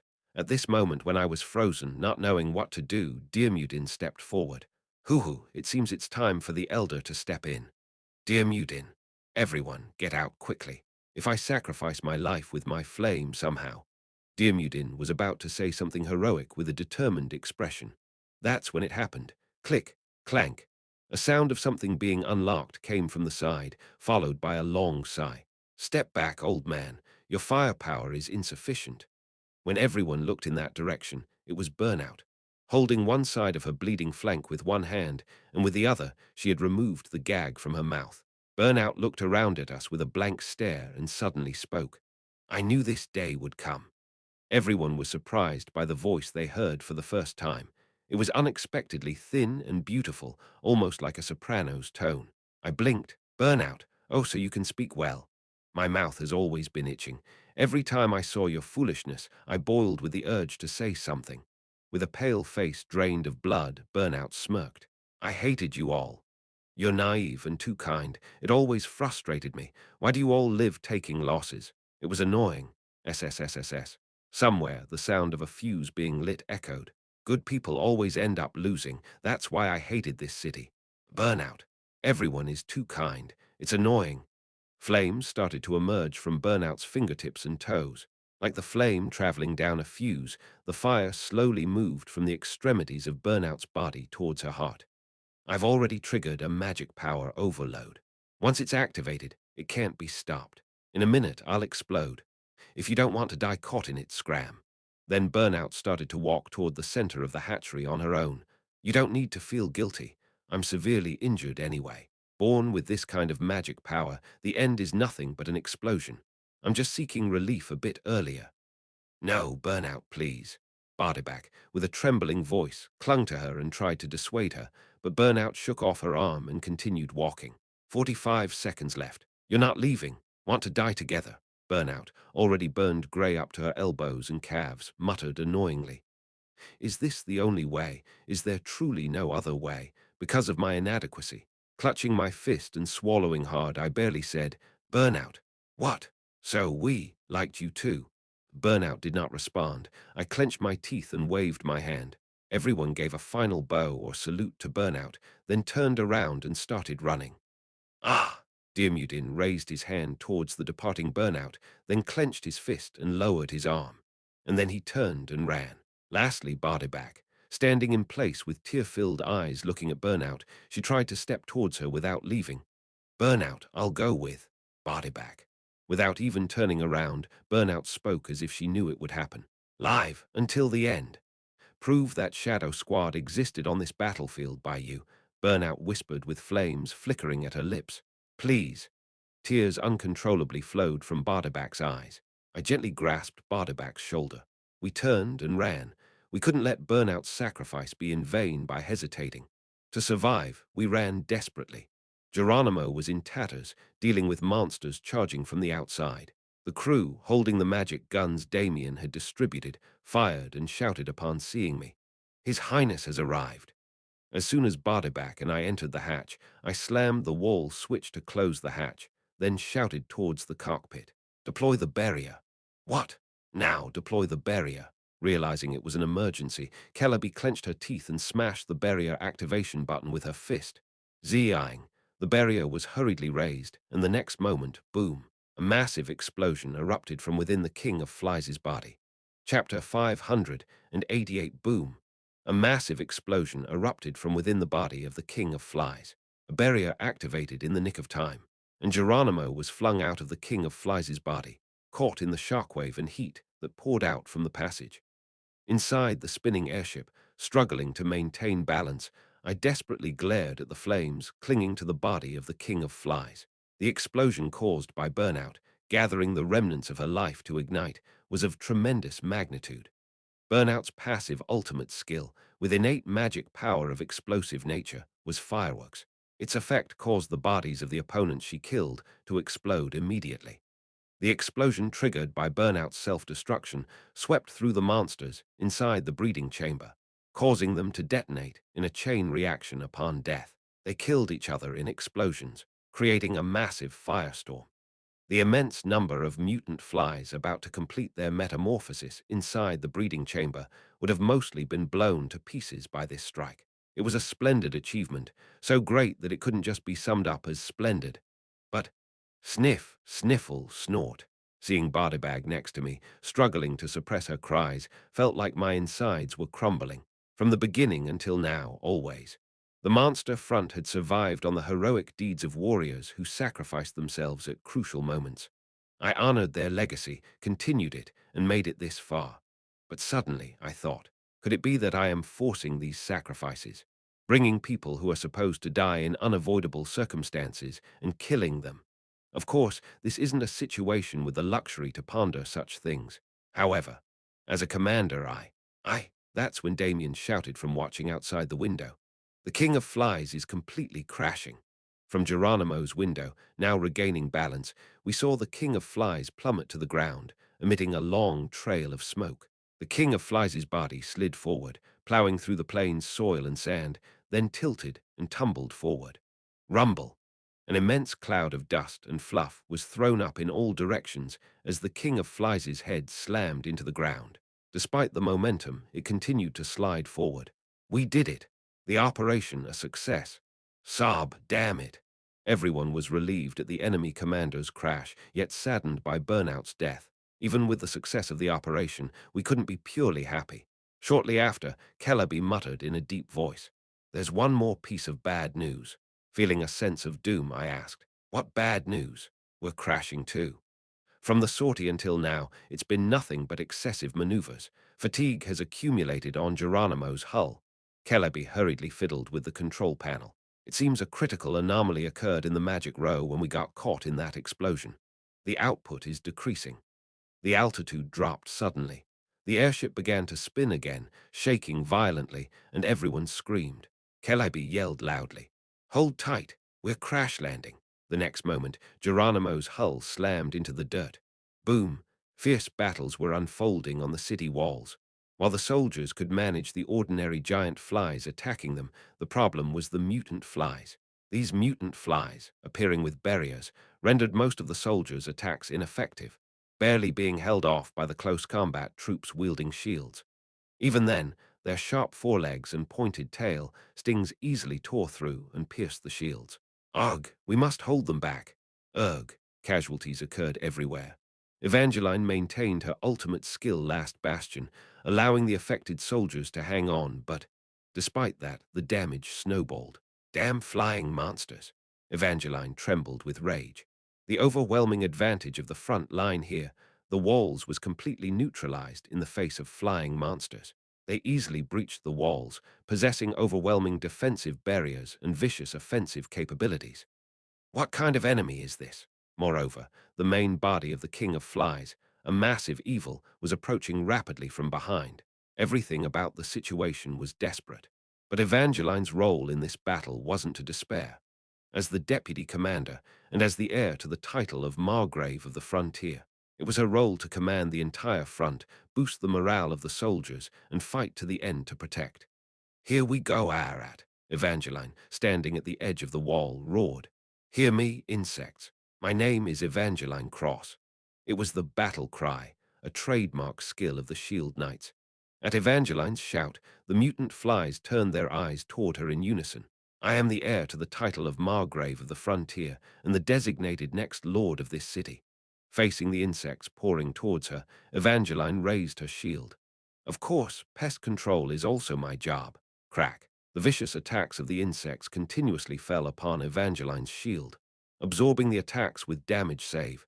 Evangeline then gathered the damage at the tip of her spear and retaliated with damage payback. Thwack. Then, as if they were waiting for it, the flies responded with their barriers. Evangeline's damage payback was easily absorbed. But Evangeline had been waiting too. The moment those flies used their barriers, thrust. A mischievous smile appeared on Evangeline's face as she leaped towards the flies. "That barrier of yours, it felt rather prickly when I touched it." And then she pressed her shield against the fly's barrier. "So, depending on how I receive it, this barrier is also an attack, right?" Evangeline's damage save was a skill that absorbed the opponent's attacks with her shield. Physical attacks were stored as pure damage, while magical attacks were stored as different energies according to their attributes. And the fly's barrier was a defense that repelled and pushed away anything that came into contact with it.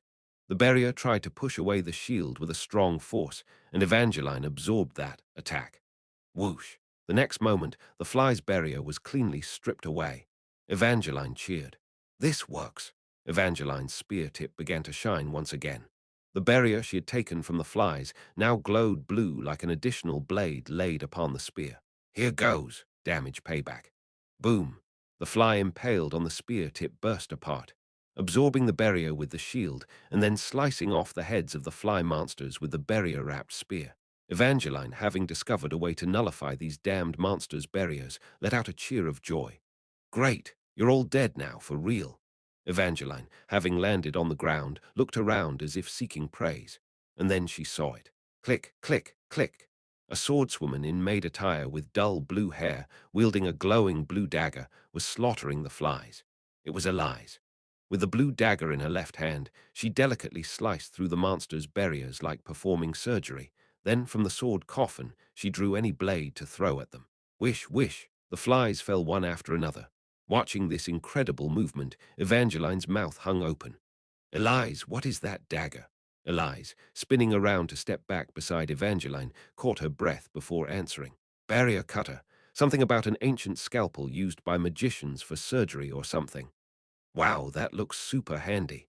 Nearby, the Holy Knight Division was in battle. The Red Priests were mostly equipped with blunt weapons like maces or clubs, but Rosetta, their commander, was the only one wielding an iron whip.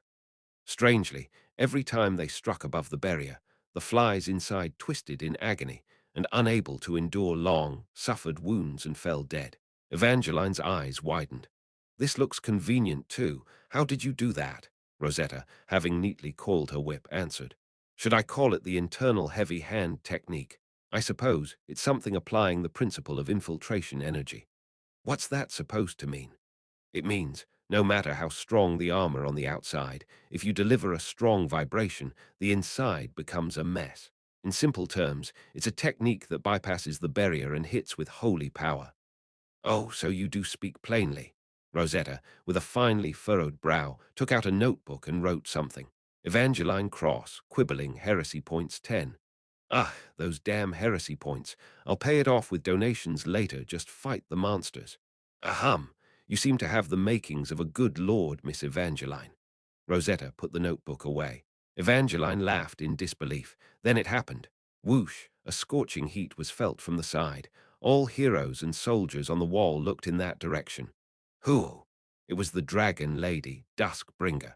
Whatever she did, she forcibly grabbed more than a dozen mutant fly monsters with magic, held onto the barrier they collectively put up, and then clung tightly to it. Don't be bothersome, ah! With her black hair whipping behind her beneath a silver crown, she poured in a long-range breath attack. Zzz. The breath, while heating up the red-hot barrier trying to block it, didn't last long before melting down, and over 10 mutant flies were burnt to death at once. The faces of heroes fighting with techniques, equipment, and even secret arts like Nijiajenshufa stiffened. Who, Duskbringer, doing a somersault back onto the wall, showed her sharp teeth and said, "These creatures' barriers have a clear output limit. Concentrate firepower. They won't last long." Ah, understood, Your Grace. Evangeline issued the command, and cannons, ballistae, and artifacts began targeting the flies and unleashing their firepower. As Duskbringer said, though the flies' barriers were strong, they couldn't last. Concentrating firepower brought them down one by one, just as the situation seemed to be turning. The King of Flies, a scout shouted at the top of his lungs. The King of Flies is crashing. Everyone startled looked in that direction, and it was true. The King of Flies, its wings already burnt to ashes, was falling to the ground, causing a massive explosion behind it. Everyone on the wall cheered. Duskbringer, jumping up and down like a child, clapped her hands. Did Ash do it? Whoa, I knew he could. To actually bring it down, that's amazing. Halfway through her words, Evangeline's expression hardened. But will it stop before hitting the walls? Rumble. The King of Flies, originally flying at a terrifying speed, had lost lift and was crashing to the ground, its giant head already slammed into the dirt. Yet it still had momentum. The massive body of the King of Flies, throwing up huge clouds of dirt, slid towards the walls. Block it, Evangeline mumbled, then shouted at the top of her lungs. We have to block it. All firepower. Concentrate on the King of Flies. Immediately, not only cannons and ballistae artifacts, but also the wading magician spells, various supernatural and magical techniques, and Duskbringer's all-out breath attack were unleashed towards the King of Flies. Bang, boom, boom. But it was futile. The King of Flies, with its head and entire body smashed and shattered, did not lose momentum and continued to push towards the walls. Realizing blocking was impossible, Evangeline screamed with all her might. Everyone, to the base of the walls, evacuate. Soldiers, magicians, alchemists, and priests frantically evacuated. Those in the center of the wall hurriedly descended to the base or spread out to run to the adjacent walls. And then the collision. Boom! The sliding body of the King of Flies hit the walls. Its overwhelming mass shattered the southern gate of Crossroad, the fortress city considered the pinnacle of imperial architecture, and plowed into the southern walls, collapsing them entirely from the center inwards. Rumble, rumble. And finally, when the King of Flies' advance stopped, its gigantic body had penetrated the wall and dug deep into the city. Chapter 589. Thud, thud, thud. As if an earthquake had occurred, the body of the King of Flies was sucked into the city, causing severe tremors. The massive bulk overturned the ground, raising a dense cloud of dust. Within that gray-brown dust cloud spreading like fog, people slumped here and there, unable to recover from the shock, dazedly scanning their surroundings. And then, thud, thud, thud. From within that dust cloud, the King of Flies' hundreds of legs simultaneously touched the ground, slowly lifting its collapsed bulk. You were eek. It's moving. Run away. Terrified, people scattered like a swarm of ants. The already gigantic body of the King of Flies looked even more massive within the dust cloud, with only its silhouette visible. The sight of its hundreds of legs moving all at once made it look even more grotesque. Esk, esk. Hundreds of legs moved chaotically, snagging unlucky people who came within their range. Captured and dragged away, people screamed. Og, save me, save me. I don't want to die. Stay calm. I heard the King of Flies only kidnaps. It doesn't kill right away, a soldier shouted, based on the information he had heard. A flicker of faint hope crossed the faces of those who heard him. Is that true? Yes, the prince has already rescued quite a few people, so let's stay calm. After all, if you keep your wits about you, even if you're thrown into a tiger's den, you can survive. However, Crunch, what? What? The strength surged into the fly's legs, and lifting the soldier who shared that information high, it then slammed him down onto the ground. Splat! The soldier was instantly killed, reduced to a bloody mess. The faces of the other captives went pale all at once. What's this? Kidnapping. You said it doesn't kill immediately. What is this? The reason the King of Flies had not immediately killed its victims but kidnapped them was simple. After merging with a demon species, the imp, it acquired the ability sacrifice. To use this ability to drain the power of its victims, it needed to offer the live sacrifices, captured at an altar through a series of rituals. Thus, instead of killing the sacrifices outright, it paralyzed them and kidnapped them to the hatching chamber, which served as the altar where it would then devour them. But now, with the hatching chamber destroyed and a shortage of maggots to consume the sacrifices, it couldn't absorb them as sacrifices. That's why there was no need to keep the humans alive any longer. Just tearing them to pieces was enough. Roar, thump, splat, crunch. The king of flies roared and mercilessly slaughtered the people who came within the range of its legs. The unprecedented situation of the entire southern wall of Crossroad collapsing.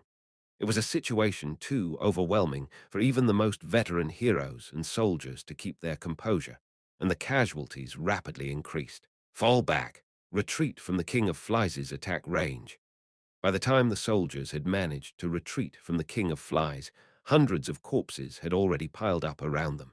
As the human army retreated, thud thud, thud thud thud, the King of Flies, moving its hundreds of legs in unison, slowly lifted its body within the dust cloud, sitting down like a human. In this series of movements, the soldiers unconsciously thought it resembled a human flicking a fly off a chair before sitting down. Click the King of Flies sat cross-legged as if meditating, while the rest of its legs gathered in front of its chest as if in prayer. Then it roared again. Roarer. With the roar, the dust cloud spread out wide and round. The sound was deep and majestic enough to spread beyond Crossroad, across the entire southern part of the continent, and everywhere that sound reached. Roarer, roarer, from the smallest flies to the giant flies living in the wild. Every fly species living in the present world began to swarm, pouring towards the king of flies. What is this? What in the world? The soldiers let out perplexed groans. Flies are found everywhere. Moreover, it was late summer, a hot season buzzing with flies. Not just in the city, but from every hill and dale, at the call of the king, flies and maggots swarmed out, flying and crawling towards the king of flies. The human soldiers could only watch this bizarre sight of flies filling the sky, not knowing what to do. Within the collective consciousness of the flies, the old fly was calmly meditating. The situation is not good. The old fly assessed the situation coldly. Most of the eggs were destroyed, the hatching chamber was ruined, its wings burnt and lost, and the king of flies itself did not have much magic power left. Stealing human technology was a good move, but human technology works efficiently within the human system. Continuously using human barriers and pouring out human magic spells through a fly's body had led to severe magic power consumption. But it's all right. He has kin everywhere that can be used as parts. Conscript. He notified his kin as widely and clearly as possible of his presence. Gather, my kin, Rora. Once they heard this voice, all flies were forcibly bound to the collective consciousness. The king of flies was a great ancestor resurrected from ancient times and the deity of the flies. No fly could refuse this conscription order. All living kin's spirit and flesh are conscripted. The order was compulsory, merciless, and unrelenting. Rora. The conscripted flies began to use their souls and bodies to repair the king of flies' wounds and also to neatly stack eggs in the now empty hatching chamber. Flies, who lived their separate lives far from any swarm, threw their lives into maintaining the system of the king of flies as if it had always been that way. Of course, not all flies complied. As always, there were those who resisted, and those flies were all crack, caught by the old fly in the spiritual world, their heads bitten off. I do not make the same mistake twice. The old fly growled as it chewed on the head of its kin. In a past life, the king of flies shared all its constituents and wisdom with its members. The aim was for them to think and advance together. However, as a result, the subordinate flies rebelled. The flies, having evolved to a point of excessive intelligence, no longer acted for the collective and split according to their own interests. The king of flies' empire was torn apart, and the flies, mired in endless internal strife, ultimately destroyed themselves. So this time it changed. As soon as it received its second life, the old fly purged all those who rebelled against it.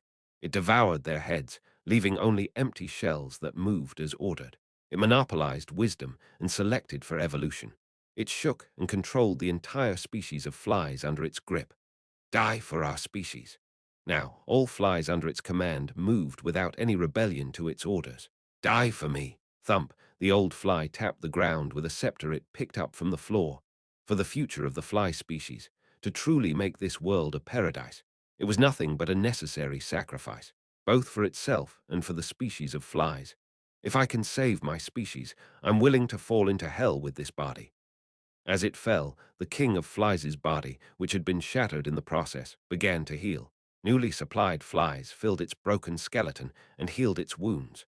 Even the burnt wings slowly began to regenerate. The human's response was still too late. As the walls collapsed, enveloped in a cloud of dust, soldiers rushed in desperation and surrounded the king of flies once again. But their formation was shallow, and their equipment was no match for that atop the walls. The old fly looked around leisurely, smiling. Though they fought well and with commendable effort, humans, no matter how well united, are merely a collection of individuals with free will. Cannot be completely unified. It's impossible for them to defeat his species, the flies, perfectly united under the will of a single being. That's when it happened. What's this again? From within, where it should have completely digested all sources of discord, the monster felt a vague sense of foreignness. The old fly looked down at its belly in wonder. What could it be, this sensation, this slight unease? What is that? Insane. A bit away from the king of flies' main body, in front of a lord's mansion in the downtown area. Under Lucas's orders, magicians who had prepared zombies of flies, replicating White Knight, hesitated and stepped back. Rora Rora, it seemed as if flies from all over the world were pouring in. Flies from the present world, responding to the King of Flies' call, darkened the sky as they swarmed towards the King of Flies.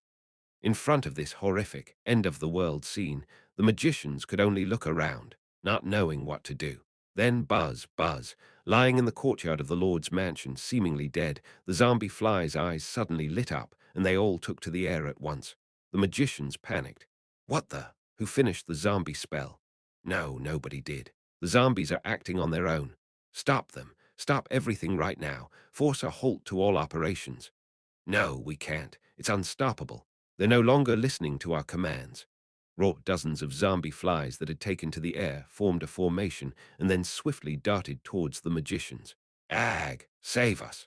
The magicians screamed as they rolled on the ground, but the original targets of the zombie flies were not them. It was the magical machinery containing the original White Knight. Crash, crack, boom. The machinery, mauled by the flies, exploded. After destroying the entity that could be considered their original, the dozens of zombie flies drifted into the air. And just like the other flies, they neatly crossed the sky towards the King of Flies. The magicians watched their departing figures in a daze, in the collective consciousness of the King of Flies somewhere within. You digested me.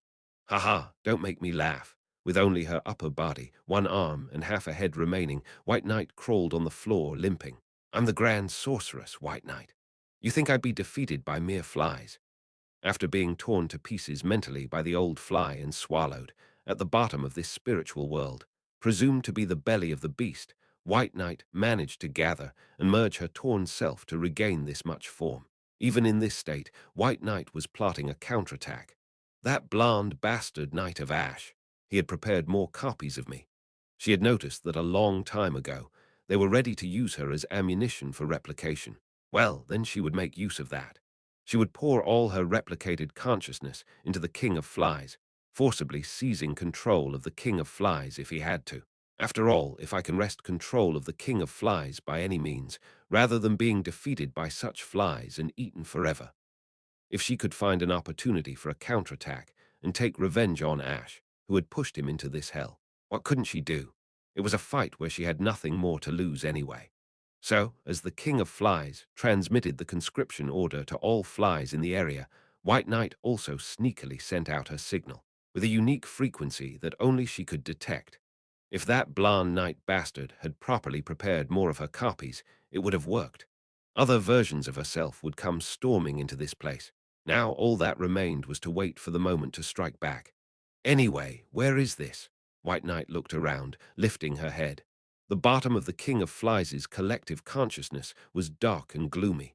Though there couldn't possibly be a smell, the air felt damp and nauseatingly unpleasant.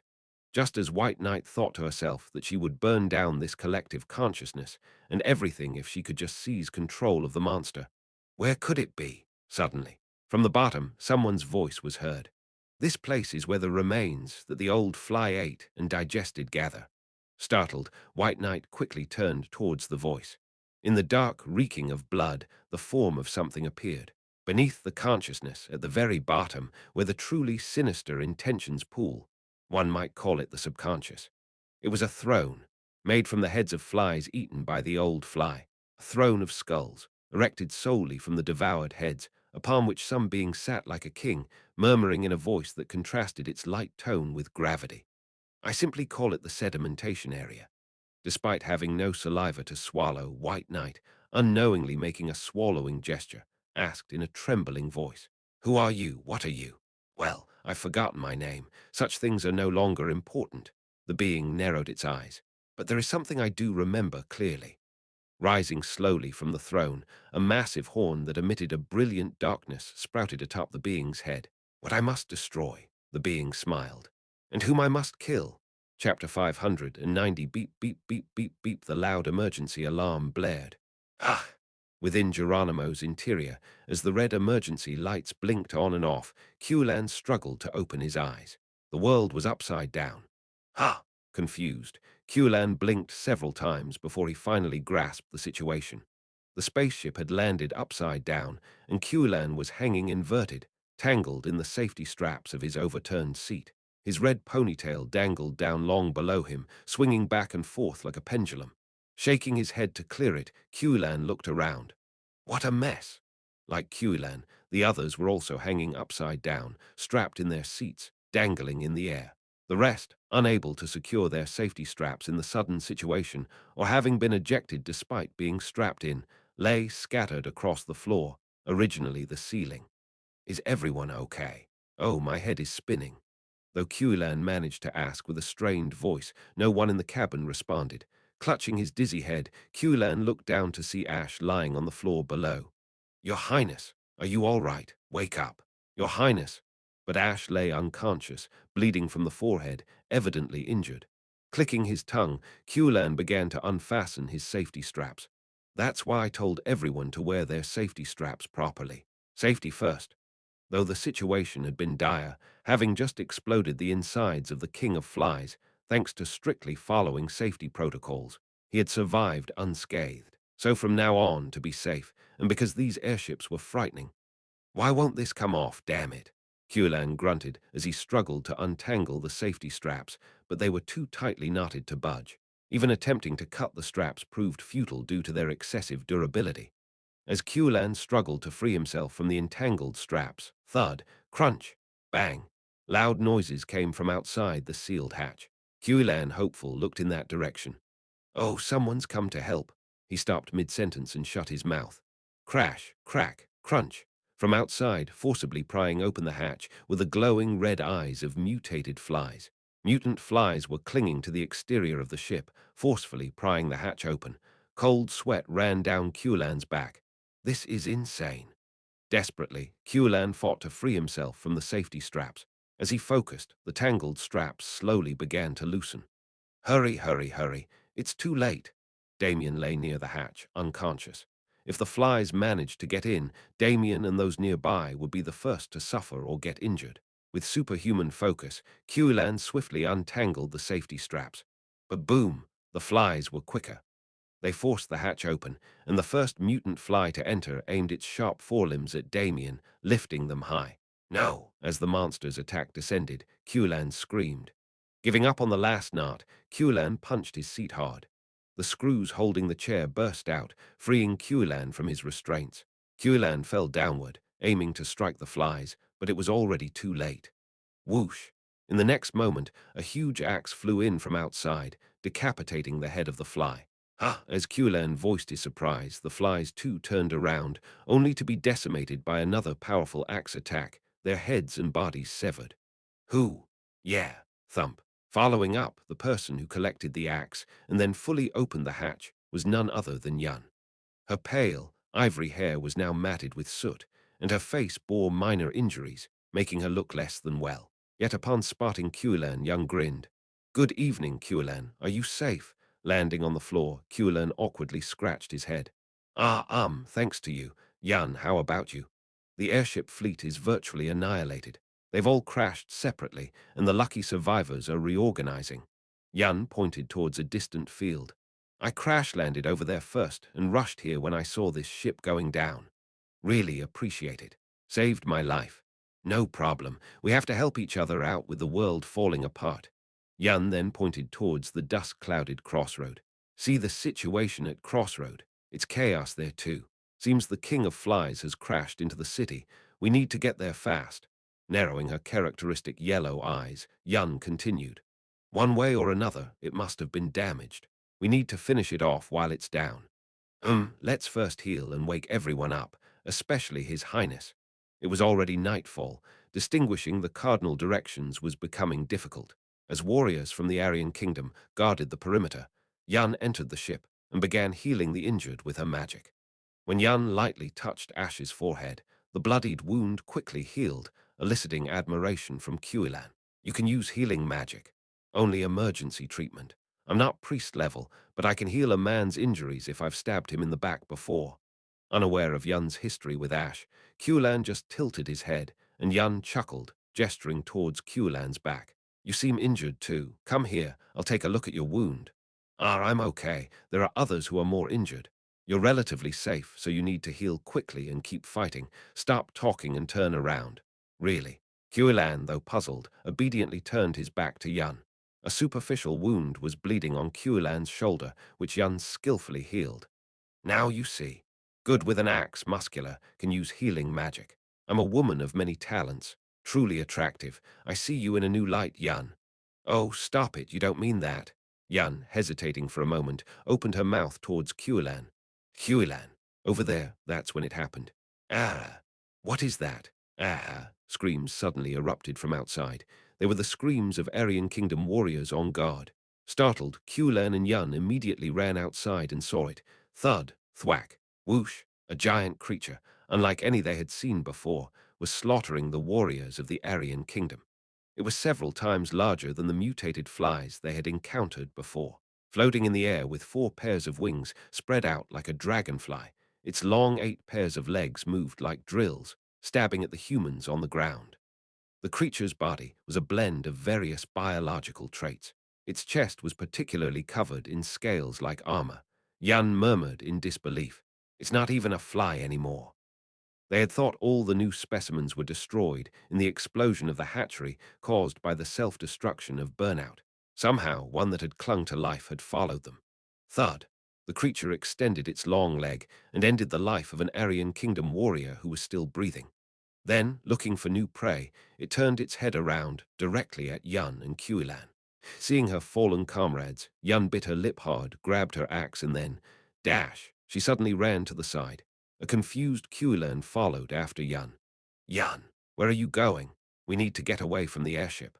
What? Everyone inside is either injured or unconscious.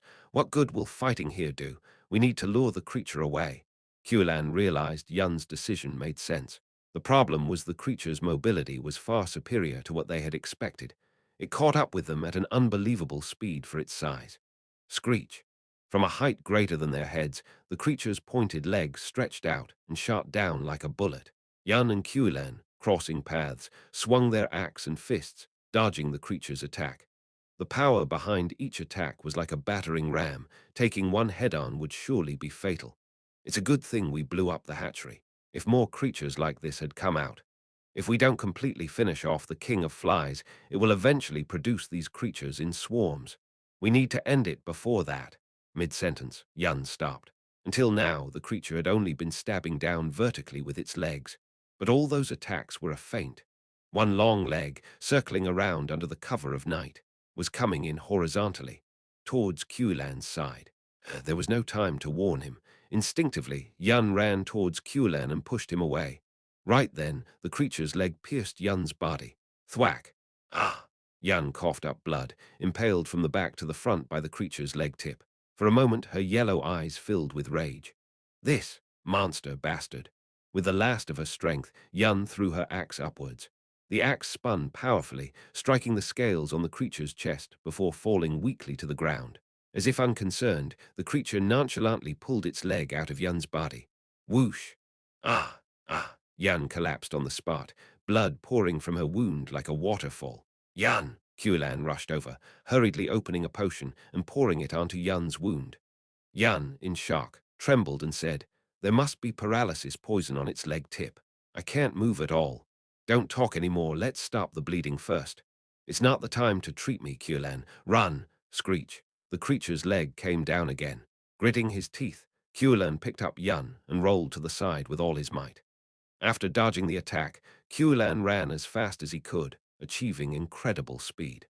The creature followed him for a moment before slowly stopping in place. Good, lost it. As Qulan felt relieved, the creature turned around. Its direction was towards the crashed Geronimo. Qulan, biting his lip and not knowing what to do, heard a weak voice from his arms. Qulan, don't overdo it, Yun. Conserve your breath. That thing. Its chest is the weak point. What? It's a weak point, so it covered it with scales. When I threw the axe, I saw something like a core through the damaged scales, Yun muttered, coughing up blood. If you can penetrate the scales and destroy the chest, you might be able to kill it with one blow. Qulan gently put Yun down and asked with a forced smile, "What about that creature's weakness? What were you going to say to me earlier?" "Ha ha!" With fading eyes, Yun glanced at Qulan's face and whispered softly, "I was just wondering where your weakness is, always curious about that." Thump. Yun's arm fell to the ground as she lost consciousness. Qulan opened another potion and poured it into Yun's mouth. When she couldn't swallow properly, he transferred it from his mouth to hers, forcing her to swallow. Finally, he tore off his shirt and tightly wrapped it around Yun's wound, then Qulan stood up briskly. The creature was already above Geronimo, must destroy its chest with one blow. But how? Qulan's ultimate technique, Soul Heartstorm, could only be used when he was in a half-human, half-beast state, that is, under the curse of his ancestors. However, the moon was now waning, heading towards new moon. The sky was dark. No moonlight. Qulan was in his complete human form. He couldn't use Soul Heartstorm like this. If I can't use it, everyone here would die. Yun wouldn't survive either. Ash was also inside the airship. Without Ash, the world would ultimately perish, consumed by fire. His yet unreclaimed homeland would suffer the same fate. Sigh. Taking a deep breath, Qulan crouched and then started running forward with all his might. At the same time, he clenched the silver-red fur cloak draped over his shoulders. Nightmare Slayer, Slayer of the full moon glow. It was time to accept the temptation of the cursed equipment he hadn't heeded for the past 2 years, the temptation residing within. "Lend me your strength, great ancestor," Qulan growled as he spoke. "Your curse!" The next moment, flash, a full moon descended behind Qulan. Dazzling moonlight exploded, and at the same time, the silver-red cloak fluttering behind Qulan clung to his back as if it had always been his own skin. Suddenly, Qulan was no longer in human form, nor was he half-human, half-beast. A beast running on all fours. Lycanthrope, werewolf, the trial bestowed by Nightmare Slayer, Slayer of the full moon glow, upon its master. Complete beast transformation. Temporarily inheriting all the power of his ancestors, and at the same time inheriting that curse as well. Awo! Qulan, howling like a wolf, leaped into the air. And then, with a fist and feet swirling with red energy, he cleanly pierced through the chest of the creature that was about to strike the airship with its 8 pairs of legs. Tira. Chapter 591. I regained consciousness a little while after the crash. "Your Highness!" As I opened my trembling eyes, Damien, who was bandaging my head, shouted in delight. "Your Highness, it's me, Damien. Do you recognize me?" "Of course I do, you trigger-happy fool. Ouch!" Thank goodness. You were bleeding from the forehead. I was worried you might be seriously injured. Damien sang a healing tune while wrapping a bandage around my forehead. Wrap it moderately. It's heavy enough to make my head feel heavy. With my head wrapped like a turban, I looked around and asked, "Where are we? What time is it?" "We're on the southern plains of Crossroad. About 30 minutes have passed since the crash." 30 minutes? I staggered to my feet with Damien's support. "How's the situation?" "The King of Flies crashed, but then broke through the southern wall of Crossroad and burrowed into the city." "What? Into the city?" "Yes. However, after a brief commotion, it just sits there quietly with its barrier activated. We are currently on alert and reorganizing our forces." I, as well as everyone else, had a gut feeling. This moment of calm was merely the silence before the storm of the final battle. As we emerged outside of Geronimo, Lucas, looking pale and with his usually neat blonde hair in a mess, saluted me. "My lord, Lucas, are you all right?" "I'm always fine. Don't worry about me." As usual, Lucas was bluffing, and as usual, I let it slide. Around the airship there were bodies of mutant flies, along with a new type of giant mutant fly that I had never seen before, all dead. As I looked in that direction, Lucas explained. "While we were unconscious, it seems these monsters attacked. The warriors from the Aryan kingdom who came to our rescue fought valiantly." Lucas trailed off and turned his head, where the bodies of Aryan Kingdom warriors were laid out side by side. When I came to my senses, Qulan had already defeated all the other monsters. "Is that so? Where's Qulan?" "Over there, but—" Lucas pressed his lips together tightly. "He's not in good shape." Qulan was sitting on a hill not far from Geronimo. I cautiously approached him from behind and called out his name. "Qulan!" Turning around, Qulan made me flinch and shiver. He had transformed into a likeness of his ancestor, the Wolf King Lunard. His body was covered in silver-red fur, becoming a werewolf in every aspect. The only way I could recognize him was by the X-shaped scar on his forehead, his distinctive bangs, and Yun in his arms. Yun, covered in blood, was gasping for breath with a pale complexion, while Zennies was sweating profusely, trying to heal her in front of him. "Your Majesty," noticing me, Zennies bowed. I approached and asked, "How is Princess Yun?" We would need a miracle at this point. It meant the situation was realistically dire. I closed my eyes tightly. Qulan, with hands transformed like those of a wolf, tightly held Yun in his arms, looking down at her with sad eyes. I carefully placed my hand on Qulan's shoulder and said, "Qulan, I'm going to take down the King of Flies now. I'll use whatever means necessary to kill that monster. You can stay here if you want to. If you wish to take care of Yun, then do so." Qulan slowly shook his head, and then, in a human voice, said, "No, Captain, you will need my strength. I'll come with you." Qulan slowly laid Yun down on a blanket on the ground. "I'm an incredibly lucky man. I'll share half of my luck with you, Yun." Qulan gently touched his elongated wolf nose to Yun's nose. "I will create my own miracle, so please, you create yours." Qulan stood up and looked my way. Before I knew it, all the heroes who had boarded Geronimo were lined up behind me. Qulan strode forward to join the lineup. I nodded and looked around at everyone. "Let's go." After surveying the faces of my companions, wearied like dried blood yet with fierce eyes, I declared firmly, "The time has come to end this tiresome battle." Celebi and Kellison, along with the rest of the airship crew, were left behind. After ordering them to repair the airship, I took only the remaining combatants back to Crossroad. I wasn't sure if the airship could be reactivated within the remaining battle, but it was better to keep the possibility open. "Captain," as we approached Crossroad, Evangeline, covered in dirt and dust, greeted us. Her once pristine armor was now in a shambles, likely due to being caught in the collapse of the wall. I was about to ask for a damage report but stopped myself. Instead, I changed my question. "What's the current combat-capable force?" Due to the collapse of the wall, the organization was completely torn apart, so it's difficult to get an accurate number. For now, we have enough to surround the King of Flies at least. What is the King of Flies doing now? After summoning all the flies in the area and absorbing them, it has been sitting quietly since then, as if meditating. In the dark night, our forces surrounding the King of Flies shot flares towards the enemy commander. Bathed in the light of the flares, the King of Flies remained motionless. Why is it just sitting there?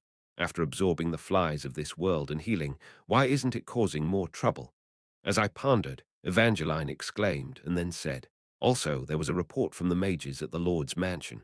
At the mansion? Yes, the operation to clone Jiangxi suddenly activated on its own. There was no time to intervene. Surprised, I looked at Lucas. Lucas, could it be? Yes. Lucas, too, nodded with a slightly tense expression. It seems the White Knight cloning operation we had prepared was activated. Suddenly, I remembered the words White Knight had left me in the King of Flies' mental world. Send more of me. Was it? Maybe White Knight knew we were preparing more Jiangxi clones and intended to use this operation to its advantage. And ultimately, she executed it with her own hands. The King of Flies has absorbed the flies of this world. If the cloned White Knights have also infiltrated into the King of Flies. I nodded at Lucas's words. The King of Flies and the Grand Sorceress might be battling within the collective consciousness. I clenched my teeth. This was a method even I had hesitated to use. Would it become an unexpected breakthrough or a bad move made in desperation? The outcome was about to be revealed. Inside the King of Flies' collective consciousness, within the mental world. Ah! White Knight screamed sharply. She was grotesque. Her elongated body had dozens of limbs attached haphazardly, and from white skeletons to the blue faces of Jiangxis, dozens of heads were also randomly attached all over her body. This was the result of dozens of White Knight consciousnesses meeting together in this mental world. These liches, being the same entity, had merged into one, but they refused to assimilate with each other. Thus, they had turned into a hideous centipede-like form, and the old fly laughed heartily at this sight. Kekekek, kikikikiki, how amusing, how ludicrous. Such an ugly form for someone who uses the grand title of Emperor, undead. The overlapped voices of White Knights sounded at once. You, a mere fly, dare to mock me. Given your appearance, calling you an abomination rather than a lick seems more appropriate. Ha ha, such a creature dares to try and take over this King of Flies' body. The old fly, clutching its scepter, roared as it thrust it forward. I must have underestimated you. Swoosh. The ground of the mental world rippled, and a dark tide rose, then surged high as a tsunami, engulfing White Knight. It was a wave made of flies, the consciousness of the flies that the King of Flies had newly absorbed in this world.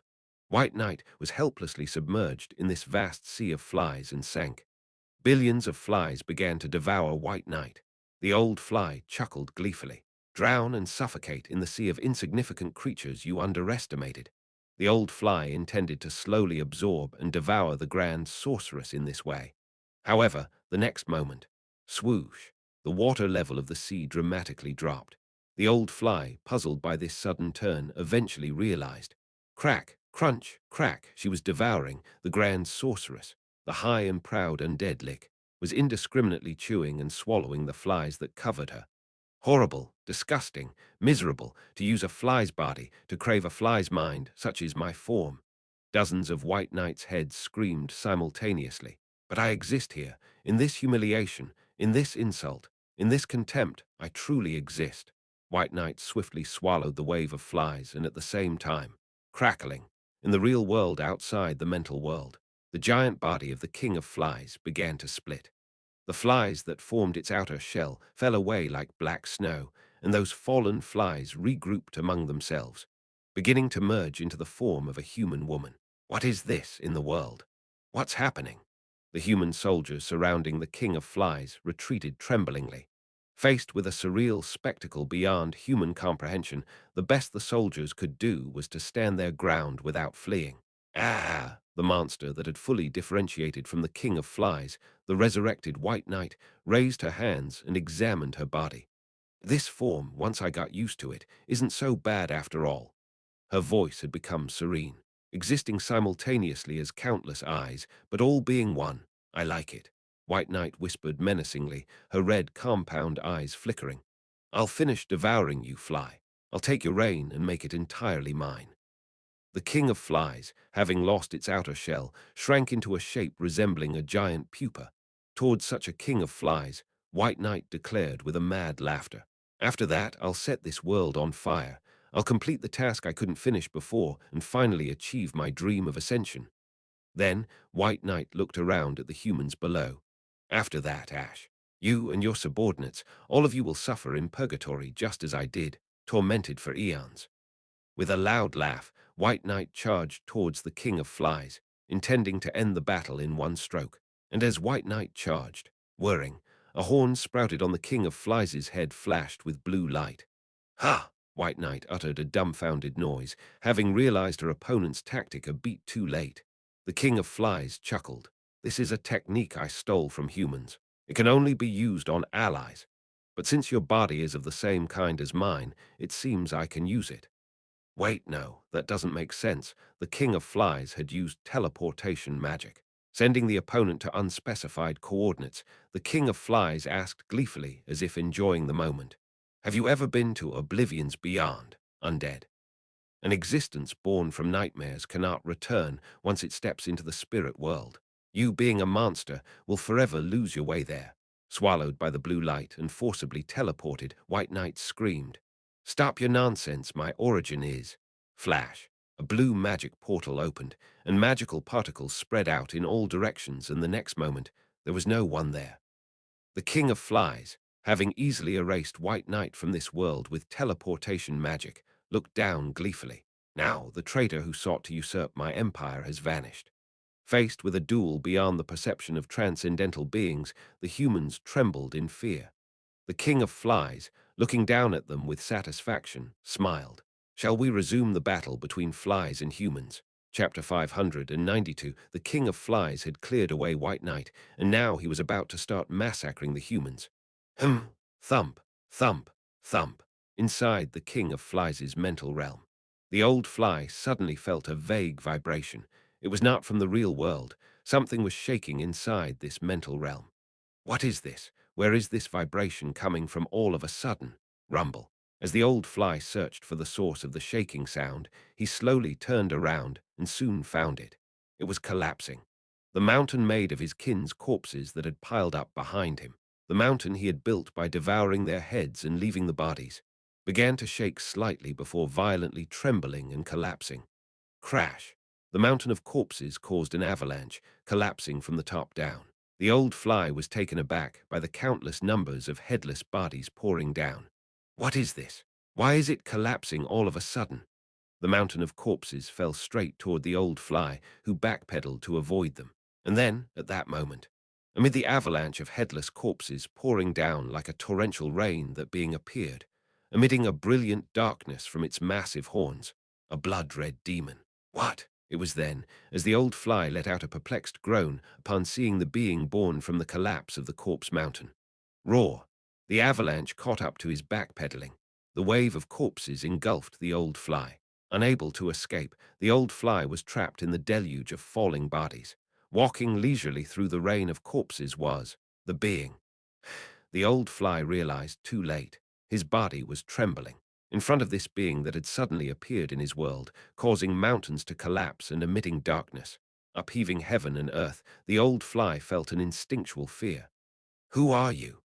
Who are you?" the old fly shouted out. Then the demon replied, "The owner of that scepter. I've come to reclaim what was lent to you, former King of Flies."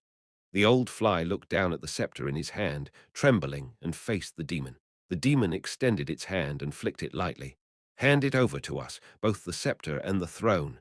You, by what right to claim my sovereignty?" "Yours," the demon murmured softly. "That's impossible. That sovereignty, too, was merely lent to you by these." A pitch-black hole opened on the ground behind the demon, and black figures sprang up like a fountain. They were heads, the heads of his kin that the old fly had devoured. Rising from the depths of the mental realm, the heads combined with the headless bodies falling from the sky, becoming whole flies that flapped their wings and landed on the ground. The old fly watched this scene in stunned silence, headless bodies pouring down from the high mountaintop, and headless bodies rising from the abyss. Like a puzzle, the flies interlocked in midair, becoming one and orderly lining up behind the demon. Tens, hundreds, thousands, millions, billions. Faced with the endlessly growing army of kin he had devoured one by one, the old fly was frozen. These creatures, daring, not knowing their place and plotting a rebellion. This is not a rebellion. The demon kept advancing towards the old fly without stopping and whispered, simply restoring the rights that should have been enjoyed to their rightful place. A restoration. Stay away. The old fly desperately slammed the scepter to the ground, but nothing happened. Only then did the old fly realize. Everything in this mental realm had been taken by the demon before him. The fact that the world he thought was his could change owners so easily. I will not. I will not be taken down like this. The old fly tried to turn and run away. He planned to escape this place first and then think of the next step. However, thunk, the moment he turned around, the sound of something being pierced echoed. Ha! The old fly slowly looked down at his chest. A red arm, like new life emerging from a cocoon, a solid red arm, had pierced through the king of flies' chest, protruding forward. Wah! Spitting blood, the old fly managed to turn his trembling head to look back. The demon had silently approached and penetrated the old fly's chest with one hand. You, not even being a fly, how dare you claim the sovereignty of our kind? No, I am also a fly. The demon smirked. Perhaps everything in the world might be a fly, don't you think? The moment he heard those words, a realization flashed through the old fly's mind. But the demon did not wait for him to organize his epiphany. The demon, with the hand that had pierced the old fly's chest, snatched the scepter and harshly pulled his arm back. Whoosh! A fountain of blood gushed from the large hole in the old fly's chest. Gah! As everything was taken from him and he fell, the old fly's vision flashed before him. The emaciated, festering old human priest who had fed him, caressed him, and recited verses to him.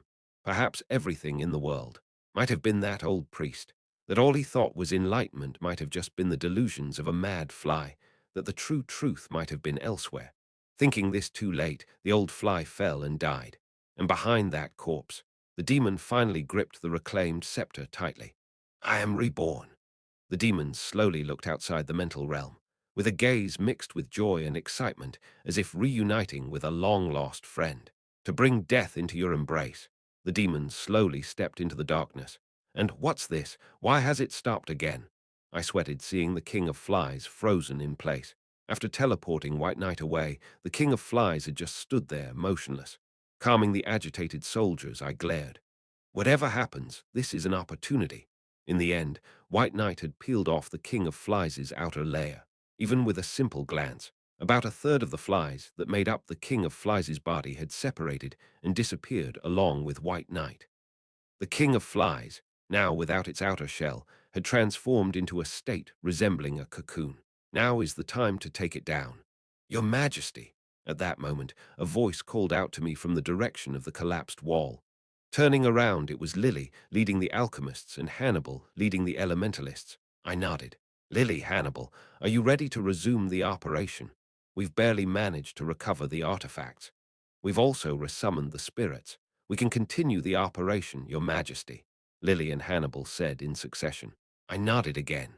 These two teams were originally on standby atop the walls, preparing to deliver a blow to the King of Flies.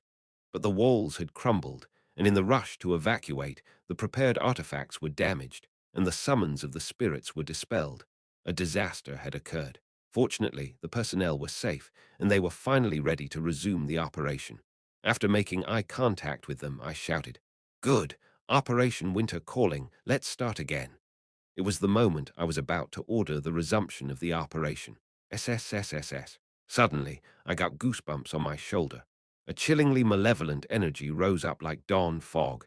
Everyone at the site turned their heads towards the source of this evil energy in unison. It was the king of flies. From that cocoon-like monster, a terrifyingly chilling energy was emanating without any movement. Everyone on guard. Stay alert, the enemy is plotting something. Evangeline, with her shield in front, shouted, and all the troops tensed up, watching the king of flies while. Crack! A sound of something splitting was heard. It was the sound of the king of flies' cocoon-like body splitting open in the middle. What? Crack, crack. As the center of the cocoon opened up, I gritted my teeth and groaned in frustration. What is this doing now? Creak. A pair of red hands burst through the chest of the cocoon. Those hands, with 5 human-like fingers, slowly grabbed the cocoon shell and then forcefully ripped it open left and right. Crash! The cocoon shell split completely to both sides, and a new monster, having completed its metamorphosis, slowly walked out. Step, step, step. Amid a chilling silence, the sound of its footsteps was clearly heard. It was a fly. A fly, yet at a glance, it resembled a humanoid monster. It stood on 2 legs, and its 4 arms were muscular. In its central right hand, it held a jewel-studded scepter, a scepter unlike any seen before. A pair of wings neatly laid back, with a thin membrane stretched long like a cloak between them. Its entire body was red, and atop its head, a massive horn protruded, emitting a dense darkness. At a glance, it looked as if it were whipping long hair around. Compared to the original king of flies, it was a puny monster, yet still vastly larger than a human, just a bit larger than an airship in size. I have been longing to meet you, player. It looked at me with its red, compound eyes. For some reason, I thought its gaze seemed gentle. I glared at it, spitting out my words. Who are you? I have forgotten my name. The monster then corrected itself. No, I had to forget. What? Because you always find a way to defeat me, player. Once my name is set, and my identity defined, you will find a way to defeat me again. The monster looked down at its body and muttered. So, to beat you, I had to forget my name first. I was torn to pieces inside this fly and reassembled anew. Now I remember neither my name, my way of speaking, my habits, nor anything. The monster then looked at me with a distant gaze. But, yes, this is certain. I was born to meet and contend with you. I have lived only for that purpose. And finally, now is the moment. Its wings spread to either side, and it gently floated into the air. My entire life was for this moment. To my troops readying their weapons for battle, I shouted, "Don't overthink it. This is the King of Flies' final phase. Its total power is waning. The King of Flies is ultimately a collective of the fly species. As the number of flies composing its body decreases, it naturally weakens. Having carelessly scattered flies throughout the battle, and having its hatcheries destroyed, its forces have significantly diminished. Moreover, the flies absorbed in this world were taken by White Knight and fell into the spirit realm. Its current total power is significantly weakened. Even if its form has changed, nothing else has. We can definitely face it head-on. Even if it's not enough, I gritted my teeth. To protect this world, we must kill it here. We must win. Raising the flag, I called out. All troops commence battle. With my shout, my remaining heroes and soldiers, and the surviving flies charged at each other to the death. Chapter 593. Boom. Bam, bam, bam. Our artillery fired a salvo at the King of Flies first. By then, we had completed encircling the King of Flies and finished preparing for the attack. The fired shells formed an orderly formation and fell one after another towards the enemy monster. Then, swoosh. The King of Flies lightly soared into the air, effortlessly dodging all the gunfire. What kind of agility is this? I gritted my teeth. This was a different level of mobility from the original King of Flies. The previous one had an unprecedentedly huge size, but virtually no immediate mobility. Once it fell, it needed time to move again. However, the current King of Flies was in a transformed state. It had significantly reduced its own size and lost a massive amount of durability, but in exchange, its mobility had skyrocketed. With its two wings spread to the sides, the King of Flies gracefully soared into the sky and said, "I'll let you know in advance." It was still staring at me intensely. "In 15 minutes, I will self-destruct." What? The technique your subordinate used to self-destruct inside me. I've attempted to mimic it. I couldn't help but shout out in anger. "You bastard! How dare you steal my subordinate's technique?" It is only natural to take what can be taken, since the sacrificial offering sacrificed its life on the altar. It continued to speak calmly. "The condensed souls and magic power of us are immense. Once I complete the self-destruction, not only this city, but the entire area will be annihilated. This is the winning strategy I've found against you." Winning strategy. By killing you and the army here with an unavoidable self-destruction attack, the monsters that appear after me will also not be stopped, and humanity will be doomed. The King of Flies let out a mocking laugh. "From the beginning, I had no intention of living to defeat you. I just want to defeat you by any means necessary, no matter what. I just want to end this world." Facing its gaze as deep as an abyss, I felt a chill down my spine. This bastard was planning a surefire victory by sacrificing its own life from the start. Sizzling sounds started as the tips of the King of Flies' hands and feet began to burn away. It was exactly like the self-destruct technique used by Burnout before death. I shivered and asked, "Why are you telling me this?" "Because I want to compete with you." Its gaze upon me was unwavering. "I want to fight fiercely with you and win in the end. It's a simple game. If you defeat me within 15 minutes, you win. If not, it's my victory, and the monster's victory. While floating in the air, the monster stretched its arms out to the sides. Can you conquer me within 15 minutes, guardian of humanity? Damn! Of course, it won't be easy. Swish, swish, swish around the scepter held by the king of flies, countless flies converged. The swarm of flies swirling around created a giant greatsword. Holding the fly-infested greatsword, the king of flies plummeted towards me rapidly. The self-destruction is merely insurance, for the power of the king of flies alone is enough to kill you. Crash. In the blink of an eye, the monster's sword strike descended towards me. And Torkel jumped in front of me, raising his shield in a guard stance. Boom! The size of the greatsword swung by the king of flies was, to put it mildly, as big as a building. Normally, it would be impossible to block such an attack with a human body. However, Torkel activated his ultimate skill. Man is not made for defeat, and withstood it. Ugh! Crack, crack, crack. His feet planted in the ground slid back, breaking all the tiles of the city. Ah!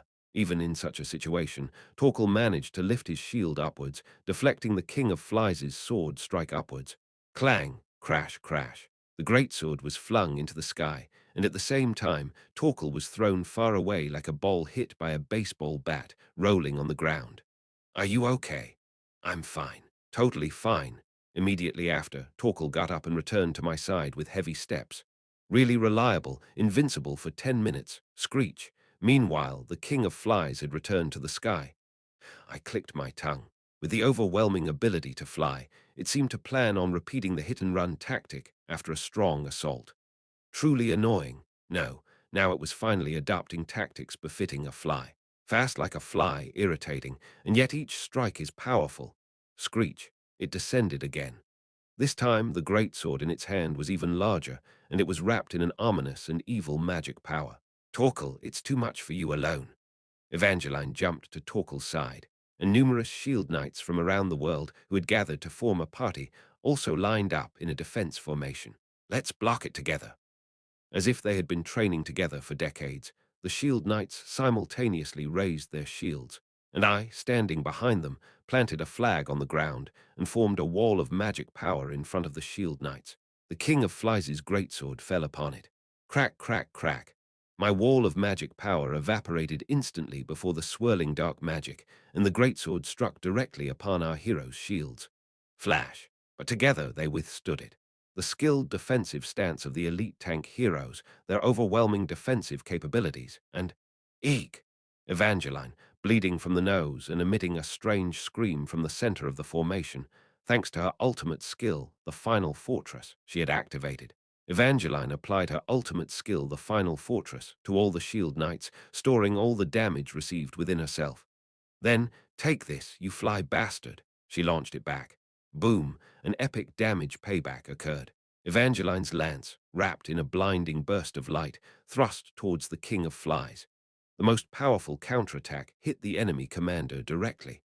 However, with an unbelievable trajectory of reverse flight, the king of flies escaped the range of the counterattack. With that massive body, as nimble as a fly, it twisted mysteriously and formed impossible whirlpools in the air with its two wings, easily evading the combined counterattack of the shield knights by propelling itself backward. What the? Just like a real fly. Evangeline, wiping away the blood from her nose, clicked her tongue in disbelief. The monster, having soared into the sky again, prepared for its next greatsword bombardment. I looked around and said, to execute the winter calling operation, we need to pin it down in one place. Originally, it would have been an operation easily fed to the creature if it had stayed put. But now, with its mobility drastically increased and it rampaging around, we need to find a way to fix it in one place. We'll capture it. I instructed all the heroes and soldiers around me. You should be familiar with its pattern by now, right? The next time it descends close to the ground, use every means at your disposal to grab it. Yes. All right, let's go. Screech. The king of flies descended towards the ground for the third time. This time, the weapon in its right hand had changed from a greatsword to the form of a massive lance. Perhaps it had learned that this form of weapon was advantageous after fighting Evangeline. The flies swirled around, forming a typhoon-like blade, and charged at me again. It was as if a giant tornado had descended to the ground. Evangeline commanded, "Block it one more time." Wah! My magic barrier at the forefront, followed by the shield knights' formation, and behind them the regular infantry's shield line. The King of Flies' lance strike exploded upon the triple-layered defense. The shield knights formed a giant shield by overlapping their shields together. Torkel was at the forefront, directly receiving the attack. Torkel's great shield blocked the King of Flies' swirling lance strike. Creak, creak. Crash. The shield, engraved with the face of Medusa, shattered into pieces. The surrounding shield knights were unable to withstand it and collapsed, spewing blood. But Torkel held on. It wasn't just holding on. He received the lance strike with his body and grasped the giant tip of the King of Flies' lance with both hands. Ugh! It was a feat possible only because of the invincibility effect of his ultimate skill. His armor was torn to shreds, flying away as if disintegrating, and his leprosy-afflicted skin was exposed to the world. But he firmly gripped it till the end. Caught you, monster. Even if the lance was made of flies, there was a wick connecting it to the main body at its tip. Torkel, with the invincibility effect, forcefully inserted his hands into the swirling mass of flies like a drill, and finally grasped that wick, momentarily capturing the King of Flies. Now, at Torkel's shout, all heroes and soldiers from all directions were already charging in, before it could escape to the sky again. Ah! A voice filled with thrill flowed from the King of Flies. Yes, this is the battle I've been longing for, staking everything. The King of Flies grabbed the handle of the lance, the scepter with 4 hands, and injecting power, its compound eyes sparkled. Boom! Evil magic power exploded from the lance tip, sending Torkel flying backwards. Immediately after, the King of Flies attempted to take off again, but click, Damien was already aiming at it. Boom! The Black Queen switched to Nightmare Slayer mode, scattered beams of light into the air. The highest firepower from the monster frontline cleanly burned through from the center of its back to the back of its head, including the wings. A barrier exists at the center of its chest. Even my firepower was insufficient. Ah! Damien groaned, tumbling backwards from overexertion. Well done, Damien. Of course, this won't kill it. Sizzle. The King of Flies regenerated from its burned wings to its head in real time. As its body size had decreased, the speed at which the flies congregated to repair the loss had inversely increased. It was almost at the level of regeneration shown by the Troll King before. But it was enough for us.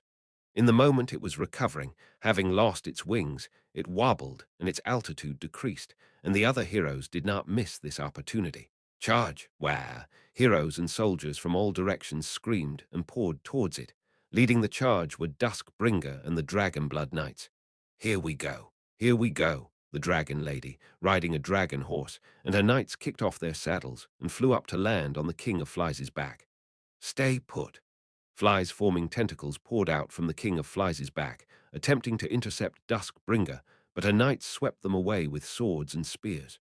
In that interval, Duskbringer, who had also climbed up to the wings, opened her mouth wide. Stay down, spit. A close-range dragon breath erupted. Once more, it burned the King of Flies' wings, forcing it to land on the ground completely. Thud, as its feet touched the ground, elves executed their joint magic. World Tree, your legacy. Leading the elves, Queen Skuld finished casting and swiftly pressed her hands to the ground. Crack, crack, crack. Roots burst from the ground, furiously climbing up the King of Flies' legs. Skuld shouted with effort, "Sister, now!" Thunk. The moment her words fell, a dagger was thrust into the King of Flies' body. Flash. Holding the handle of that dagger, the elf assassin Verdandi appeared. It was a teleportation using the blink dagger. Verdandi threw an ordinary dagger to pin the King of Flies' body to the vines, then threw the blink dagger to another spot to teleport again, binding the vines tighter. The tentacles made of flies from the King of Flies' body thrashed, trying to free the roots, but the tightly entangled roots did not budge. Fire! Thump! Thud! Thud! With its movements restrained, artillerymen shot large arrows tied with ropes from ballistae at the King of Flies' body. Approaching infantrymen swung hooked ropes and threw them, hooking them onto the King of Flies' body all at once. In an instant, the King of Flies was like a giant bound by the Lilliputians in Gulliver's Travels. Thud! Unable to withstand it, one of its knees hit the ground. At last, the King of Flies fell to the ground. Chapter 594, The movement of the King of Flies was sealed. But this bondage wouldn't last long. The ropes that bound it were already stretching taut, snapping one by one, and the tree roots too were tearing apart in succession. Swish!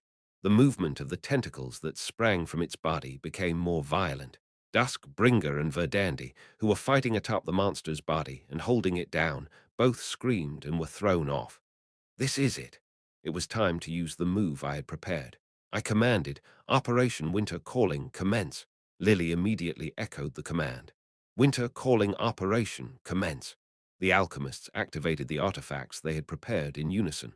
While devising a strategy to deal with the King of Flies, I decided not to get bogged down in too much detail.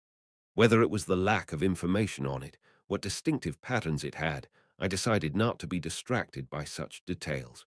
Instead, I thought of a bigger, overarching premise. The King of Flies is, after all, a fly. Even its mutations fall within the category of pests. What can fundamentally block the activity of pests? What is the biggest weakness of pests? The answer I came up with was simple. Winter. It's not insecticides, natural predators, or traps that definitely get rid of flies and stop them. It's winter. In the face of pouring snow and layers of frost, bugs die without being able to withstand it. Operation Winter Calling was thus established. Simply put, a tactic to smash them all at once with ice attributes. King Poseidon. Upon calling the name of the merfolk king, the wading king of the merfolk powerfully hurled his trident. Thunk! The trident lightly lodged into the King of Flies' body. Swoosh! A fierce stream of water surged from the trident. The summoned, cold northern river water drenched the King of Flies' entire body. Lily. Yep. Target set. Activate the artifact. Were. Lily and the alchemists activated the artifact they had prepared in unison. Crackle. The cold air aimed at the King of Flies struck its body directly, creating a whirlwind. This is the King of Flies, which had been producing boiling fly tentacles to break free from its restraints, exclaimed in a perplexed voice. Ha! Indeed, such a method. With the cold emission artifact, the output was forcibly amplified by dismantling the rest of the artifacts and connecting them with magic power circuits. It was a crazy operation to discard more than half of the artifacts the front line possessed and invest in this one cold emission. But it was a do-or-die situation. We had to bet everything on this one attack. Crackle, crackle, the King of Flies' outer surface froze over as it was directly hit by the runaway cold. The boiling tentacles also turned white and hardened, and the frozen flies fell off in droves. The ice attribute is temporary. Moreover, it's summer now. It can't maintain its effect for long. We must finish it in one go. Junior. Yep, everyone combined magic. Junior, pale-faced, relayed my command. It would have been best to use Junior's ultimate move, but elemental disassembly had already been used several times today. Using it more could kill Junior. Instead, she was assigned to this command. Junior and the subordinate magicians prepared to assist each other by placing their hands on each other's shoulders. Magic power was transferred to the few ice attribute magicians on the front line, and the blizzard formed in the sky settled above the King of Flies' head. As it was hit by the snowstorm and turned white with frost, the King of Flies murmured as if it was enjoying it. To think you would bring winter in the middle of summer. I never imagined, guardian of humanity. The King of Flies burst into a hearty laugh. But because it's summer, the freezing was just a little insufficient. The King of Flies, not fully frozen, raised its arm and, forming a hand blade, struck down on its own two legs, frozen and bound. Clang! The King of Flies' legs were cut off from the calves. Since most of the restraints were concentrated on its lower body, the King of Flies was momentarily freed. What? The King of Flies then exerted all its effort to regenerate its wings.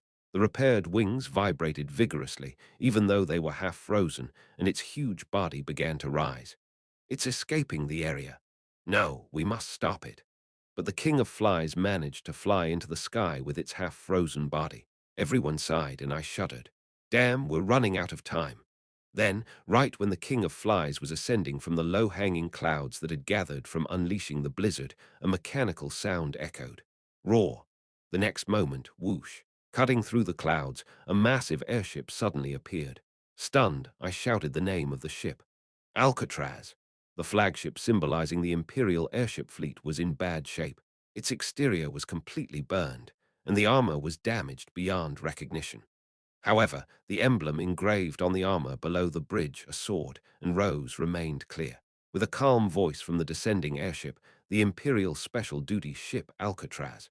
The main booster destroyed by the aftermath of blocking the combined magic circuits melted, barrier lost, keel damaged. It's essentially retired. It was Captain Macmillan. If it's destined to retire anyway, might as well dance one last grand dance. To Macmillan, requesting permission for the last dance, I nodded. Please, Captain Macmillan. Aye, aye, sir. The King of Flies, trying desperately to dodge the Alcatraz plunging from above, couldn't manage with its half-frozen body's mobility. The prow of the Alcatraz, plunging from above to below, collided with the King of Flies' crown. Boom! The King of Flies tried to continue ascending with its wings spread, while the Alcatraz tried to press down on it, spewing fierce flames from the thrusters at the back. To the enemy monster, this is the Alcatraz, the strongest ship of humanity and the greatest ship in the world. I believe we have enough reason to ask you to dance, Macmillan murmured in a deep voice, teasingly, almost sensuously. Shall we dance? Whoosh! The boosters of the Alcatraz burst into flames. It was far from a graceful dance, more like a brawl, but in the end, the Alcatraz was victorious. The King of Flies' altitude slowly decreased, and it couldn't withstand any longer, eventually falling back down. Crash! As if declaring victory from atop the fallen King of Flies, the Alcatraz spun around once amidst a shower of snow powder before it began to fall slowly out of the city, spewing flames and smoke, not just from its thrusters, but from the entire rear output section. Then, ladies and gentlemen, good luck. After leaving its last communication, the Alcatraz slid away toward the far side of the city. There was no time to worry about that. I yelled, "We must finish it now." Hannibal, yep. Hannibal and the spirit magicians, standing in front of the fallen King of Flies, prepared to enchant ice spirits. Everyone, charge with your weapons enchanted by spirits. The vanguard heroes clutched their weapons and charged at the King of Flies, and the spirit magicians temporarily imbued their weapons with ice spirits. Swoosh! Lucas and Kulan were the first to charge. An ice spirit inhabited each of Lucas's twin swords, and Kulan also wrapped one ice spirit around each fist. Following them, Nobody, Zennies, Elise, Rosetta. Various heroes charged forward, each receiving an ice spirit in their weapons. Charge! I too summoned an army of phantoms and ordered them to charge forward. Crack, crackle. From beneath the King of Flies' frozen shell, tentacles made of flies urgently burst forth. My heroes charged forward, cutting through these with their ice-enchanted weapons, climbing over the fallen body of the King of Flies, aiming for its heart. Like a fuse burning down, it was gathering magic power in its chest center for self-destruction, and surely its spirit core would be located there. Crackle. The resistance of the tentacles was fierce. Even half-frozen, the tentacles made of flies swung violently, managing to pierce and knock down the charging heroes. The heroes were injured and fell. My army of phantoms was also quickly annihilated. But we do not stop. Winter! I shouted from the rear of the heroes as we charged together. Show this pest the harshness of winter to its very bones. Nameless, having sliced through a giant tentacle, couldn't avoid the follow-up attack and was thrown off. Elise, who blocked a falling tentacle with her sword coffin, fell as her sword coffin shattered, dropping swords in her wake. Heroes who picked up those swords fought desperately before falling one by one. Zennies and Rosetta, who were fighting close to me as if to protect me, paved the way ahead before falling simultaneously, granting me a suit of holy power armor even as they fell. Your Majesty, please succeed. Instead of responding, I just nodded and looked forward. Now only Lucas and Kulan remained before me. Crackle! Finally breaking through the field of tentacles, Lucas reached above the chest of the King of Flies, crossed his two swords in front of his chest, and ha! Breathing out white breath, he hesitated not a moment to slash simultaneously with both swords. Clang! Lucas's twin swords, each carrying a strike of will, split the monster's chest with tremendous force. The light emitted by bestowed sword and the darkness spewed by Excalibur exploded, etching a giant cross-shaped wound on the King of Flies' chest. A barrier hidden inside the chest shell was revealed, and a clear crack formed on its surface. Kulan! Lucas stepped aside, and Kulan was already leaping into the air. Initial. After taking a unique stance in midair, Kulan, wrapped in dark red magic power, plunged toward the ground. Breakheart torrent. accepting the curse of his ancestors. Qulan's ultimate move, while in the same stance as his usual technique, yielded a much more violent result. The first technique invented by the Wolf King Lunard, imbued with the first of his great techniques, slammed into the cross-shaped wound Lucas had made. Boom! The King of Flies' chest was torn open and simultaneously caved in. Clang!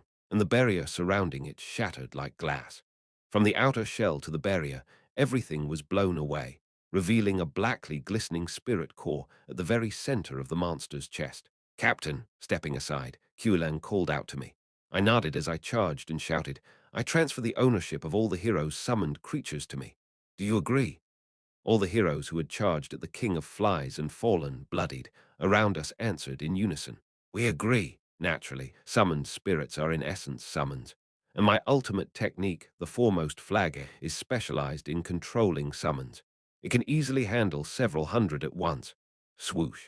The ice spirits that had enchanted all the heroes' weapons now swirled toward me, wrapping around my flag. The number of spirits swirling around my flag was too vast to count. Even beyond the armor of holy power granted by Zennies and Rosetta, I could feel a terrifying chill. Without the holy power armor, I would have frozen to death right there. Ah! Despite the protection of the armor, I was so cold I felt like I would freeze to death any moment. My clenched teeth trembled. Still, I ran. This was the only strategy I could see now. From this world of humans, holding the flagpole, swirling with white snow powder summoned by the spirits, in both hands, I leaped up and plunged the flag down onto the spirit core of the monster. Begone, monster! Crack. The tip of the flagpole broke through the monster's spirit core and burrowed inside. Clang. The blackly glistening spirit core of the monster froze over instantly, turning stark white. Chapter 595 Creek.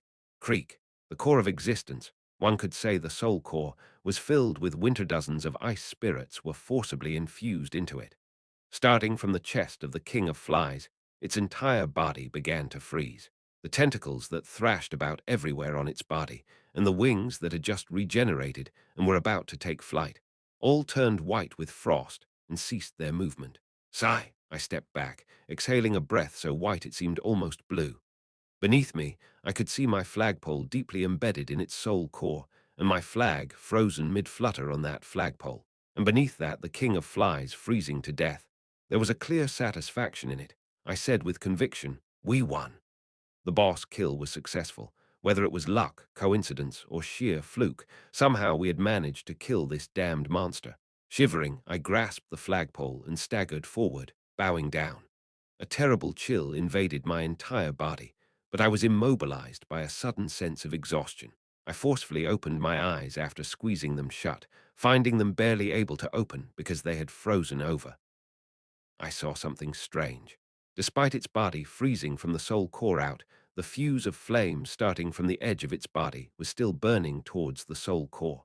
What the? Its self-destruction hadn't stopped. It was still ongoing. I gritted my teeth and glared at the monster. No way this is. Yes. Frozen Blue, the King of Flies, smiled. Fool. It's true that I self-destruct 15 minutes after combat begins. However, I could only stop the self-destruction if I won, not if I was defeated. The King of Flies' voice dripped with satisfaction. But I have been defeated, and now the self-destruction cannot be stopped. I will die alongside you. Consequently, the monster known as the King of Flies will have won against humanity. In the end, it was the flies that brought about humanity's destruction. The world will come to know this. Listening to the monster's nonsense, I lamented my own stupidity. Why did I take the monster's words at face value? Was it because of the indescribable desperation I sensed in its gaze? Was I moved by its genuine animosity, born to fight me? No, that's not it. It was because I had no other choice, just 15 minutes. After that, the monster would self-destruct and blow Crossroad to smithereens. To deal with it, it had to be defeated first, so I poured everything into achieving victory. But that was all I had planned for. No way forward was visible. Truly, to defeat me within 15 minutes. You are remarkable. Despite being an enemy, I genuinely respect you. The King of Flies' words slowed. No more light shone in its compound eyes, now completely frozen. So, with everything I have, I fought only to defeat you. Checkmate, guardian of humanity. The monster breathed its last. SSSHHH. As the snow swirled around, the king of flies died. With trembling hands, I pulled out a pocket watch. Less than 5 minutes remained. I won't give up. There was still time, and my limbs could still move. So I must fight. I have to fight. But as I turned my head, I saw people, bloody and worn, looking up at me from above the king of flies, from below, from the sides. My heart sank. This grand battle had taken no more than 10 minutes. It was the result of all the heroes of the front lines giving their all, pouring everything into the fight until they were burnt out. And now everyone was drained of strength. There was no more energy left to fight, nor any means to do so. How do we stop the King of Flies' self-destruction? A self-destruction powerful enough to obliterate the entire city. It wasn't just bluster, considering the amount of magic power churning inside it. From the beginning, it had gathered even the magic power meant for battle into its self-destruction. The amount of magic power felt was enough to burn not just Crossroad, but the entire surrounding region to ashes. It's impossible to stop it. Then we must get it as far from the city as possible. But the monster was larger than any airship. Who could move such a monster, and how? Is this the end? I saw no way out. I exhaled deeply and closed my eyes. So this is game over. Then, what should I say to my people in the end? I rolled the words around in my mouth, then slowly opened my eyes and looked around with difficulty. In 5 minutes, I began, speaking haltingly to those watching me. In 5 minutes, the King of Flies' corpse will explode, and its power and range will be enough to envelop and surpass the entire city. Probably we will all die. I chose my words carefully. So, let's all give up and rest now. Close our eyes and accept death.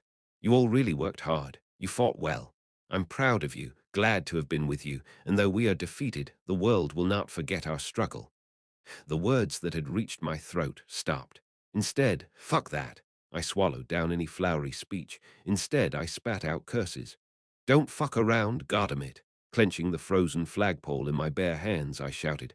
I won't give up. Until my last breath, I'll fight. Still, it's not game over yet. The game is still on. So me and you, in less than 5 minutes, we need to move this monster's corpse out of the city. Let's fight.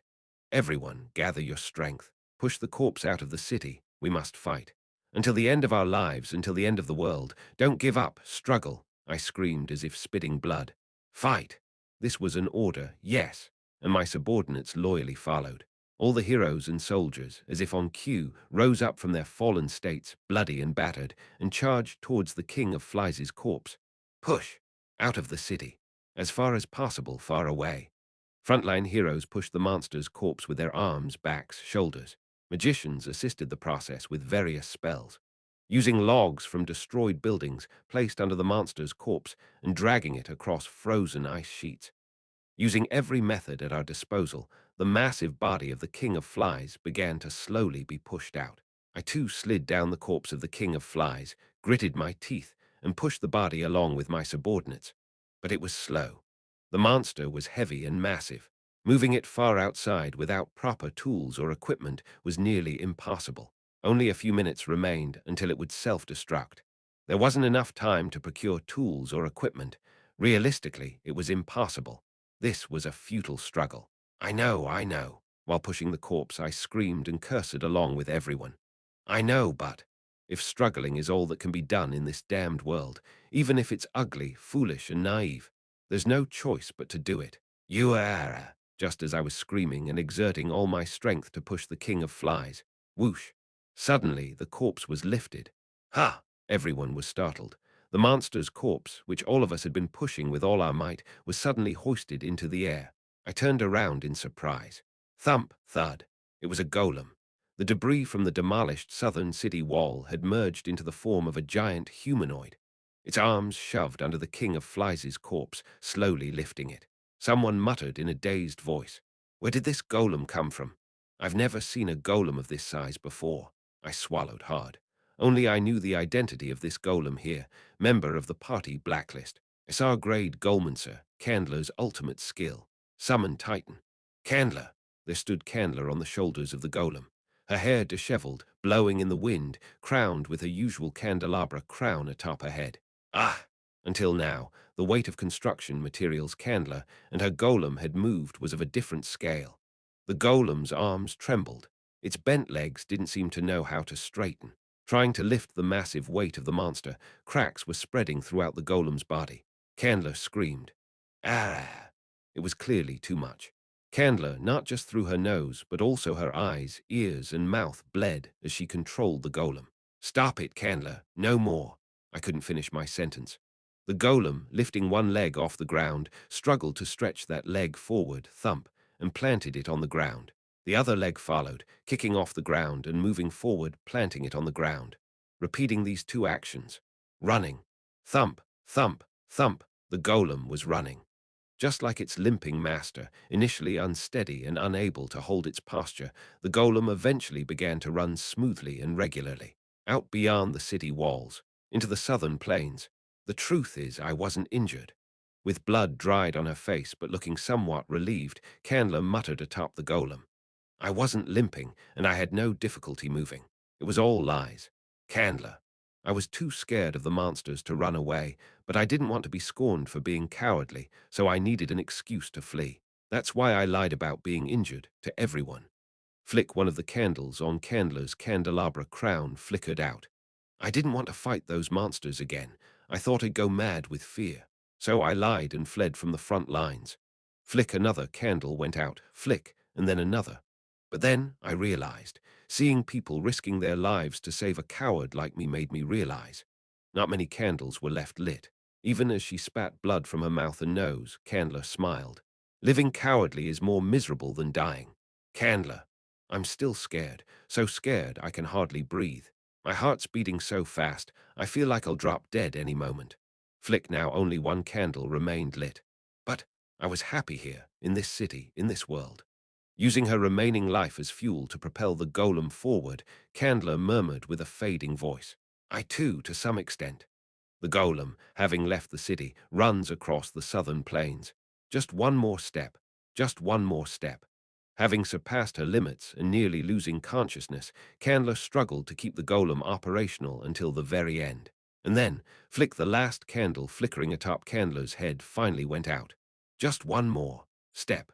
Even as she collapsed, Candler somehow made the golem take one more step forward. Candler, now completely unconscious, slumped lifelessly over the golem's shoulder. Thud. In the middle of the southern plains, the golem slowly crumbled. Losing power and misstepping, the golem's posture collapsed, starting from the lower body, and fell forward. As it transformed back into its original form of bricks and steel debris, the King of Flies' corpse slipped from the golem's hands and fell to the ground. Thud, thud, thud, thud, boom. Geronimo, flying low, swooped in and caught the King of Flies' corpse with the hull's back section. The symbolic dual propellers had long stopped, and the thrusters on the bottom of the hull, pushed to their limit, barely managed to support the weight, spewing black smoke and flames downward. Calliope, looking out from the hatch, shouted towards Candler, "We've received it securely." A smile formed on Candler's lips. The giant golem completely disintegrated and collapsed, and Geronimo, carrying the King of Flies on its back, shot off. Southward, a bit further, southward, chapter 596, boom. After catching the corpse of the King of Flies on Geronimo's back, as Calliope, standing at the hatch entrance, operated the button, the halted propellers of Geronimo closed upwards, clutching the body of the King of Flies. Thunk! In that state, Geronimo flew low to the ground, as if being dragged along. The thrusters, pointing downward to lift the ship and the monster of equal weight, exploded with fierce flames and smoke as if bursting out. Without the lift provided by the propellers, Geronimo remained afloat solely through the output of its overdriven magic power. Already, just this was enough to put the magic power engine in a state like a time bomb about to explode, and the flight balance of the ship, already ruined, was deteriorating by the second. And now, with the added weight of the giant atop it, the overly stressed hull twisted and screamed. The flimsy outer armor and parts fell off, showering the rear. Explosions erupted repeatedly from the overheated magic power engine, but it does not stop. Ha ha ha! Inside the ship, racing towards death, Calliope burst into laughter, carrying a bomb that could blow up an entire city. Where could there be a more spectacular death? After laughing heartily, Calliope screamed from the hatch entrance towards the inside of the ship. All right, let's go, my son, to the end of the world. I've been a worthless father who lived as he pleased, abandoning you all, but let's be together at the end. With a face glistening with blood and sweat, Kellerby smiled. Sitting in the cockpit, Kellison briefly stared at his father in a daze. "I don't want to." "What?" Thud. He operated one of the buttons in the cockpit. Suddenly, the hatch opened wide, and at the same time, Kellison pulled Geronimo's booster. "Whoa!" Kellerby, unable to cope with the sudden change in speed, was flung out of the ship. Rolling messily over the southern sandplain, Kellerby, with blood oozing from his forehead, barely managed to stand up. "Car Kellison, you unfilial son, what are you doing?" whizzed Thump. Next to Kellerby, who couldn't finish his words, an emergency lifeboat from Geronimo fell. It was the last lifeboat on the ship, ejected by Kellison. "Father." Geronimo was rapidly distancing itself. "Among all the fathers in this world, you were the worst." Only Kellison's sullen voice echoed through the communication.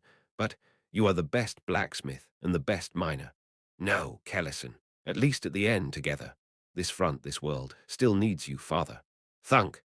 The overdriven magic power engine forcibly propelled the ship forward, barely touching the ground.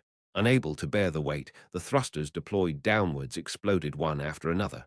But Kellison calmly left his words as he increased the speed. "Survive. And please take care of our race." "No, this world." "Kellison, no, Kellison." Chasing after Geronimo, Kellerby fell grotesquely to the ground. In the cockpit, Kellison, now far away, smirked at the sight of his father. Stubbornly not touching the ground and flying low, the bottom of the hull finally hit the ground. As flames, smoke, and sand dust rose, Geronimo left the southern plain and entered the forest, simultaneously. Crackle like a flame burning down a fuse, the self-destruct magic gathered at the center of the King of Flies' chest. "Ah," Kellison murmured for the last time. "The first tunnel father gave me, it was really cozy." The small cave of his childhood suddenly overlapped with the narrow cockpit of the ship, the young face of his father handing over the key to the cave door to his small hand. Kellison closed his eyes. The gathered flames touched the King of Flies' core. In the next moment, the whole world was enveloped in white light. I swallowed my breath. In the pitch-black night, far south, a dazzling light erupted. For a moment, there was no sound at all. Then, the next moment, an enormous explosion obliterated the forest beyond the southern plains. Boom! To destroy humanity's defenses, to annihilate the world. The monster had poured the souls and bodies of its entire race, along with their fate, into this single explosion, and its power was immense. A huge column of light rose along with a cloud of dust. The forest, engulfed by the range of the light pillar, burned up in an instant, and the ground around the epicenter soared into the sky before melting away. Then the aftershock hit Crossroad. Thunk! The southern walls, only their skeletons remaining, were swept away by the aftershock, spewing bricks and scattering. People screamed and tumbled to the ground. The explosion was massive, and the aftershock was just a prelude. Flames and whirlwinds from the epicenter ground and crushed the ground as they rushed towards Crossroad. The world brightened up. Destruction entered the city relentlessly like morning sunlight. "Senior!" Evangeline, running towards me, deployed a shield in front of me. I, from behind the shield, grasped my flag with both hands as if vomiting blood and shouted, "No matter how many times it falls, I will rebuild it." The gray magic power wall blossomed like petals, replacing the vanished southern wall. I had long passed my limit, my heart was sore, and blood surged from within. Yet I clenched my teeth and maintained the wall. Thunk! But it evaporates. The grey magic power wall, unable to withstand the immense power of the explosion, began to disintegrate from the outside. I hold on. Ah! If I cannot hold on, what becomes of it? What becomes of the noble sacrifices of those who threw their lives ahead? If I fall here, if I give up, if I let go of the flagstaff, what becomes of all the battles fought until now? Ah! The surface of the wall boiled and disappeared in bubbles. Like a pond revealing its bed in a drought, the magic power wall evaporated in an instant, leaving only a paper-thin thickness. My entire body, having wrung out every last bit of magic power, tingled and felt numb.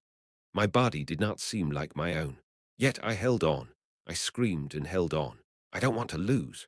Those still alive in my arms, and those who have fallen and remain in my memory, I still don't want to lose. As I vomited blood, half-collapsed and clinging to the flagstaff, my ears heard Prince Ash. Suddenly, a gentle voice resonated. "Please, until the last moment, hold on to that flag." Emerald green hair cascaded in waves as she walked out in front of me. Don't let go. It was Queen Skuld, the elf queen. She winked at me with a crisp twinkling. Her green eyes opened wide above the 4 diamond-shaped teardrops imprinted on her face. I blankly watched her refreshing smile. World Tree! The next moment, she placed her hands on the ground and exclaimed, Your daughter, offering a rightful price, asks for the last legacy. Skuld's arms transformed into tree trunks. Her translucent skin turned rough and tough, sprouting leaves in various places before finally burrowing into the ground. Thud, thud, thud, thud. Right behind my magic power wall, massive tree roots and trunks burst forth simultaneously. The giant trees, intertwining with each other, soon formed an excellent temporary wall. It was right after that when my magic power wall vanished and I fell to the ground. Evangeline caught me as I fell, and I leaned on my shield knight's shoulder, watching the miracle unfold before me. Whoosh! It held on. The giant tree trunks and roots intertwined to form a wall, burning and crumbling, but growing back and sprouting leaves again. The flames and whirlwinds outside the wall were persistent and greedy, but the tree wall had even greater patience. Ancient protective magic on the tree wall guarded everyone behind it until the very end. When the explosion and loud noises that seemed endless finally ceased, the tree wall had not fallen. It had held on. The blackened wall crumbled to dust and fell to the ground all at once. At the same time, Skuld, who had spread and held the wall until the end, also collapsed powerlessly. Skuld! Verdandi screamed as she ran out. Verdandi! Sister, Skuld, embraced in Verdandi's arms, had transformed into something resembling a very old tree. Her skin was parched, and her appearance, which once seemed younger than her sister, had turned into that of an elderly woman. Her once lively green hair had turned into the color of withered leaves. More than half of her body had merged with the tree and burrowed into the ground. She was dying like that, an immortal elf, and among them, a legitimate successor of the elf royal family. She had sacrificed all her vitality, blessings, and future to protect Crossroad. Our race, no. Skuld exhaled a long breath and slowly closed her eyes. Please, take care of this world. Skuld, Verdandi murmured in disbelief. No, no, no, please. Verdandi hugged Skuld tightly, showering her sister's forehead with kisses. It's my fault I was wrong, so come back. I'll never leave you again, please. Eventually, Verdandi burst into tears. Don't leave me alone. No other sound was heard in the area but the weeping of the elf princess. Heroes and soldiers, bloodied all over, stood solemnly facing the southern wall. Then, one by one, they bowed their heads in that direction. I leaned on Evangeline's shoulder, looking around with a vacant face. Crossroad, caught in the aftermath of the explosion, was devastated from the southern wall, with the entire south side of the city turned into ruins. There was not a single intact building, not a single remaining tower. Everything was scorched. Is this victory? Is this the price of survival? How many have died? How many lives have been sacrificed? For me to be alive here now? No, I shook my dazed head, setting aside the boiling guilt for a moment, because I know those who gave their lives for this front line would not want me to think this way. They hoped their sacrifice would sustain this front line, that their dear comrades would join forces and move forward, knowing they threw their lives away like dogs for that. So I tried to give hope to everyone in any way I could. As the one responsible for leading everyone out of this mess, I tried to organize the situation and allow everyone to rest for a moment. And then whoosh, that's when it happened. Behind me in the air, magical particles swirled with an ominous sound. I clenched my teeth and turned towards the waves of those blue-glowing magical particles. Flash, and a door opened. It was a massive teleport gate. Creak, and opening that huge door with both hands, my wish, is not something as trivial as a nightmare. A figure made of flies, a woman's shape, appeared. It was White Knight, who had been forcibly teleported somewhere during the Civil War with the King of Flies using teleportation. Ha! I muttered in disbelief. This is really too much, seriously. I was originally a resident of this world. The Demon King didn't resurrect me, but merely took me under his wing. White Knight, with her eerie figure made of flies, flashed her compound eyes and shouted, So, even if I'm swept away to the oblivions beyond, I can eventually find my way back to this world. With each of her proclamations, flies combined with darkness from another dimension spread in all directions, covering the dark night sky in glittering colors. Heroes and soldiers instinctively gripped their weapons and looked up at the sky, but everyone felt it. I did too. This is. Where did the King of Flies go? Don't tell me he's already dead. The end. Then I can declare it for sure. From the spot where the King of Flies had fallen and frozen, White Knight picked up something. It was the scepter. With the giant fly's hand holding the tiny scepter as if it was precious, White Knight laughed madly. Now I am the new King of Flies. It was game over. Chapter 597, slowly rising to her feet, White Knight became the new King of Flies, and at that moment I was flooded with all sorts of thoughts. Would the Imperial Edict I had placed on the first King of Flies work on White Knight? If it doesn't work, is there another way? If everyone still breathing were to resolve to fight to the death, what then? Or if we were to surrender from the very beginning? As long as it's not game over, if there's any way to continue this fight. Like when we faced the Goblin Guard King, maybe an unexpected ally will appear. Harboring such vain hope, I was about to look northward when, in the next moment, I urgently shifted my gaze southward. Someone else, was approaching from the south. What? It wasn't just me. White Knight also looked south with surprise, and the heroes stationed throughout the ruined city began to turn their attention southward, one by one.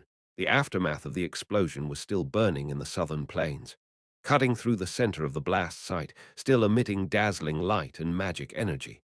Step, step. A figure was walking through.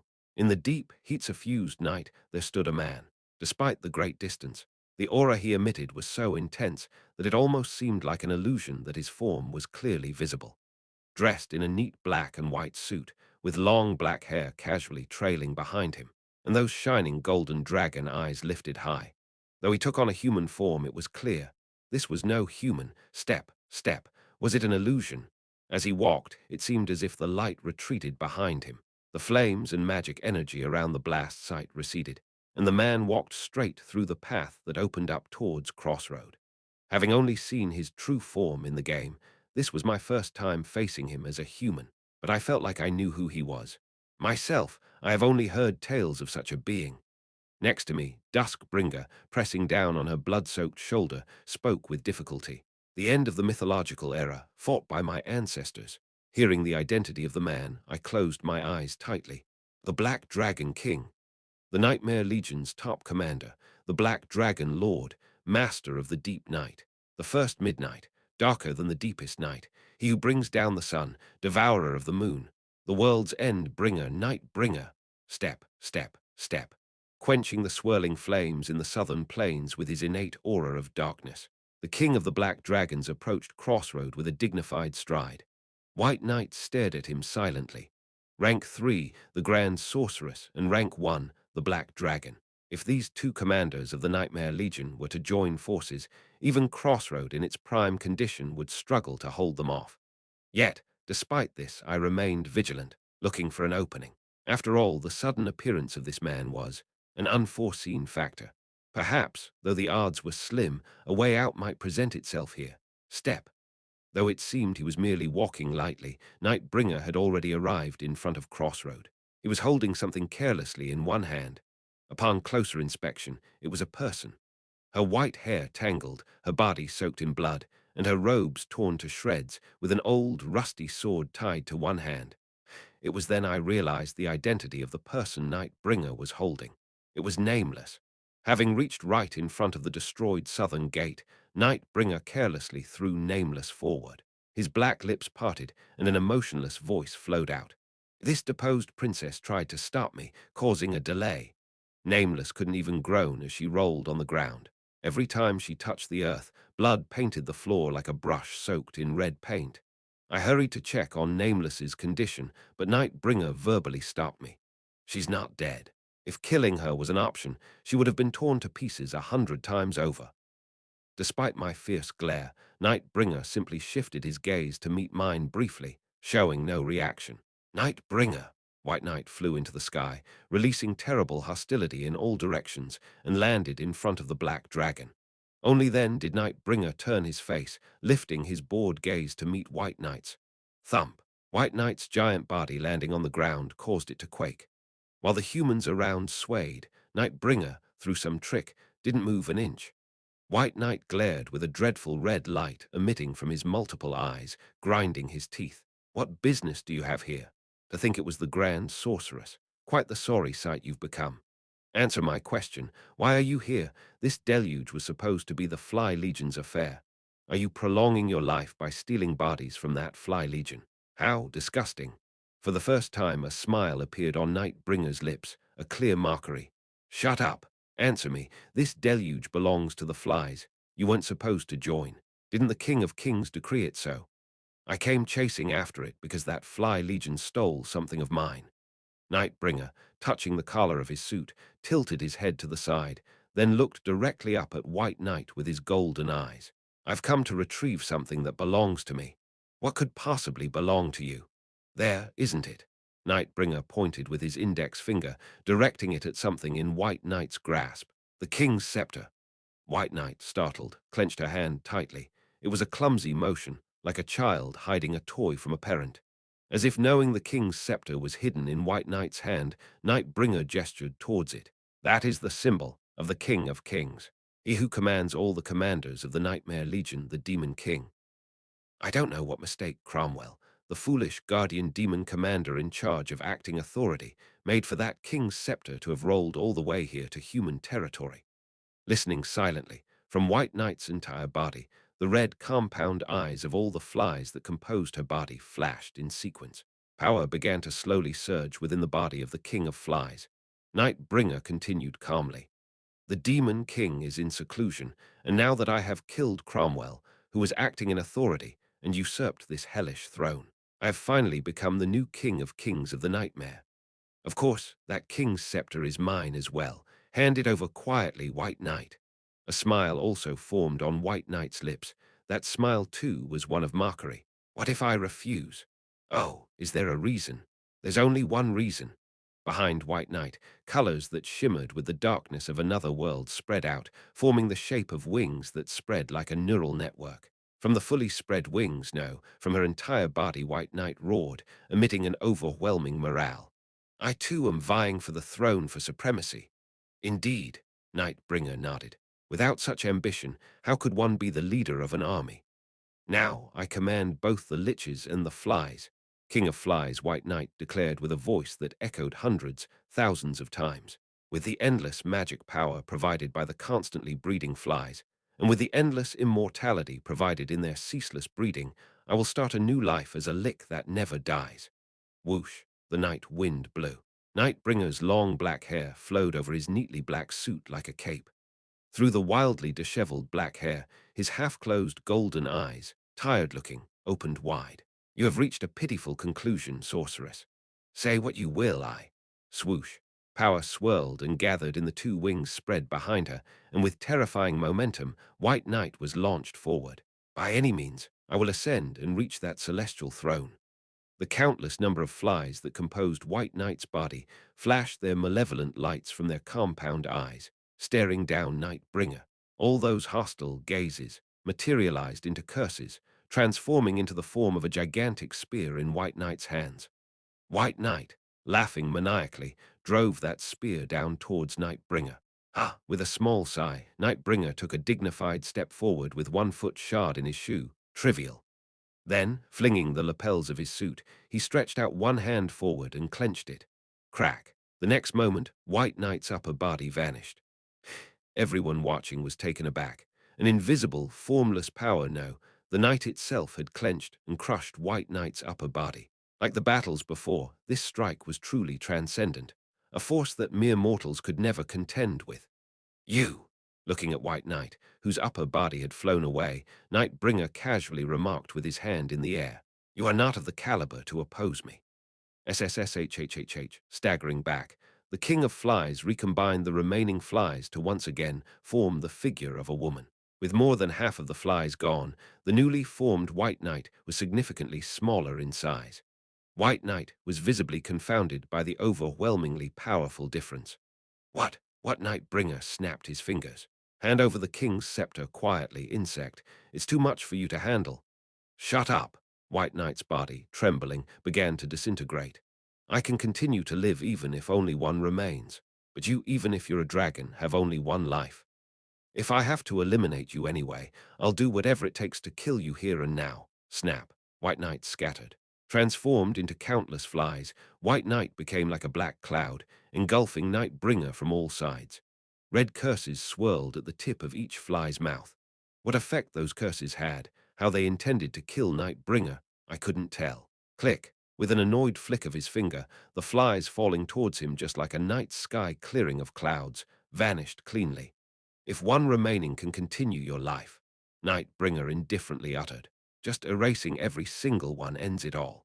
Among the countless vanishing swarms of flies, there was one very small fly, desperately retreating and fleeing. Where do you think you're going, White Knight? Nightbringer stretched out his hand, catching the fly with an intangible force, then flung it down at his feet. Whether a great king or a great emperor, accept the end befitting the title you've claimed for yourself. No, no. My immortality. Crunch. He stomped it to death. Without uttering a last word, White Knight died under Nightbringer's shoe. An incredulously vain end for her, who had survived by all means. Nightbringer's luxurious leather shoe pressed lightly against the ground, and without even checking, he walked forward, step by step, towards me. No, towards the king's scepter that had fallen in front of me.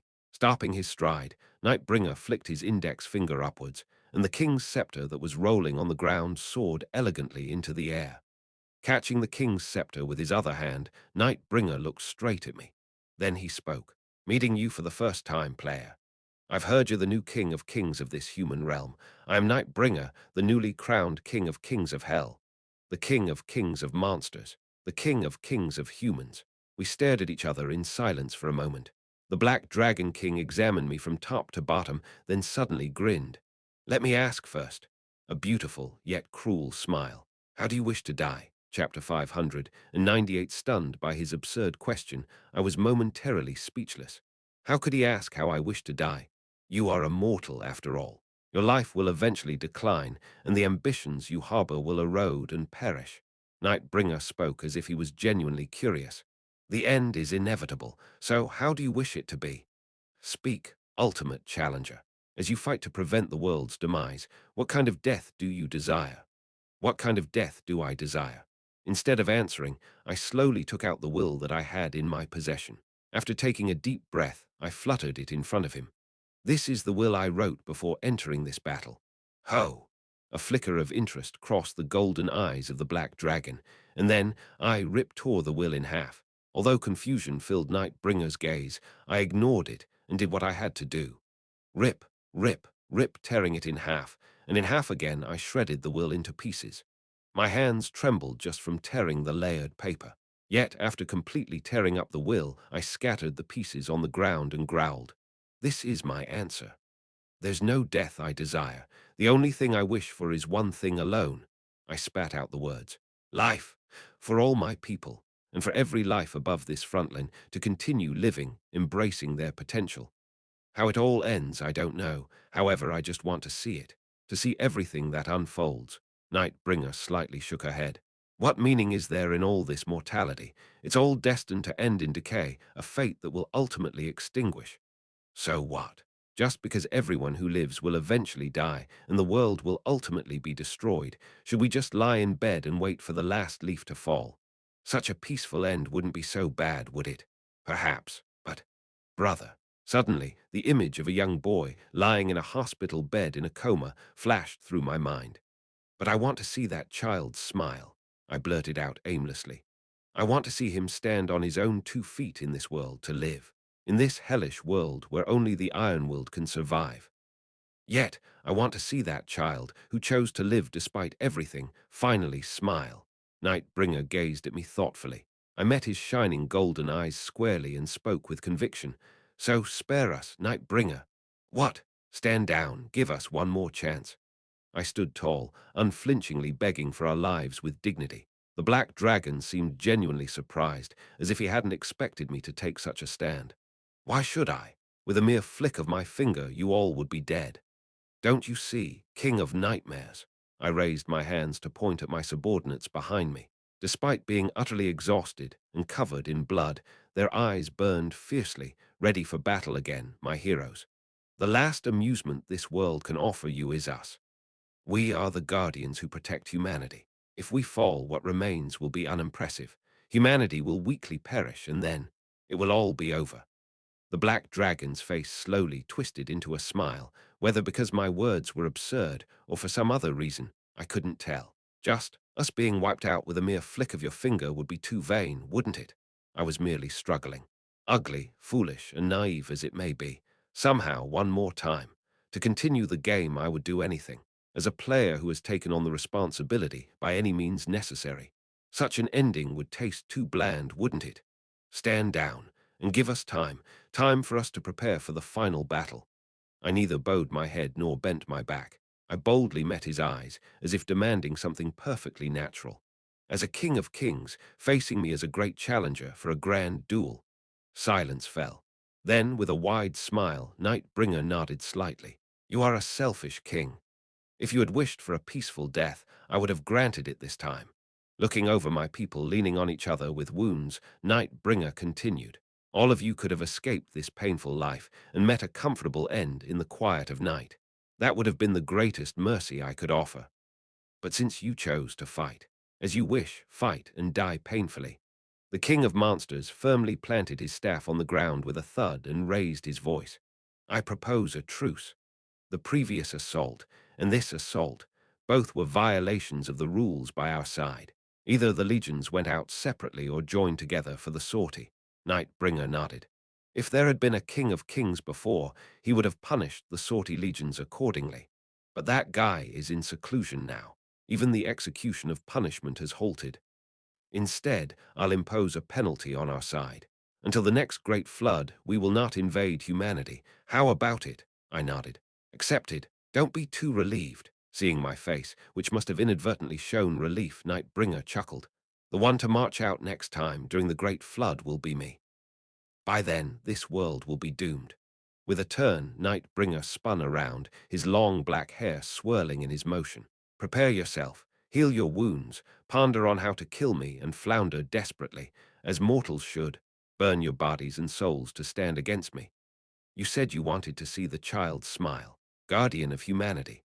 With a tilt of her head, Nightbringer's golden eyes shimmered with a chilling warmth.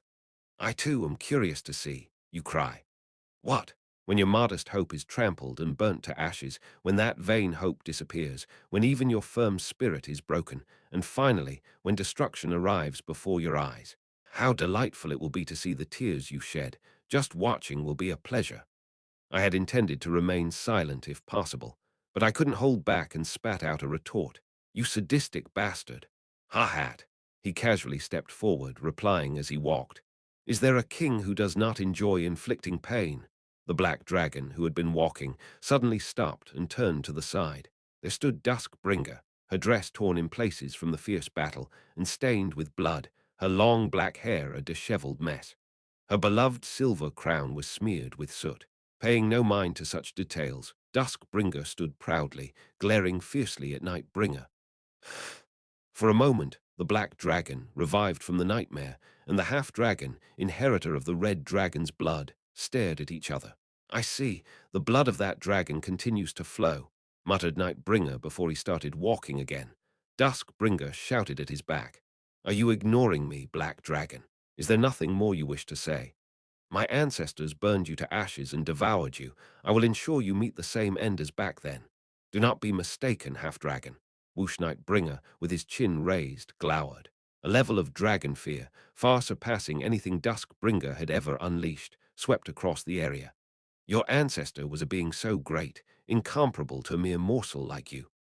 Thanks to my unyielding commander, our heroes were unaffected by fear, but suddenly, soldiers unable to breathe grasped their throats, gasping.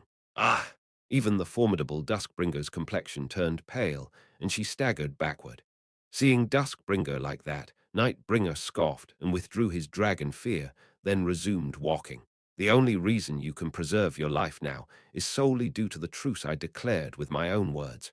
A king cannot go back on his word. Do not be impatient. Anyway, during the next great flood, Nightbringer lightly flicked his finger. I will annihilate everything, including you and the history your ancestors have built. Crack. The silver crown, a symbol of sovereignty over the Bringer duchy resting on Duskbringer's head, was crushed pitifully and fell to the ground. Drip, drip. Drip. Blood trickled down Duskbringer's forehead, staining her small face. With a blood-stained face, Duskbringer, unmoving, glared at the receding figure of Nightbringer. "See you again, mongrel."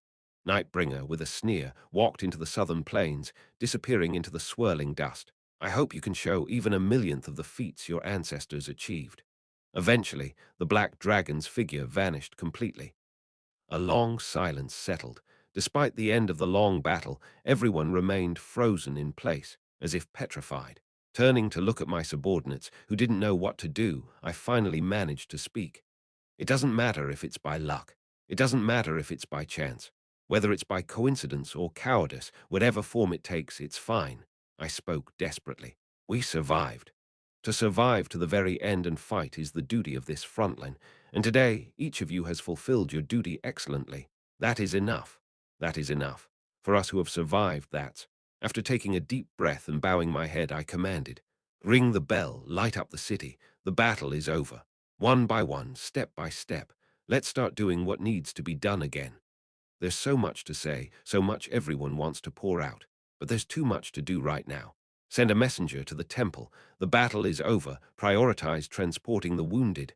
No, set up a field hospital right here.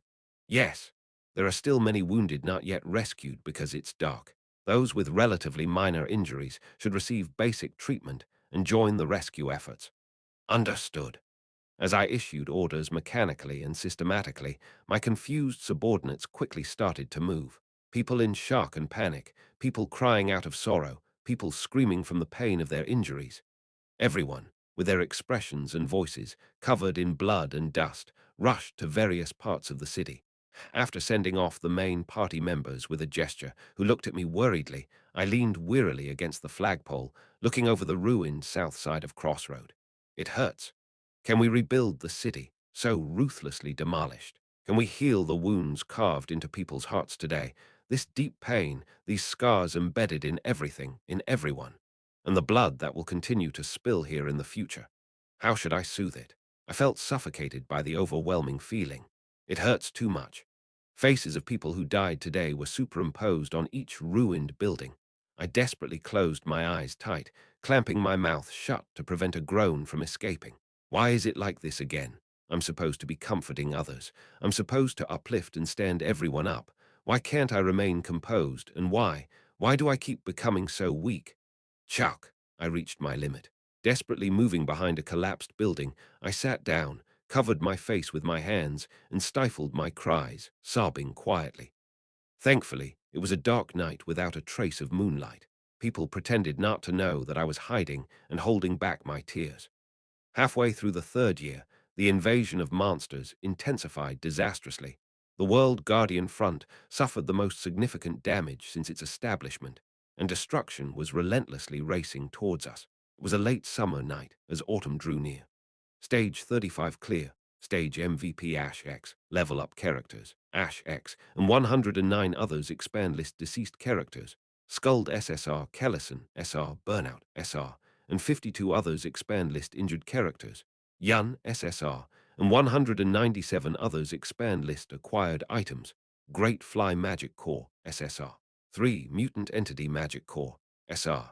188 Normal Entity Magic Core, R. 519 Individual Barrier Creation Artifact, SR. 44 Fly Legion Magic Stone. Tallying stage clear rewards have been distributed. Please check your inventory.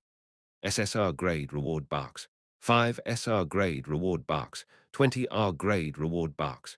100. Get ready for the next stage. Next stage. If the world was ending.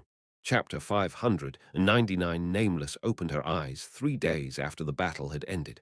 As soon as she regained consciousness, Nameless startled and bolted upright. She grabbed the iron sword placed by her bedside and looked around cautiously. It was a guest room in the Lord's mansion. Though it was a guest room, it was being used as a makeshift infirmary.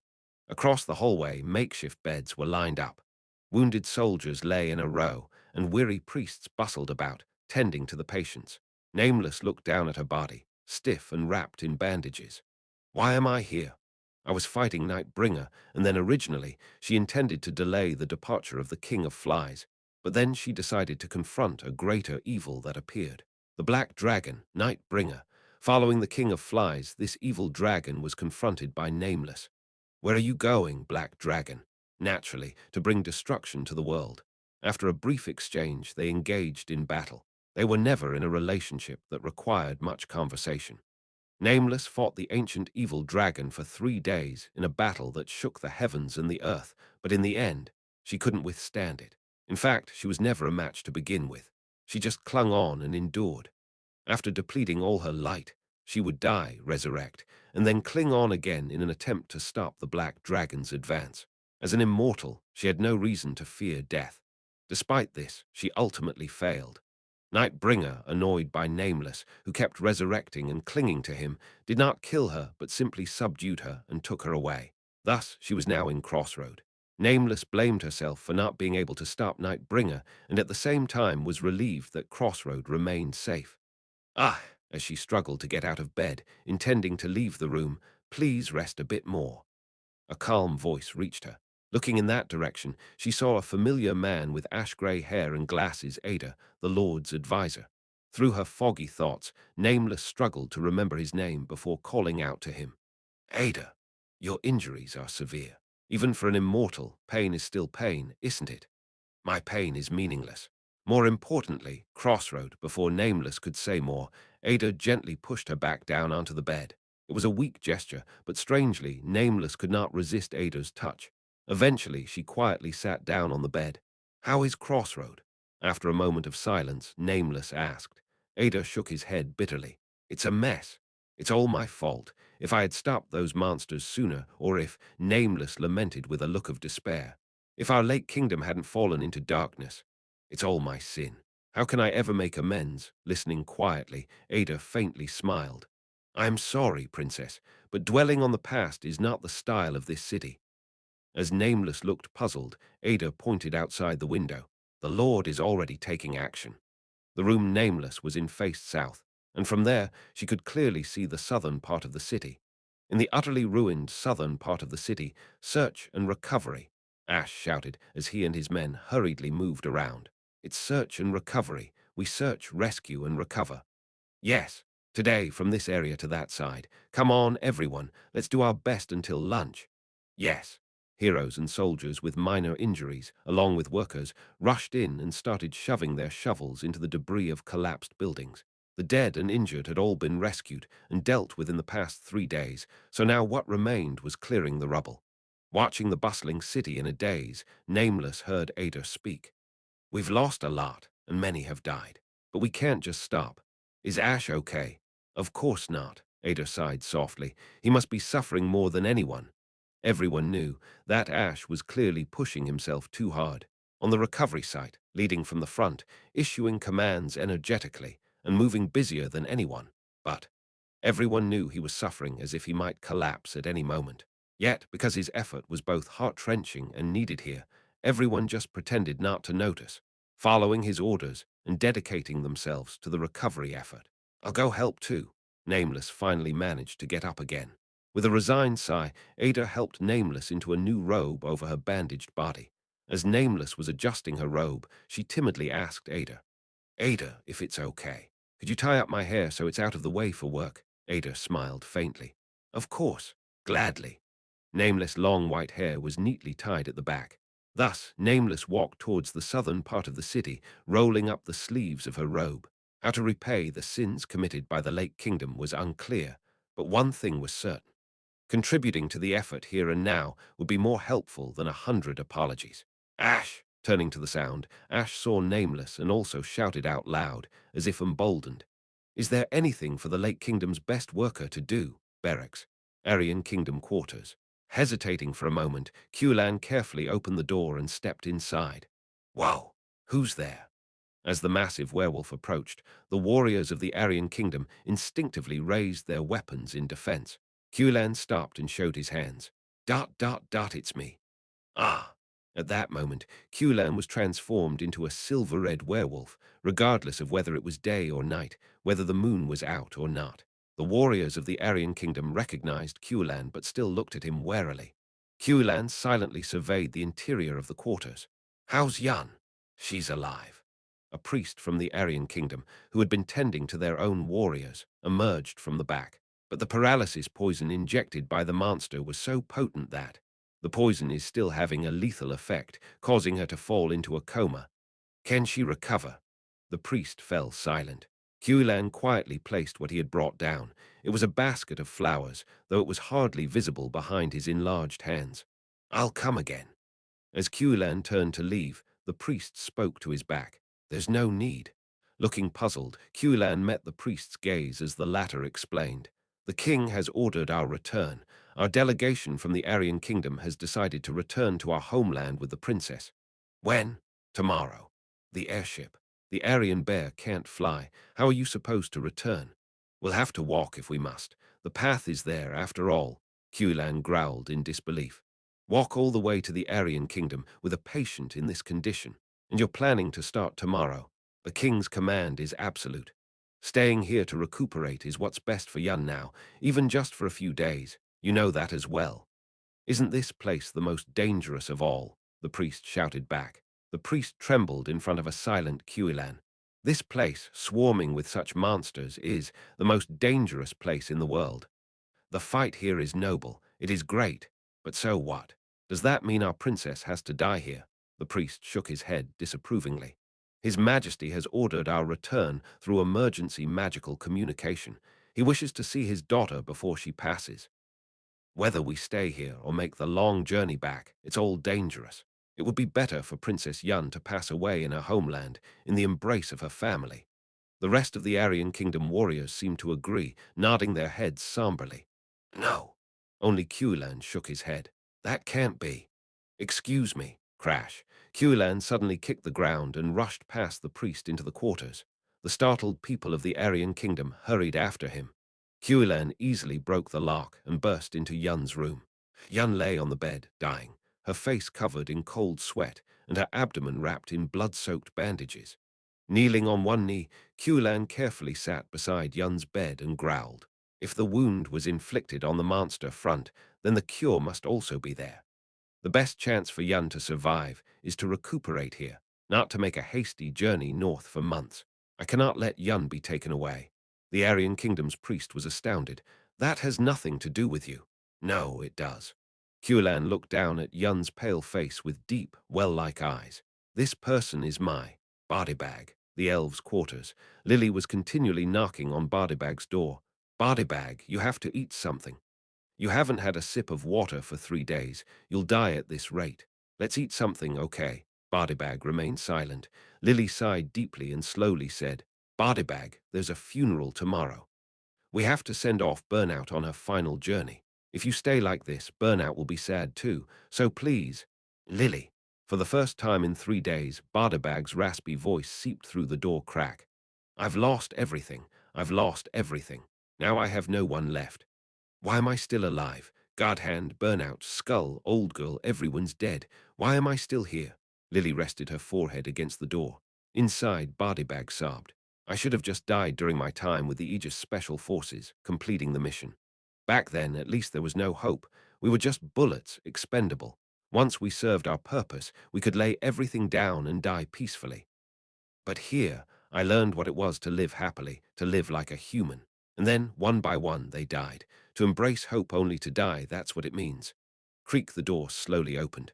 Bardibag appeared, pale from days of crying without eating or drinking, trembling. Why am I alive and hungry? Why am I alive and thirsty? When everyone else is dead, why am I alive and sleepy, dreaming, wanting to see everyone? Why am I alive? Bardibag. Without a word, Lily opened her arms to Bardibag. Staggering forward, Bardibag fell into Lily's embrace and cried. It's okay. Eat, drink, sleep, live. It's not shameful. It's not cowardly. It's okay. It's all right. Holding the trembling young elf, racked with guilt over the loss of comrades, Lily whispered softly, Let's live us. Crossroads South. The remains of the wall. Verdandi sat aimlessly in front of the yet-to-be-reconstructed wall ruins. The wall, an ancient wooden structure blackened by fire, still retained its shape. It was the legacy of the world tree, summoned by Skuld at the cost of her life. Verdandi looked down with a blank gaze at the spot where her sister had fallen and died 3 days ago. Skuld's body, merged with those tree roots, had been anchored here. Ultimately, Verdandi had to cut her sister's body from these dead tree roots with her own hands to prepare for the funeral. The image of her sister's dried up, dead face haunted her. If I hadn't run away, if she had succeeded the elven royal throne instead of pursuing the Holy Grail, she could have been the one to sacrifice herself here. Then Skuld might still be alive. It's all my fault, my fault. As Verdandi contemplated, elves cautiously approached her from behind. They were elderly elves wearing ancient decorations. Verdandi, the only rightful successor left to the elven royal family, is you. You must accept the crown. I'm not worthy. Verdandi shook her head. How can I, who abandoned the kingdom and the people to wander for 100 years, now wear the crown with any dignity? However, enough. Leave me. How can we discuss succession before we have even held the late queen's funeral? The elves closed their mouths and retreated en masse. As the sound of their departure faded, Verdandi pulled a dagger from her bosom and thrust it into the ground. Thud, it was right in front of where her sister had fallen and died. Indeed, I cannot become a queen. Verdandi clenched her teeth, staring straight ahead. I must kill all monsters and avenge my sister. I cannot take on a role like that of a queen. Holding the dagger that trembled with murderous intent, Verdandi stored her cold hatred in her heart. Wait for me, Skuld. Even if I cannot be a good queen, dark shadows began to seep into her large, clear green eyes. I am confident I can be a good avenger.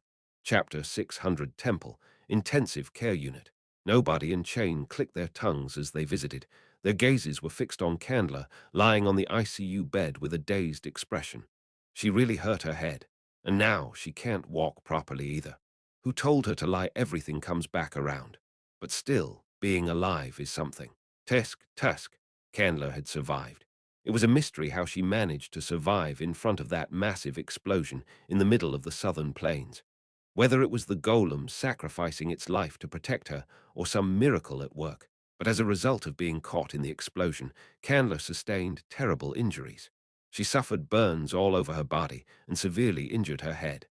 Her legs were burned to the point she couldn't walk properly. Now she lay in the ICU bed, only able to breathe in and out as she stared blankly into space. Similarly wrapped in bandages all over, Nobody and Chain looked into Candler's room for a while. Get well soon, so we can play poker together in this boring room. Yeah, it's boring with just the two of us adults here. When you come to, call us. Scream loudly. Got it? After throwing out such frivolous remarks, the two mercenaries slowly walked away from the ICU. The faces of the blind swordsman and the dark magician walking down the corridor were stern. In the ICU next door, gulp, gulp, Celebi was gulping down liquor straight from the bottle. His condition, covered in bruises and burns, was not good at all. In front of Celebi, who kept drinking one bottle after another, Damien pleaded, Master Celebi, you're in such a condition, and still liquor, please.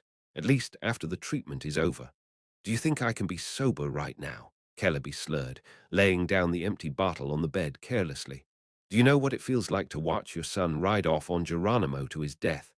I got on a lifeboat, desperate to live, while my son went off to die. Celebi flailed his short arms around wildly. Do you know what I was thinking when the lifeboat caught in the explosion was thrown about and fell off a cliff? I thought it was scary. I was scared of dying. And then, as the parachute opened and the lifeboat landed slowly at the bottom of the cliff, do you know what I did?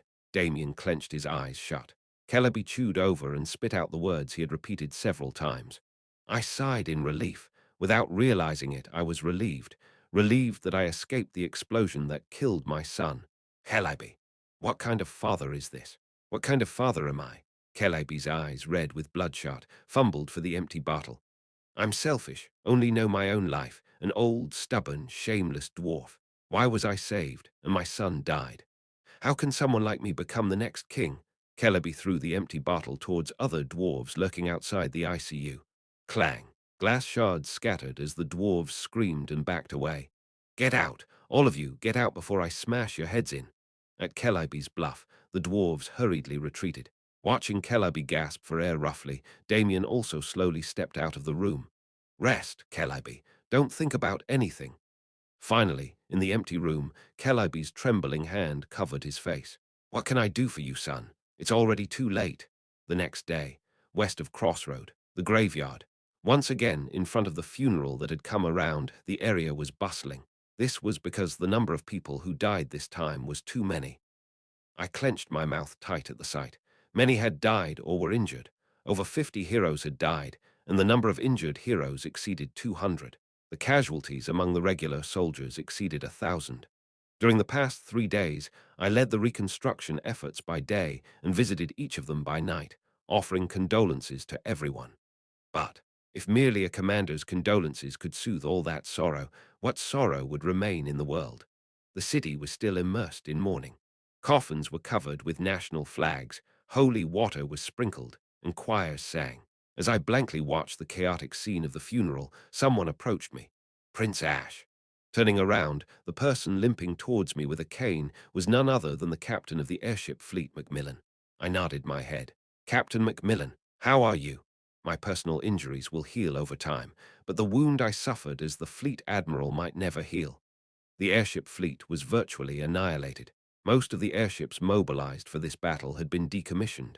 The flagship Alcatraz, a symbol of the Empire, had its last dance but ultimately could not escape decommissioning. The enemy was an extraordinary monster, but this loss is too great. I will report to the imperial family, and I too will receive the appropriate punishment. Punishment. The Alcatraz is a flagship symbolizing the imperial family.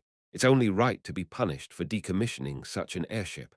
Macmillan then somberly put a pipe to his mouth. Well, I'm not in a position to say such things in front of Geronimo. Geronimo was completely destroyed. There was not even a trace left. It was at the center of the explosion, completely melted away. What will you do now? After blowing smoke silently beside me for a moment, Macmillan asked. I adjusted my collar and answered. What do you mean, what will I do? Continue as we have been. Continue fighting the monsters, you mean? From the forward base to the southern walls, all defensive facilities have been destroyed, and the airship fleet is annihilated. The casualties number in the thousands, and those were all casualties among the frontline elite. I listened quietly. Macmillan continued. I heard that the Black Dragon, the next monster to attack, gave you a time reprieve. But that's only a month or two at best. Can you recover from this damage by then? What are you trying to say, Captain Macmillan? Are you suggesting we abandon Crossroad and retreat the front lines? If that's what it takes, wouldn't it be better to do so? If we retreat to the central part of the continent, there are several fortresses of the Empire, or perhaps even pulling back the troops all the way to New Terra for a perfect response. His point was valid. However, Crossroad is the last line of defense, Captain Macmillan. If we fall back from here, we can't predict where the monsters will move next. At the very least, the southern part of the continent will be devastated, and with cunning foes like the Black Dragon, they might end all the worlds we don't protect. This fortress city is the gateway of humanity. We must die here if we must. Interrupting Macmillan, who seemed to want to add more, I suddenly asked, Captain Macmillan, if the world were to end tomorrow, what would you do today? Taken aback by the unexpected question, Macmillan stroked his chin before answering. Well, I suppose I'd lie in bed all day, reading my favorite book and perhaps smoking a cigarette. Is that so? Macmillan asked me as I nodded. What about you, Your Highness? If the world were to end tomorrow, I'd march in. Excuse me, into the end of the world, I'd march in. I quietly glared southward, and from that so-called end I'd snatch victory and save the world. That's my plan this time. Excuse me. You'll see, so don't worry too much for now. The schedule had swiftly moved forward. It was almost time for my speech. Thank you for your efforts in the battle. We'll talk more later. After nodding to Macmillan, I headed down to the podium. Macmillan looked puzzled but followed behind me. As I took the stage, the gazes of the people tightly focused on me. Not many were unharmed, and even fewer were unscarred in spirit. Sorrow and wounds filled everyone's faces. On some faces lingered a chilling rage. The faces of my heroes who had lost their loved ones were waves of hatred and grudge. That, too, was a way each coped with their sorrow. I took a breath and slowly began to speak. Today, I'll forgo the speeches we've repeated over and over. Instead, today, I want to talk about a miracle. Scanning the audience, I continued. The story of a mercenary named Candler. The soldiers' attention focused on me. I proceeded. This Goldmancer was terrified of monsters in her first battle. Afterwards, she exaggerated her injuries and retired. I smiled slightly. I don't wish to criticize her for that. Wanting to run away from an incomprehensible enemy is a feeling anyone can have. Despite such fear, those who can fight remain soldiers, and those who reach their limit retire. It's not a matter of being better or worse. It's not a matter of right or wrong. It's just how things are. Just one of those things in this crazy world we all struggle through. But after that, Candler joined the front lines once again, and she sacrificed herself to save the city. If she hadn't summoned her golem to carry the giant fly's corpse away, the city would have been destroyed more terribly than it is now. Maybe we would all be dead. But what I want to talk about is not the military achievements she made. It's her heart. For someone who fled to her limits to return to fight again is not just one of those things. It's not something that happens everywhere. I shook my head. It's impossible, emphasizing again. It's a miracle. The people were looking at me intently. I continued. The miracle isn't that she summoned a golem to lift the monster's corpse. The miracle is that she, a regular human being, decided to fight again, risking her life. That's the miracle. I slowly bowed my head. In this battle there were countless noble sacrifices. Burnout, Kellison, Skuld, the insect busters, and in countless places out of my sight many people sacrificed their lives for the world. What made them throw their lives into the fight? Raising my head again, I looked around at the people. We are ordinary humans. Compared to those giant monsters, we're really just small beings. It's natural to want to run away. That's instinct. But what exactly allows us to stand our ground and fight here? I clenched my fist. The heart of a person, fighting against monsters too big and too frightening, is more incomprehensible than any monster. I want to call this human heart a miracle. Everyone here, fighting against the impossible every day and writing down victories, is living within miracles. We live in the midst of miracles. I raised my voice. My people. Everyone straightened up and looked at me. I continued. I hope you remember the miracles you've created. Be proud of these miracles. Do not consider them ordinary. Be aware of the incredible things you are doing. I looked towards the devastated south of the city. The situation is not good. We stand on ruins. But these ruins are protected by the miracles of all of us who participated in this battle. After giving a faint smile to the people, let's start again on these ruins, believing that there is something here that those monsters can never destroy, something that those who went before us wanted to protect. I slowly looked at the newly erected graveyard. The faces of those who had gone passed through my mind. Taking a moment to breathe and calm my heart, in honor of the deceased, I recited the prepared poem. Tell me not, in mournful numbers, life is but an empty dream. In the world's broad field of battle, in the bivouac of life, be not like dumb, driven cattle. Be a hero in the strife. Lives of great men all remind us we can make our lives sublime, and departing, leave behind us footprints on the sands of time. Footprints that perhaps another, sailing o'er life's solemn main, a forlorn and shipwrecked brother seeing, shall take heart again. Let us then be up and doing with a heart for any fate. At the same time, Lake Kingdom, in the deepest darkness of Zone 10, at its core lies the origin of darkness, the king's castle. Nightbringer sat on the throne set up in the audience chamber, eyes tightly shut, motionless like a statue. Long silence flowed in this place shrouded in darkness, and in the audience chamber, frozen as if the world itself had stopped, there was no movement. How much time had passed in such stillness? The black dragon slowly opened his eyes. In the settled darkness, his golden eyes lit up as if dawn was breaking through. Suddenly, a low voice flowed from between the black dragon's parted lips. It was an old verse often recited by the Demon King, the original master of this place. Life's but a walking shadow, a poor player that struts and frets his hour upon the stage, and then is heard no more. It is a tale told by an idiot, full of sound and fury. Life is but a walking shadow, a mere actor who boasts and panics for a moment on the stage, but soon forgot. Life is like a tale spouted by a fool, filled with shouting and rage, signifying nothing, ultimately meaning nothing.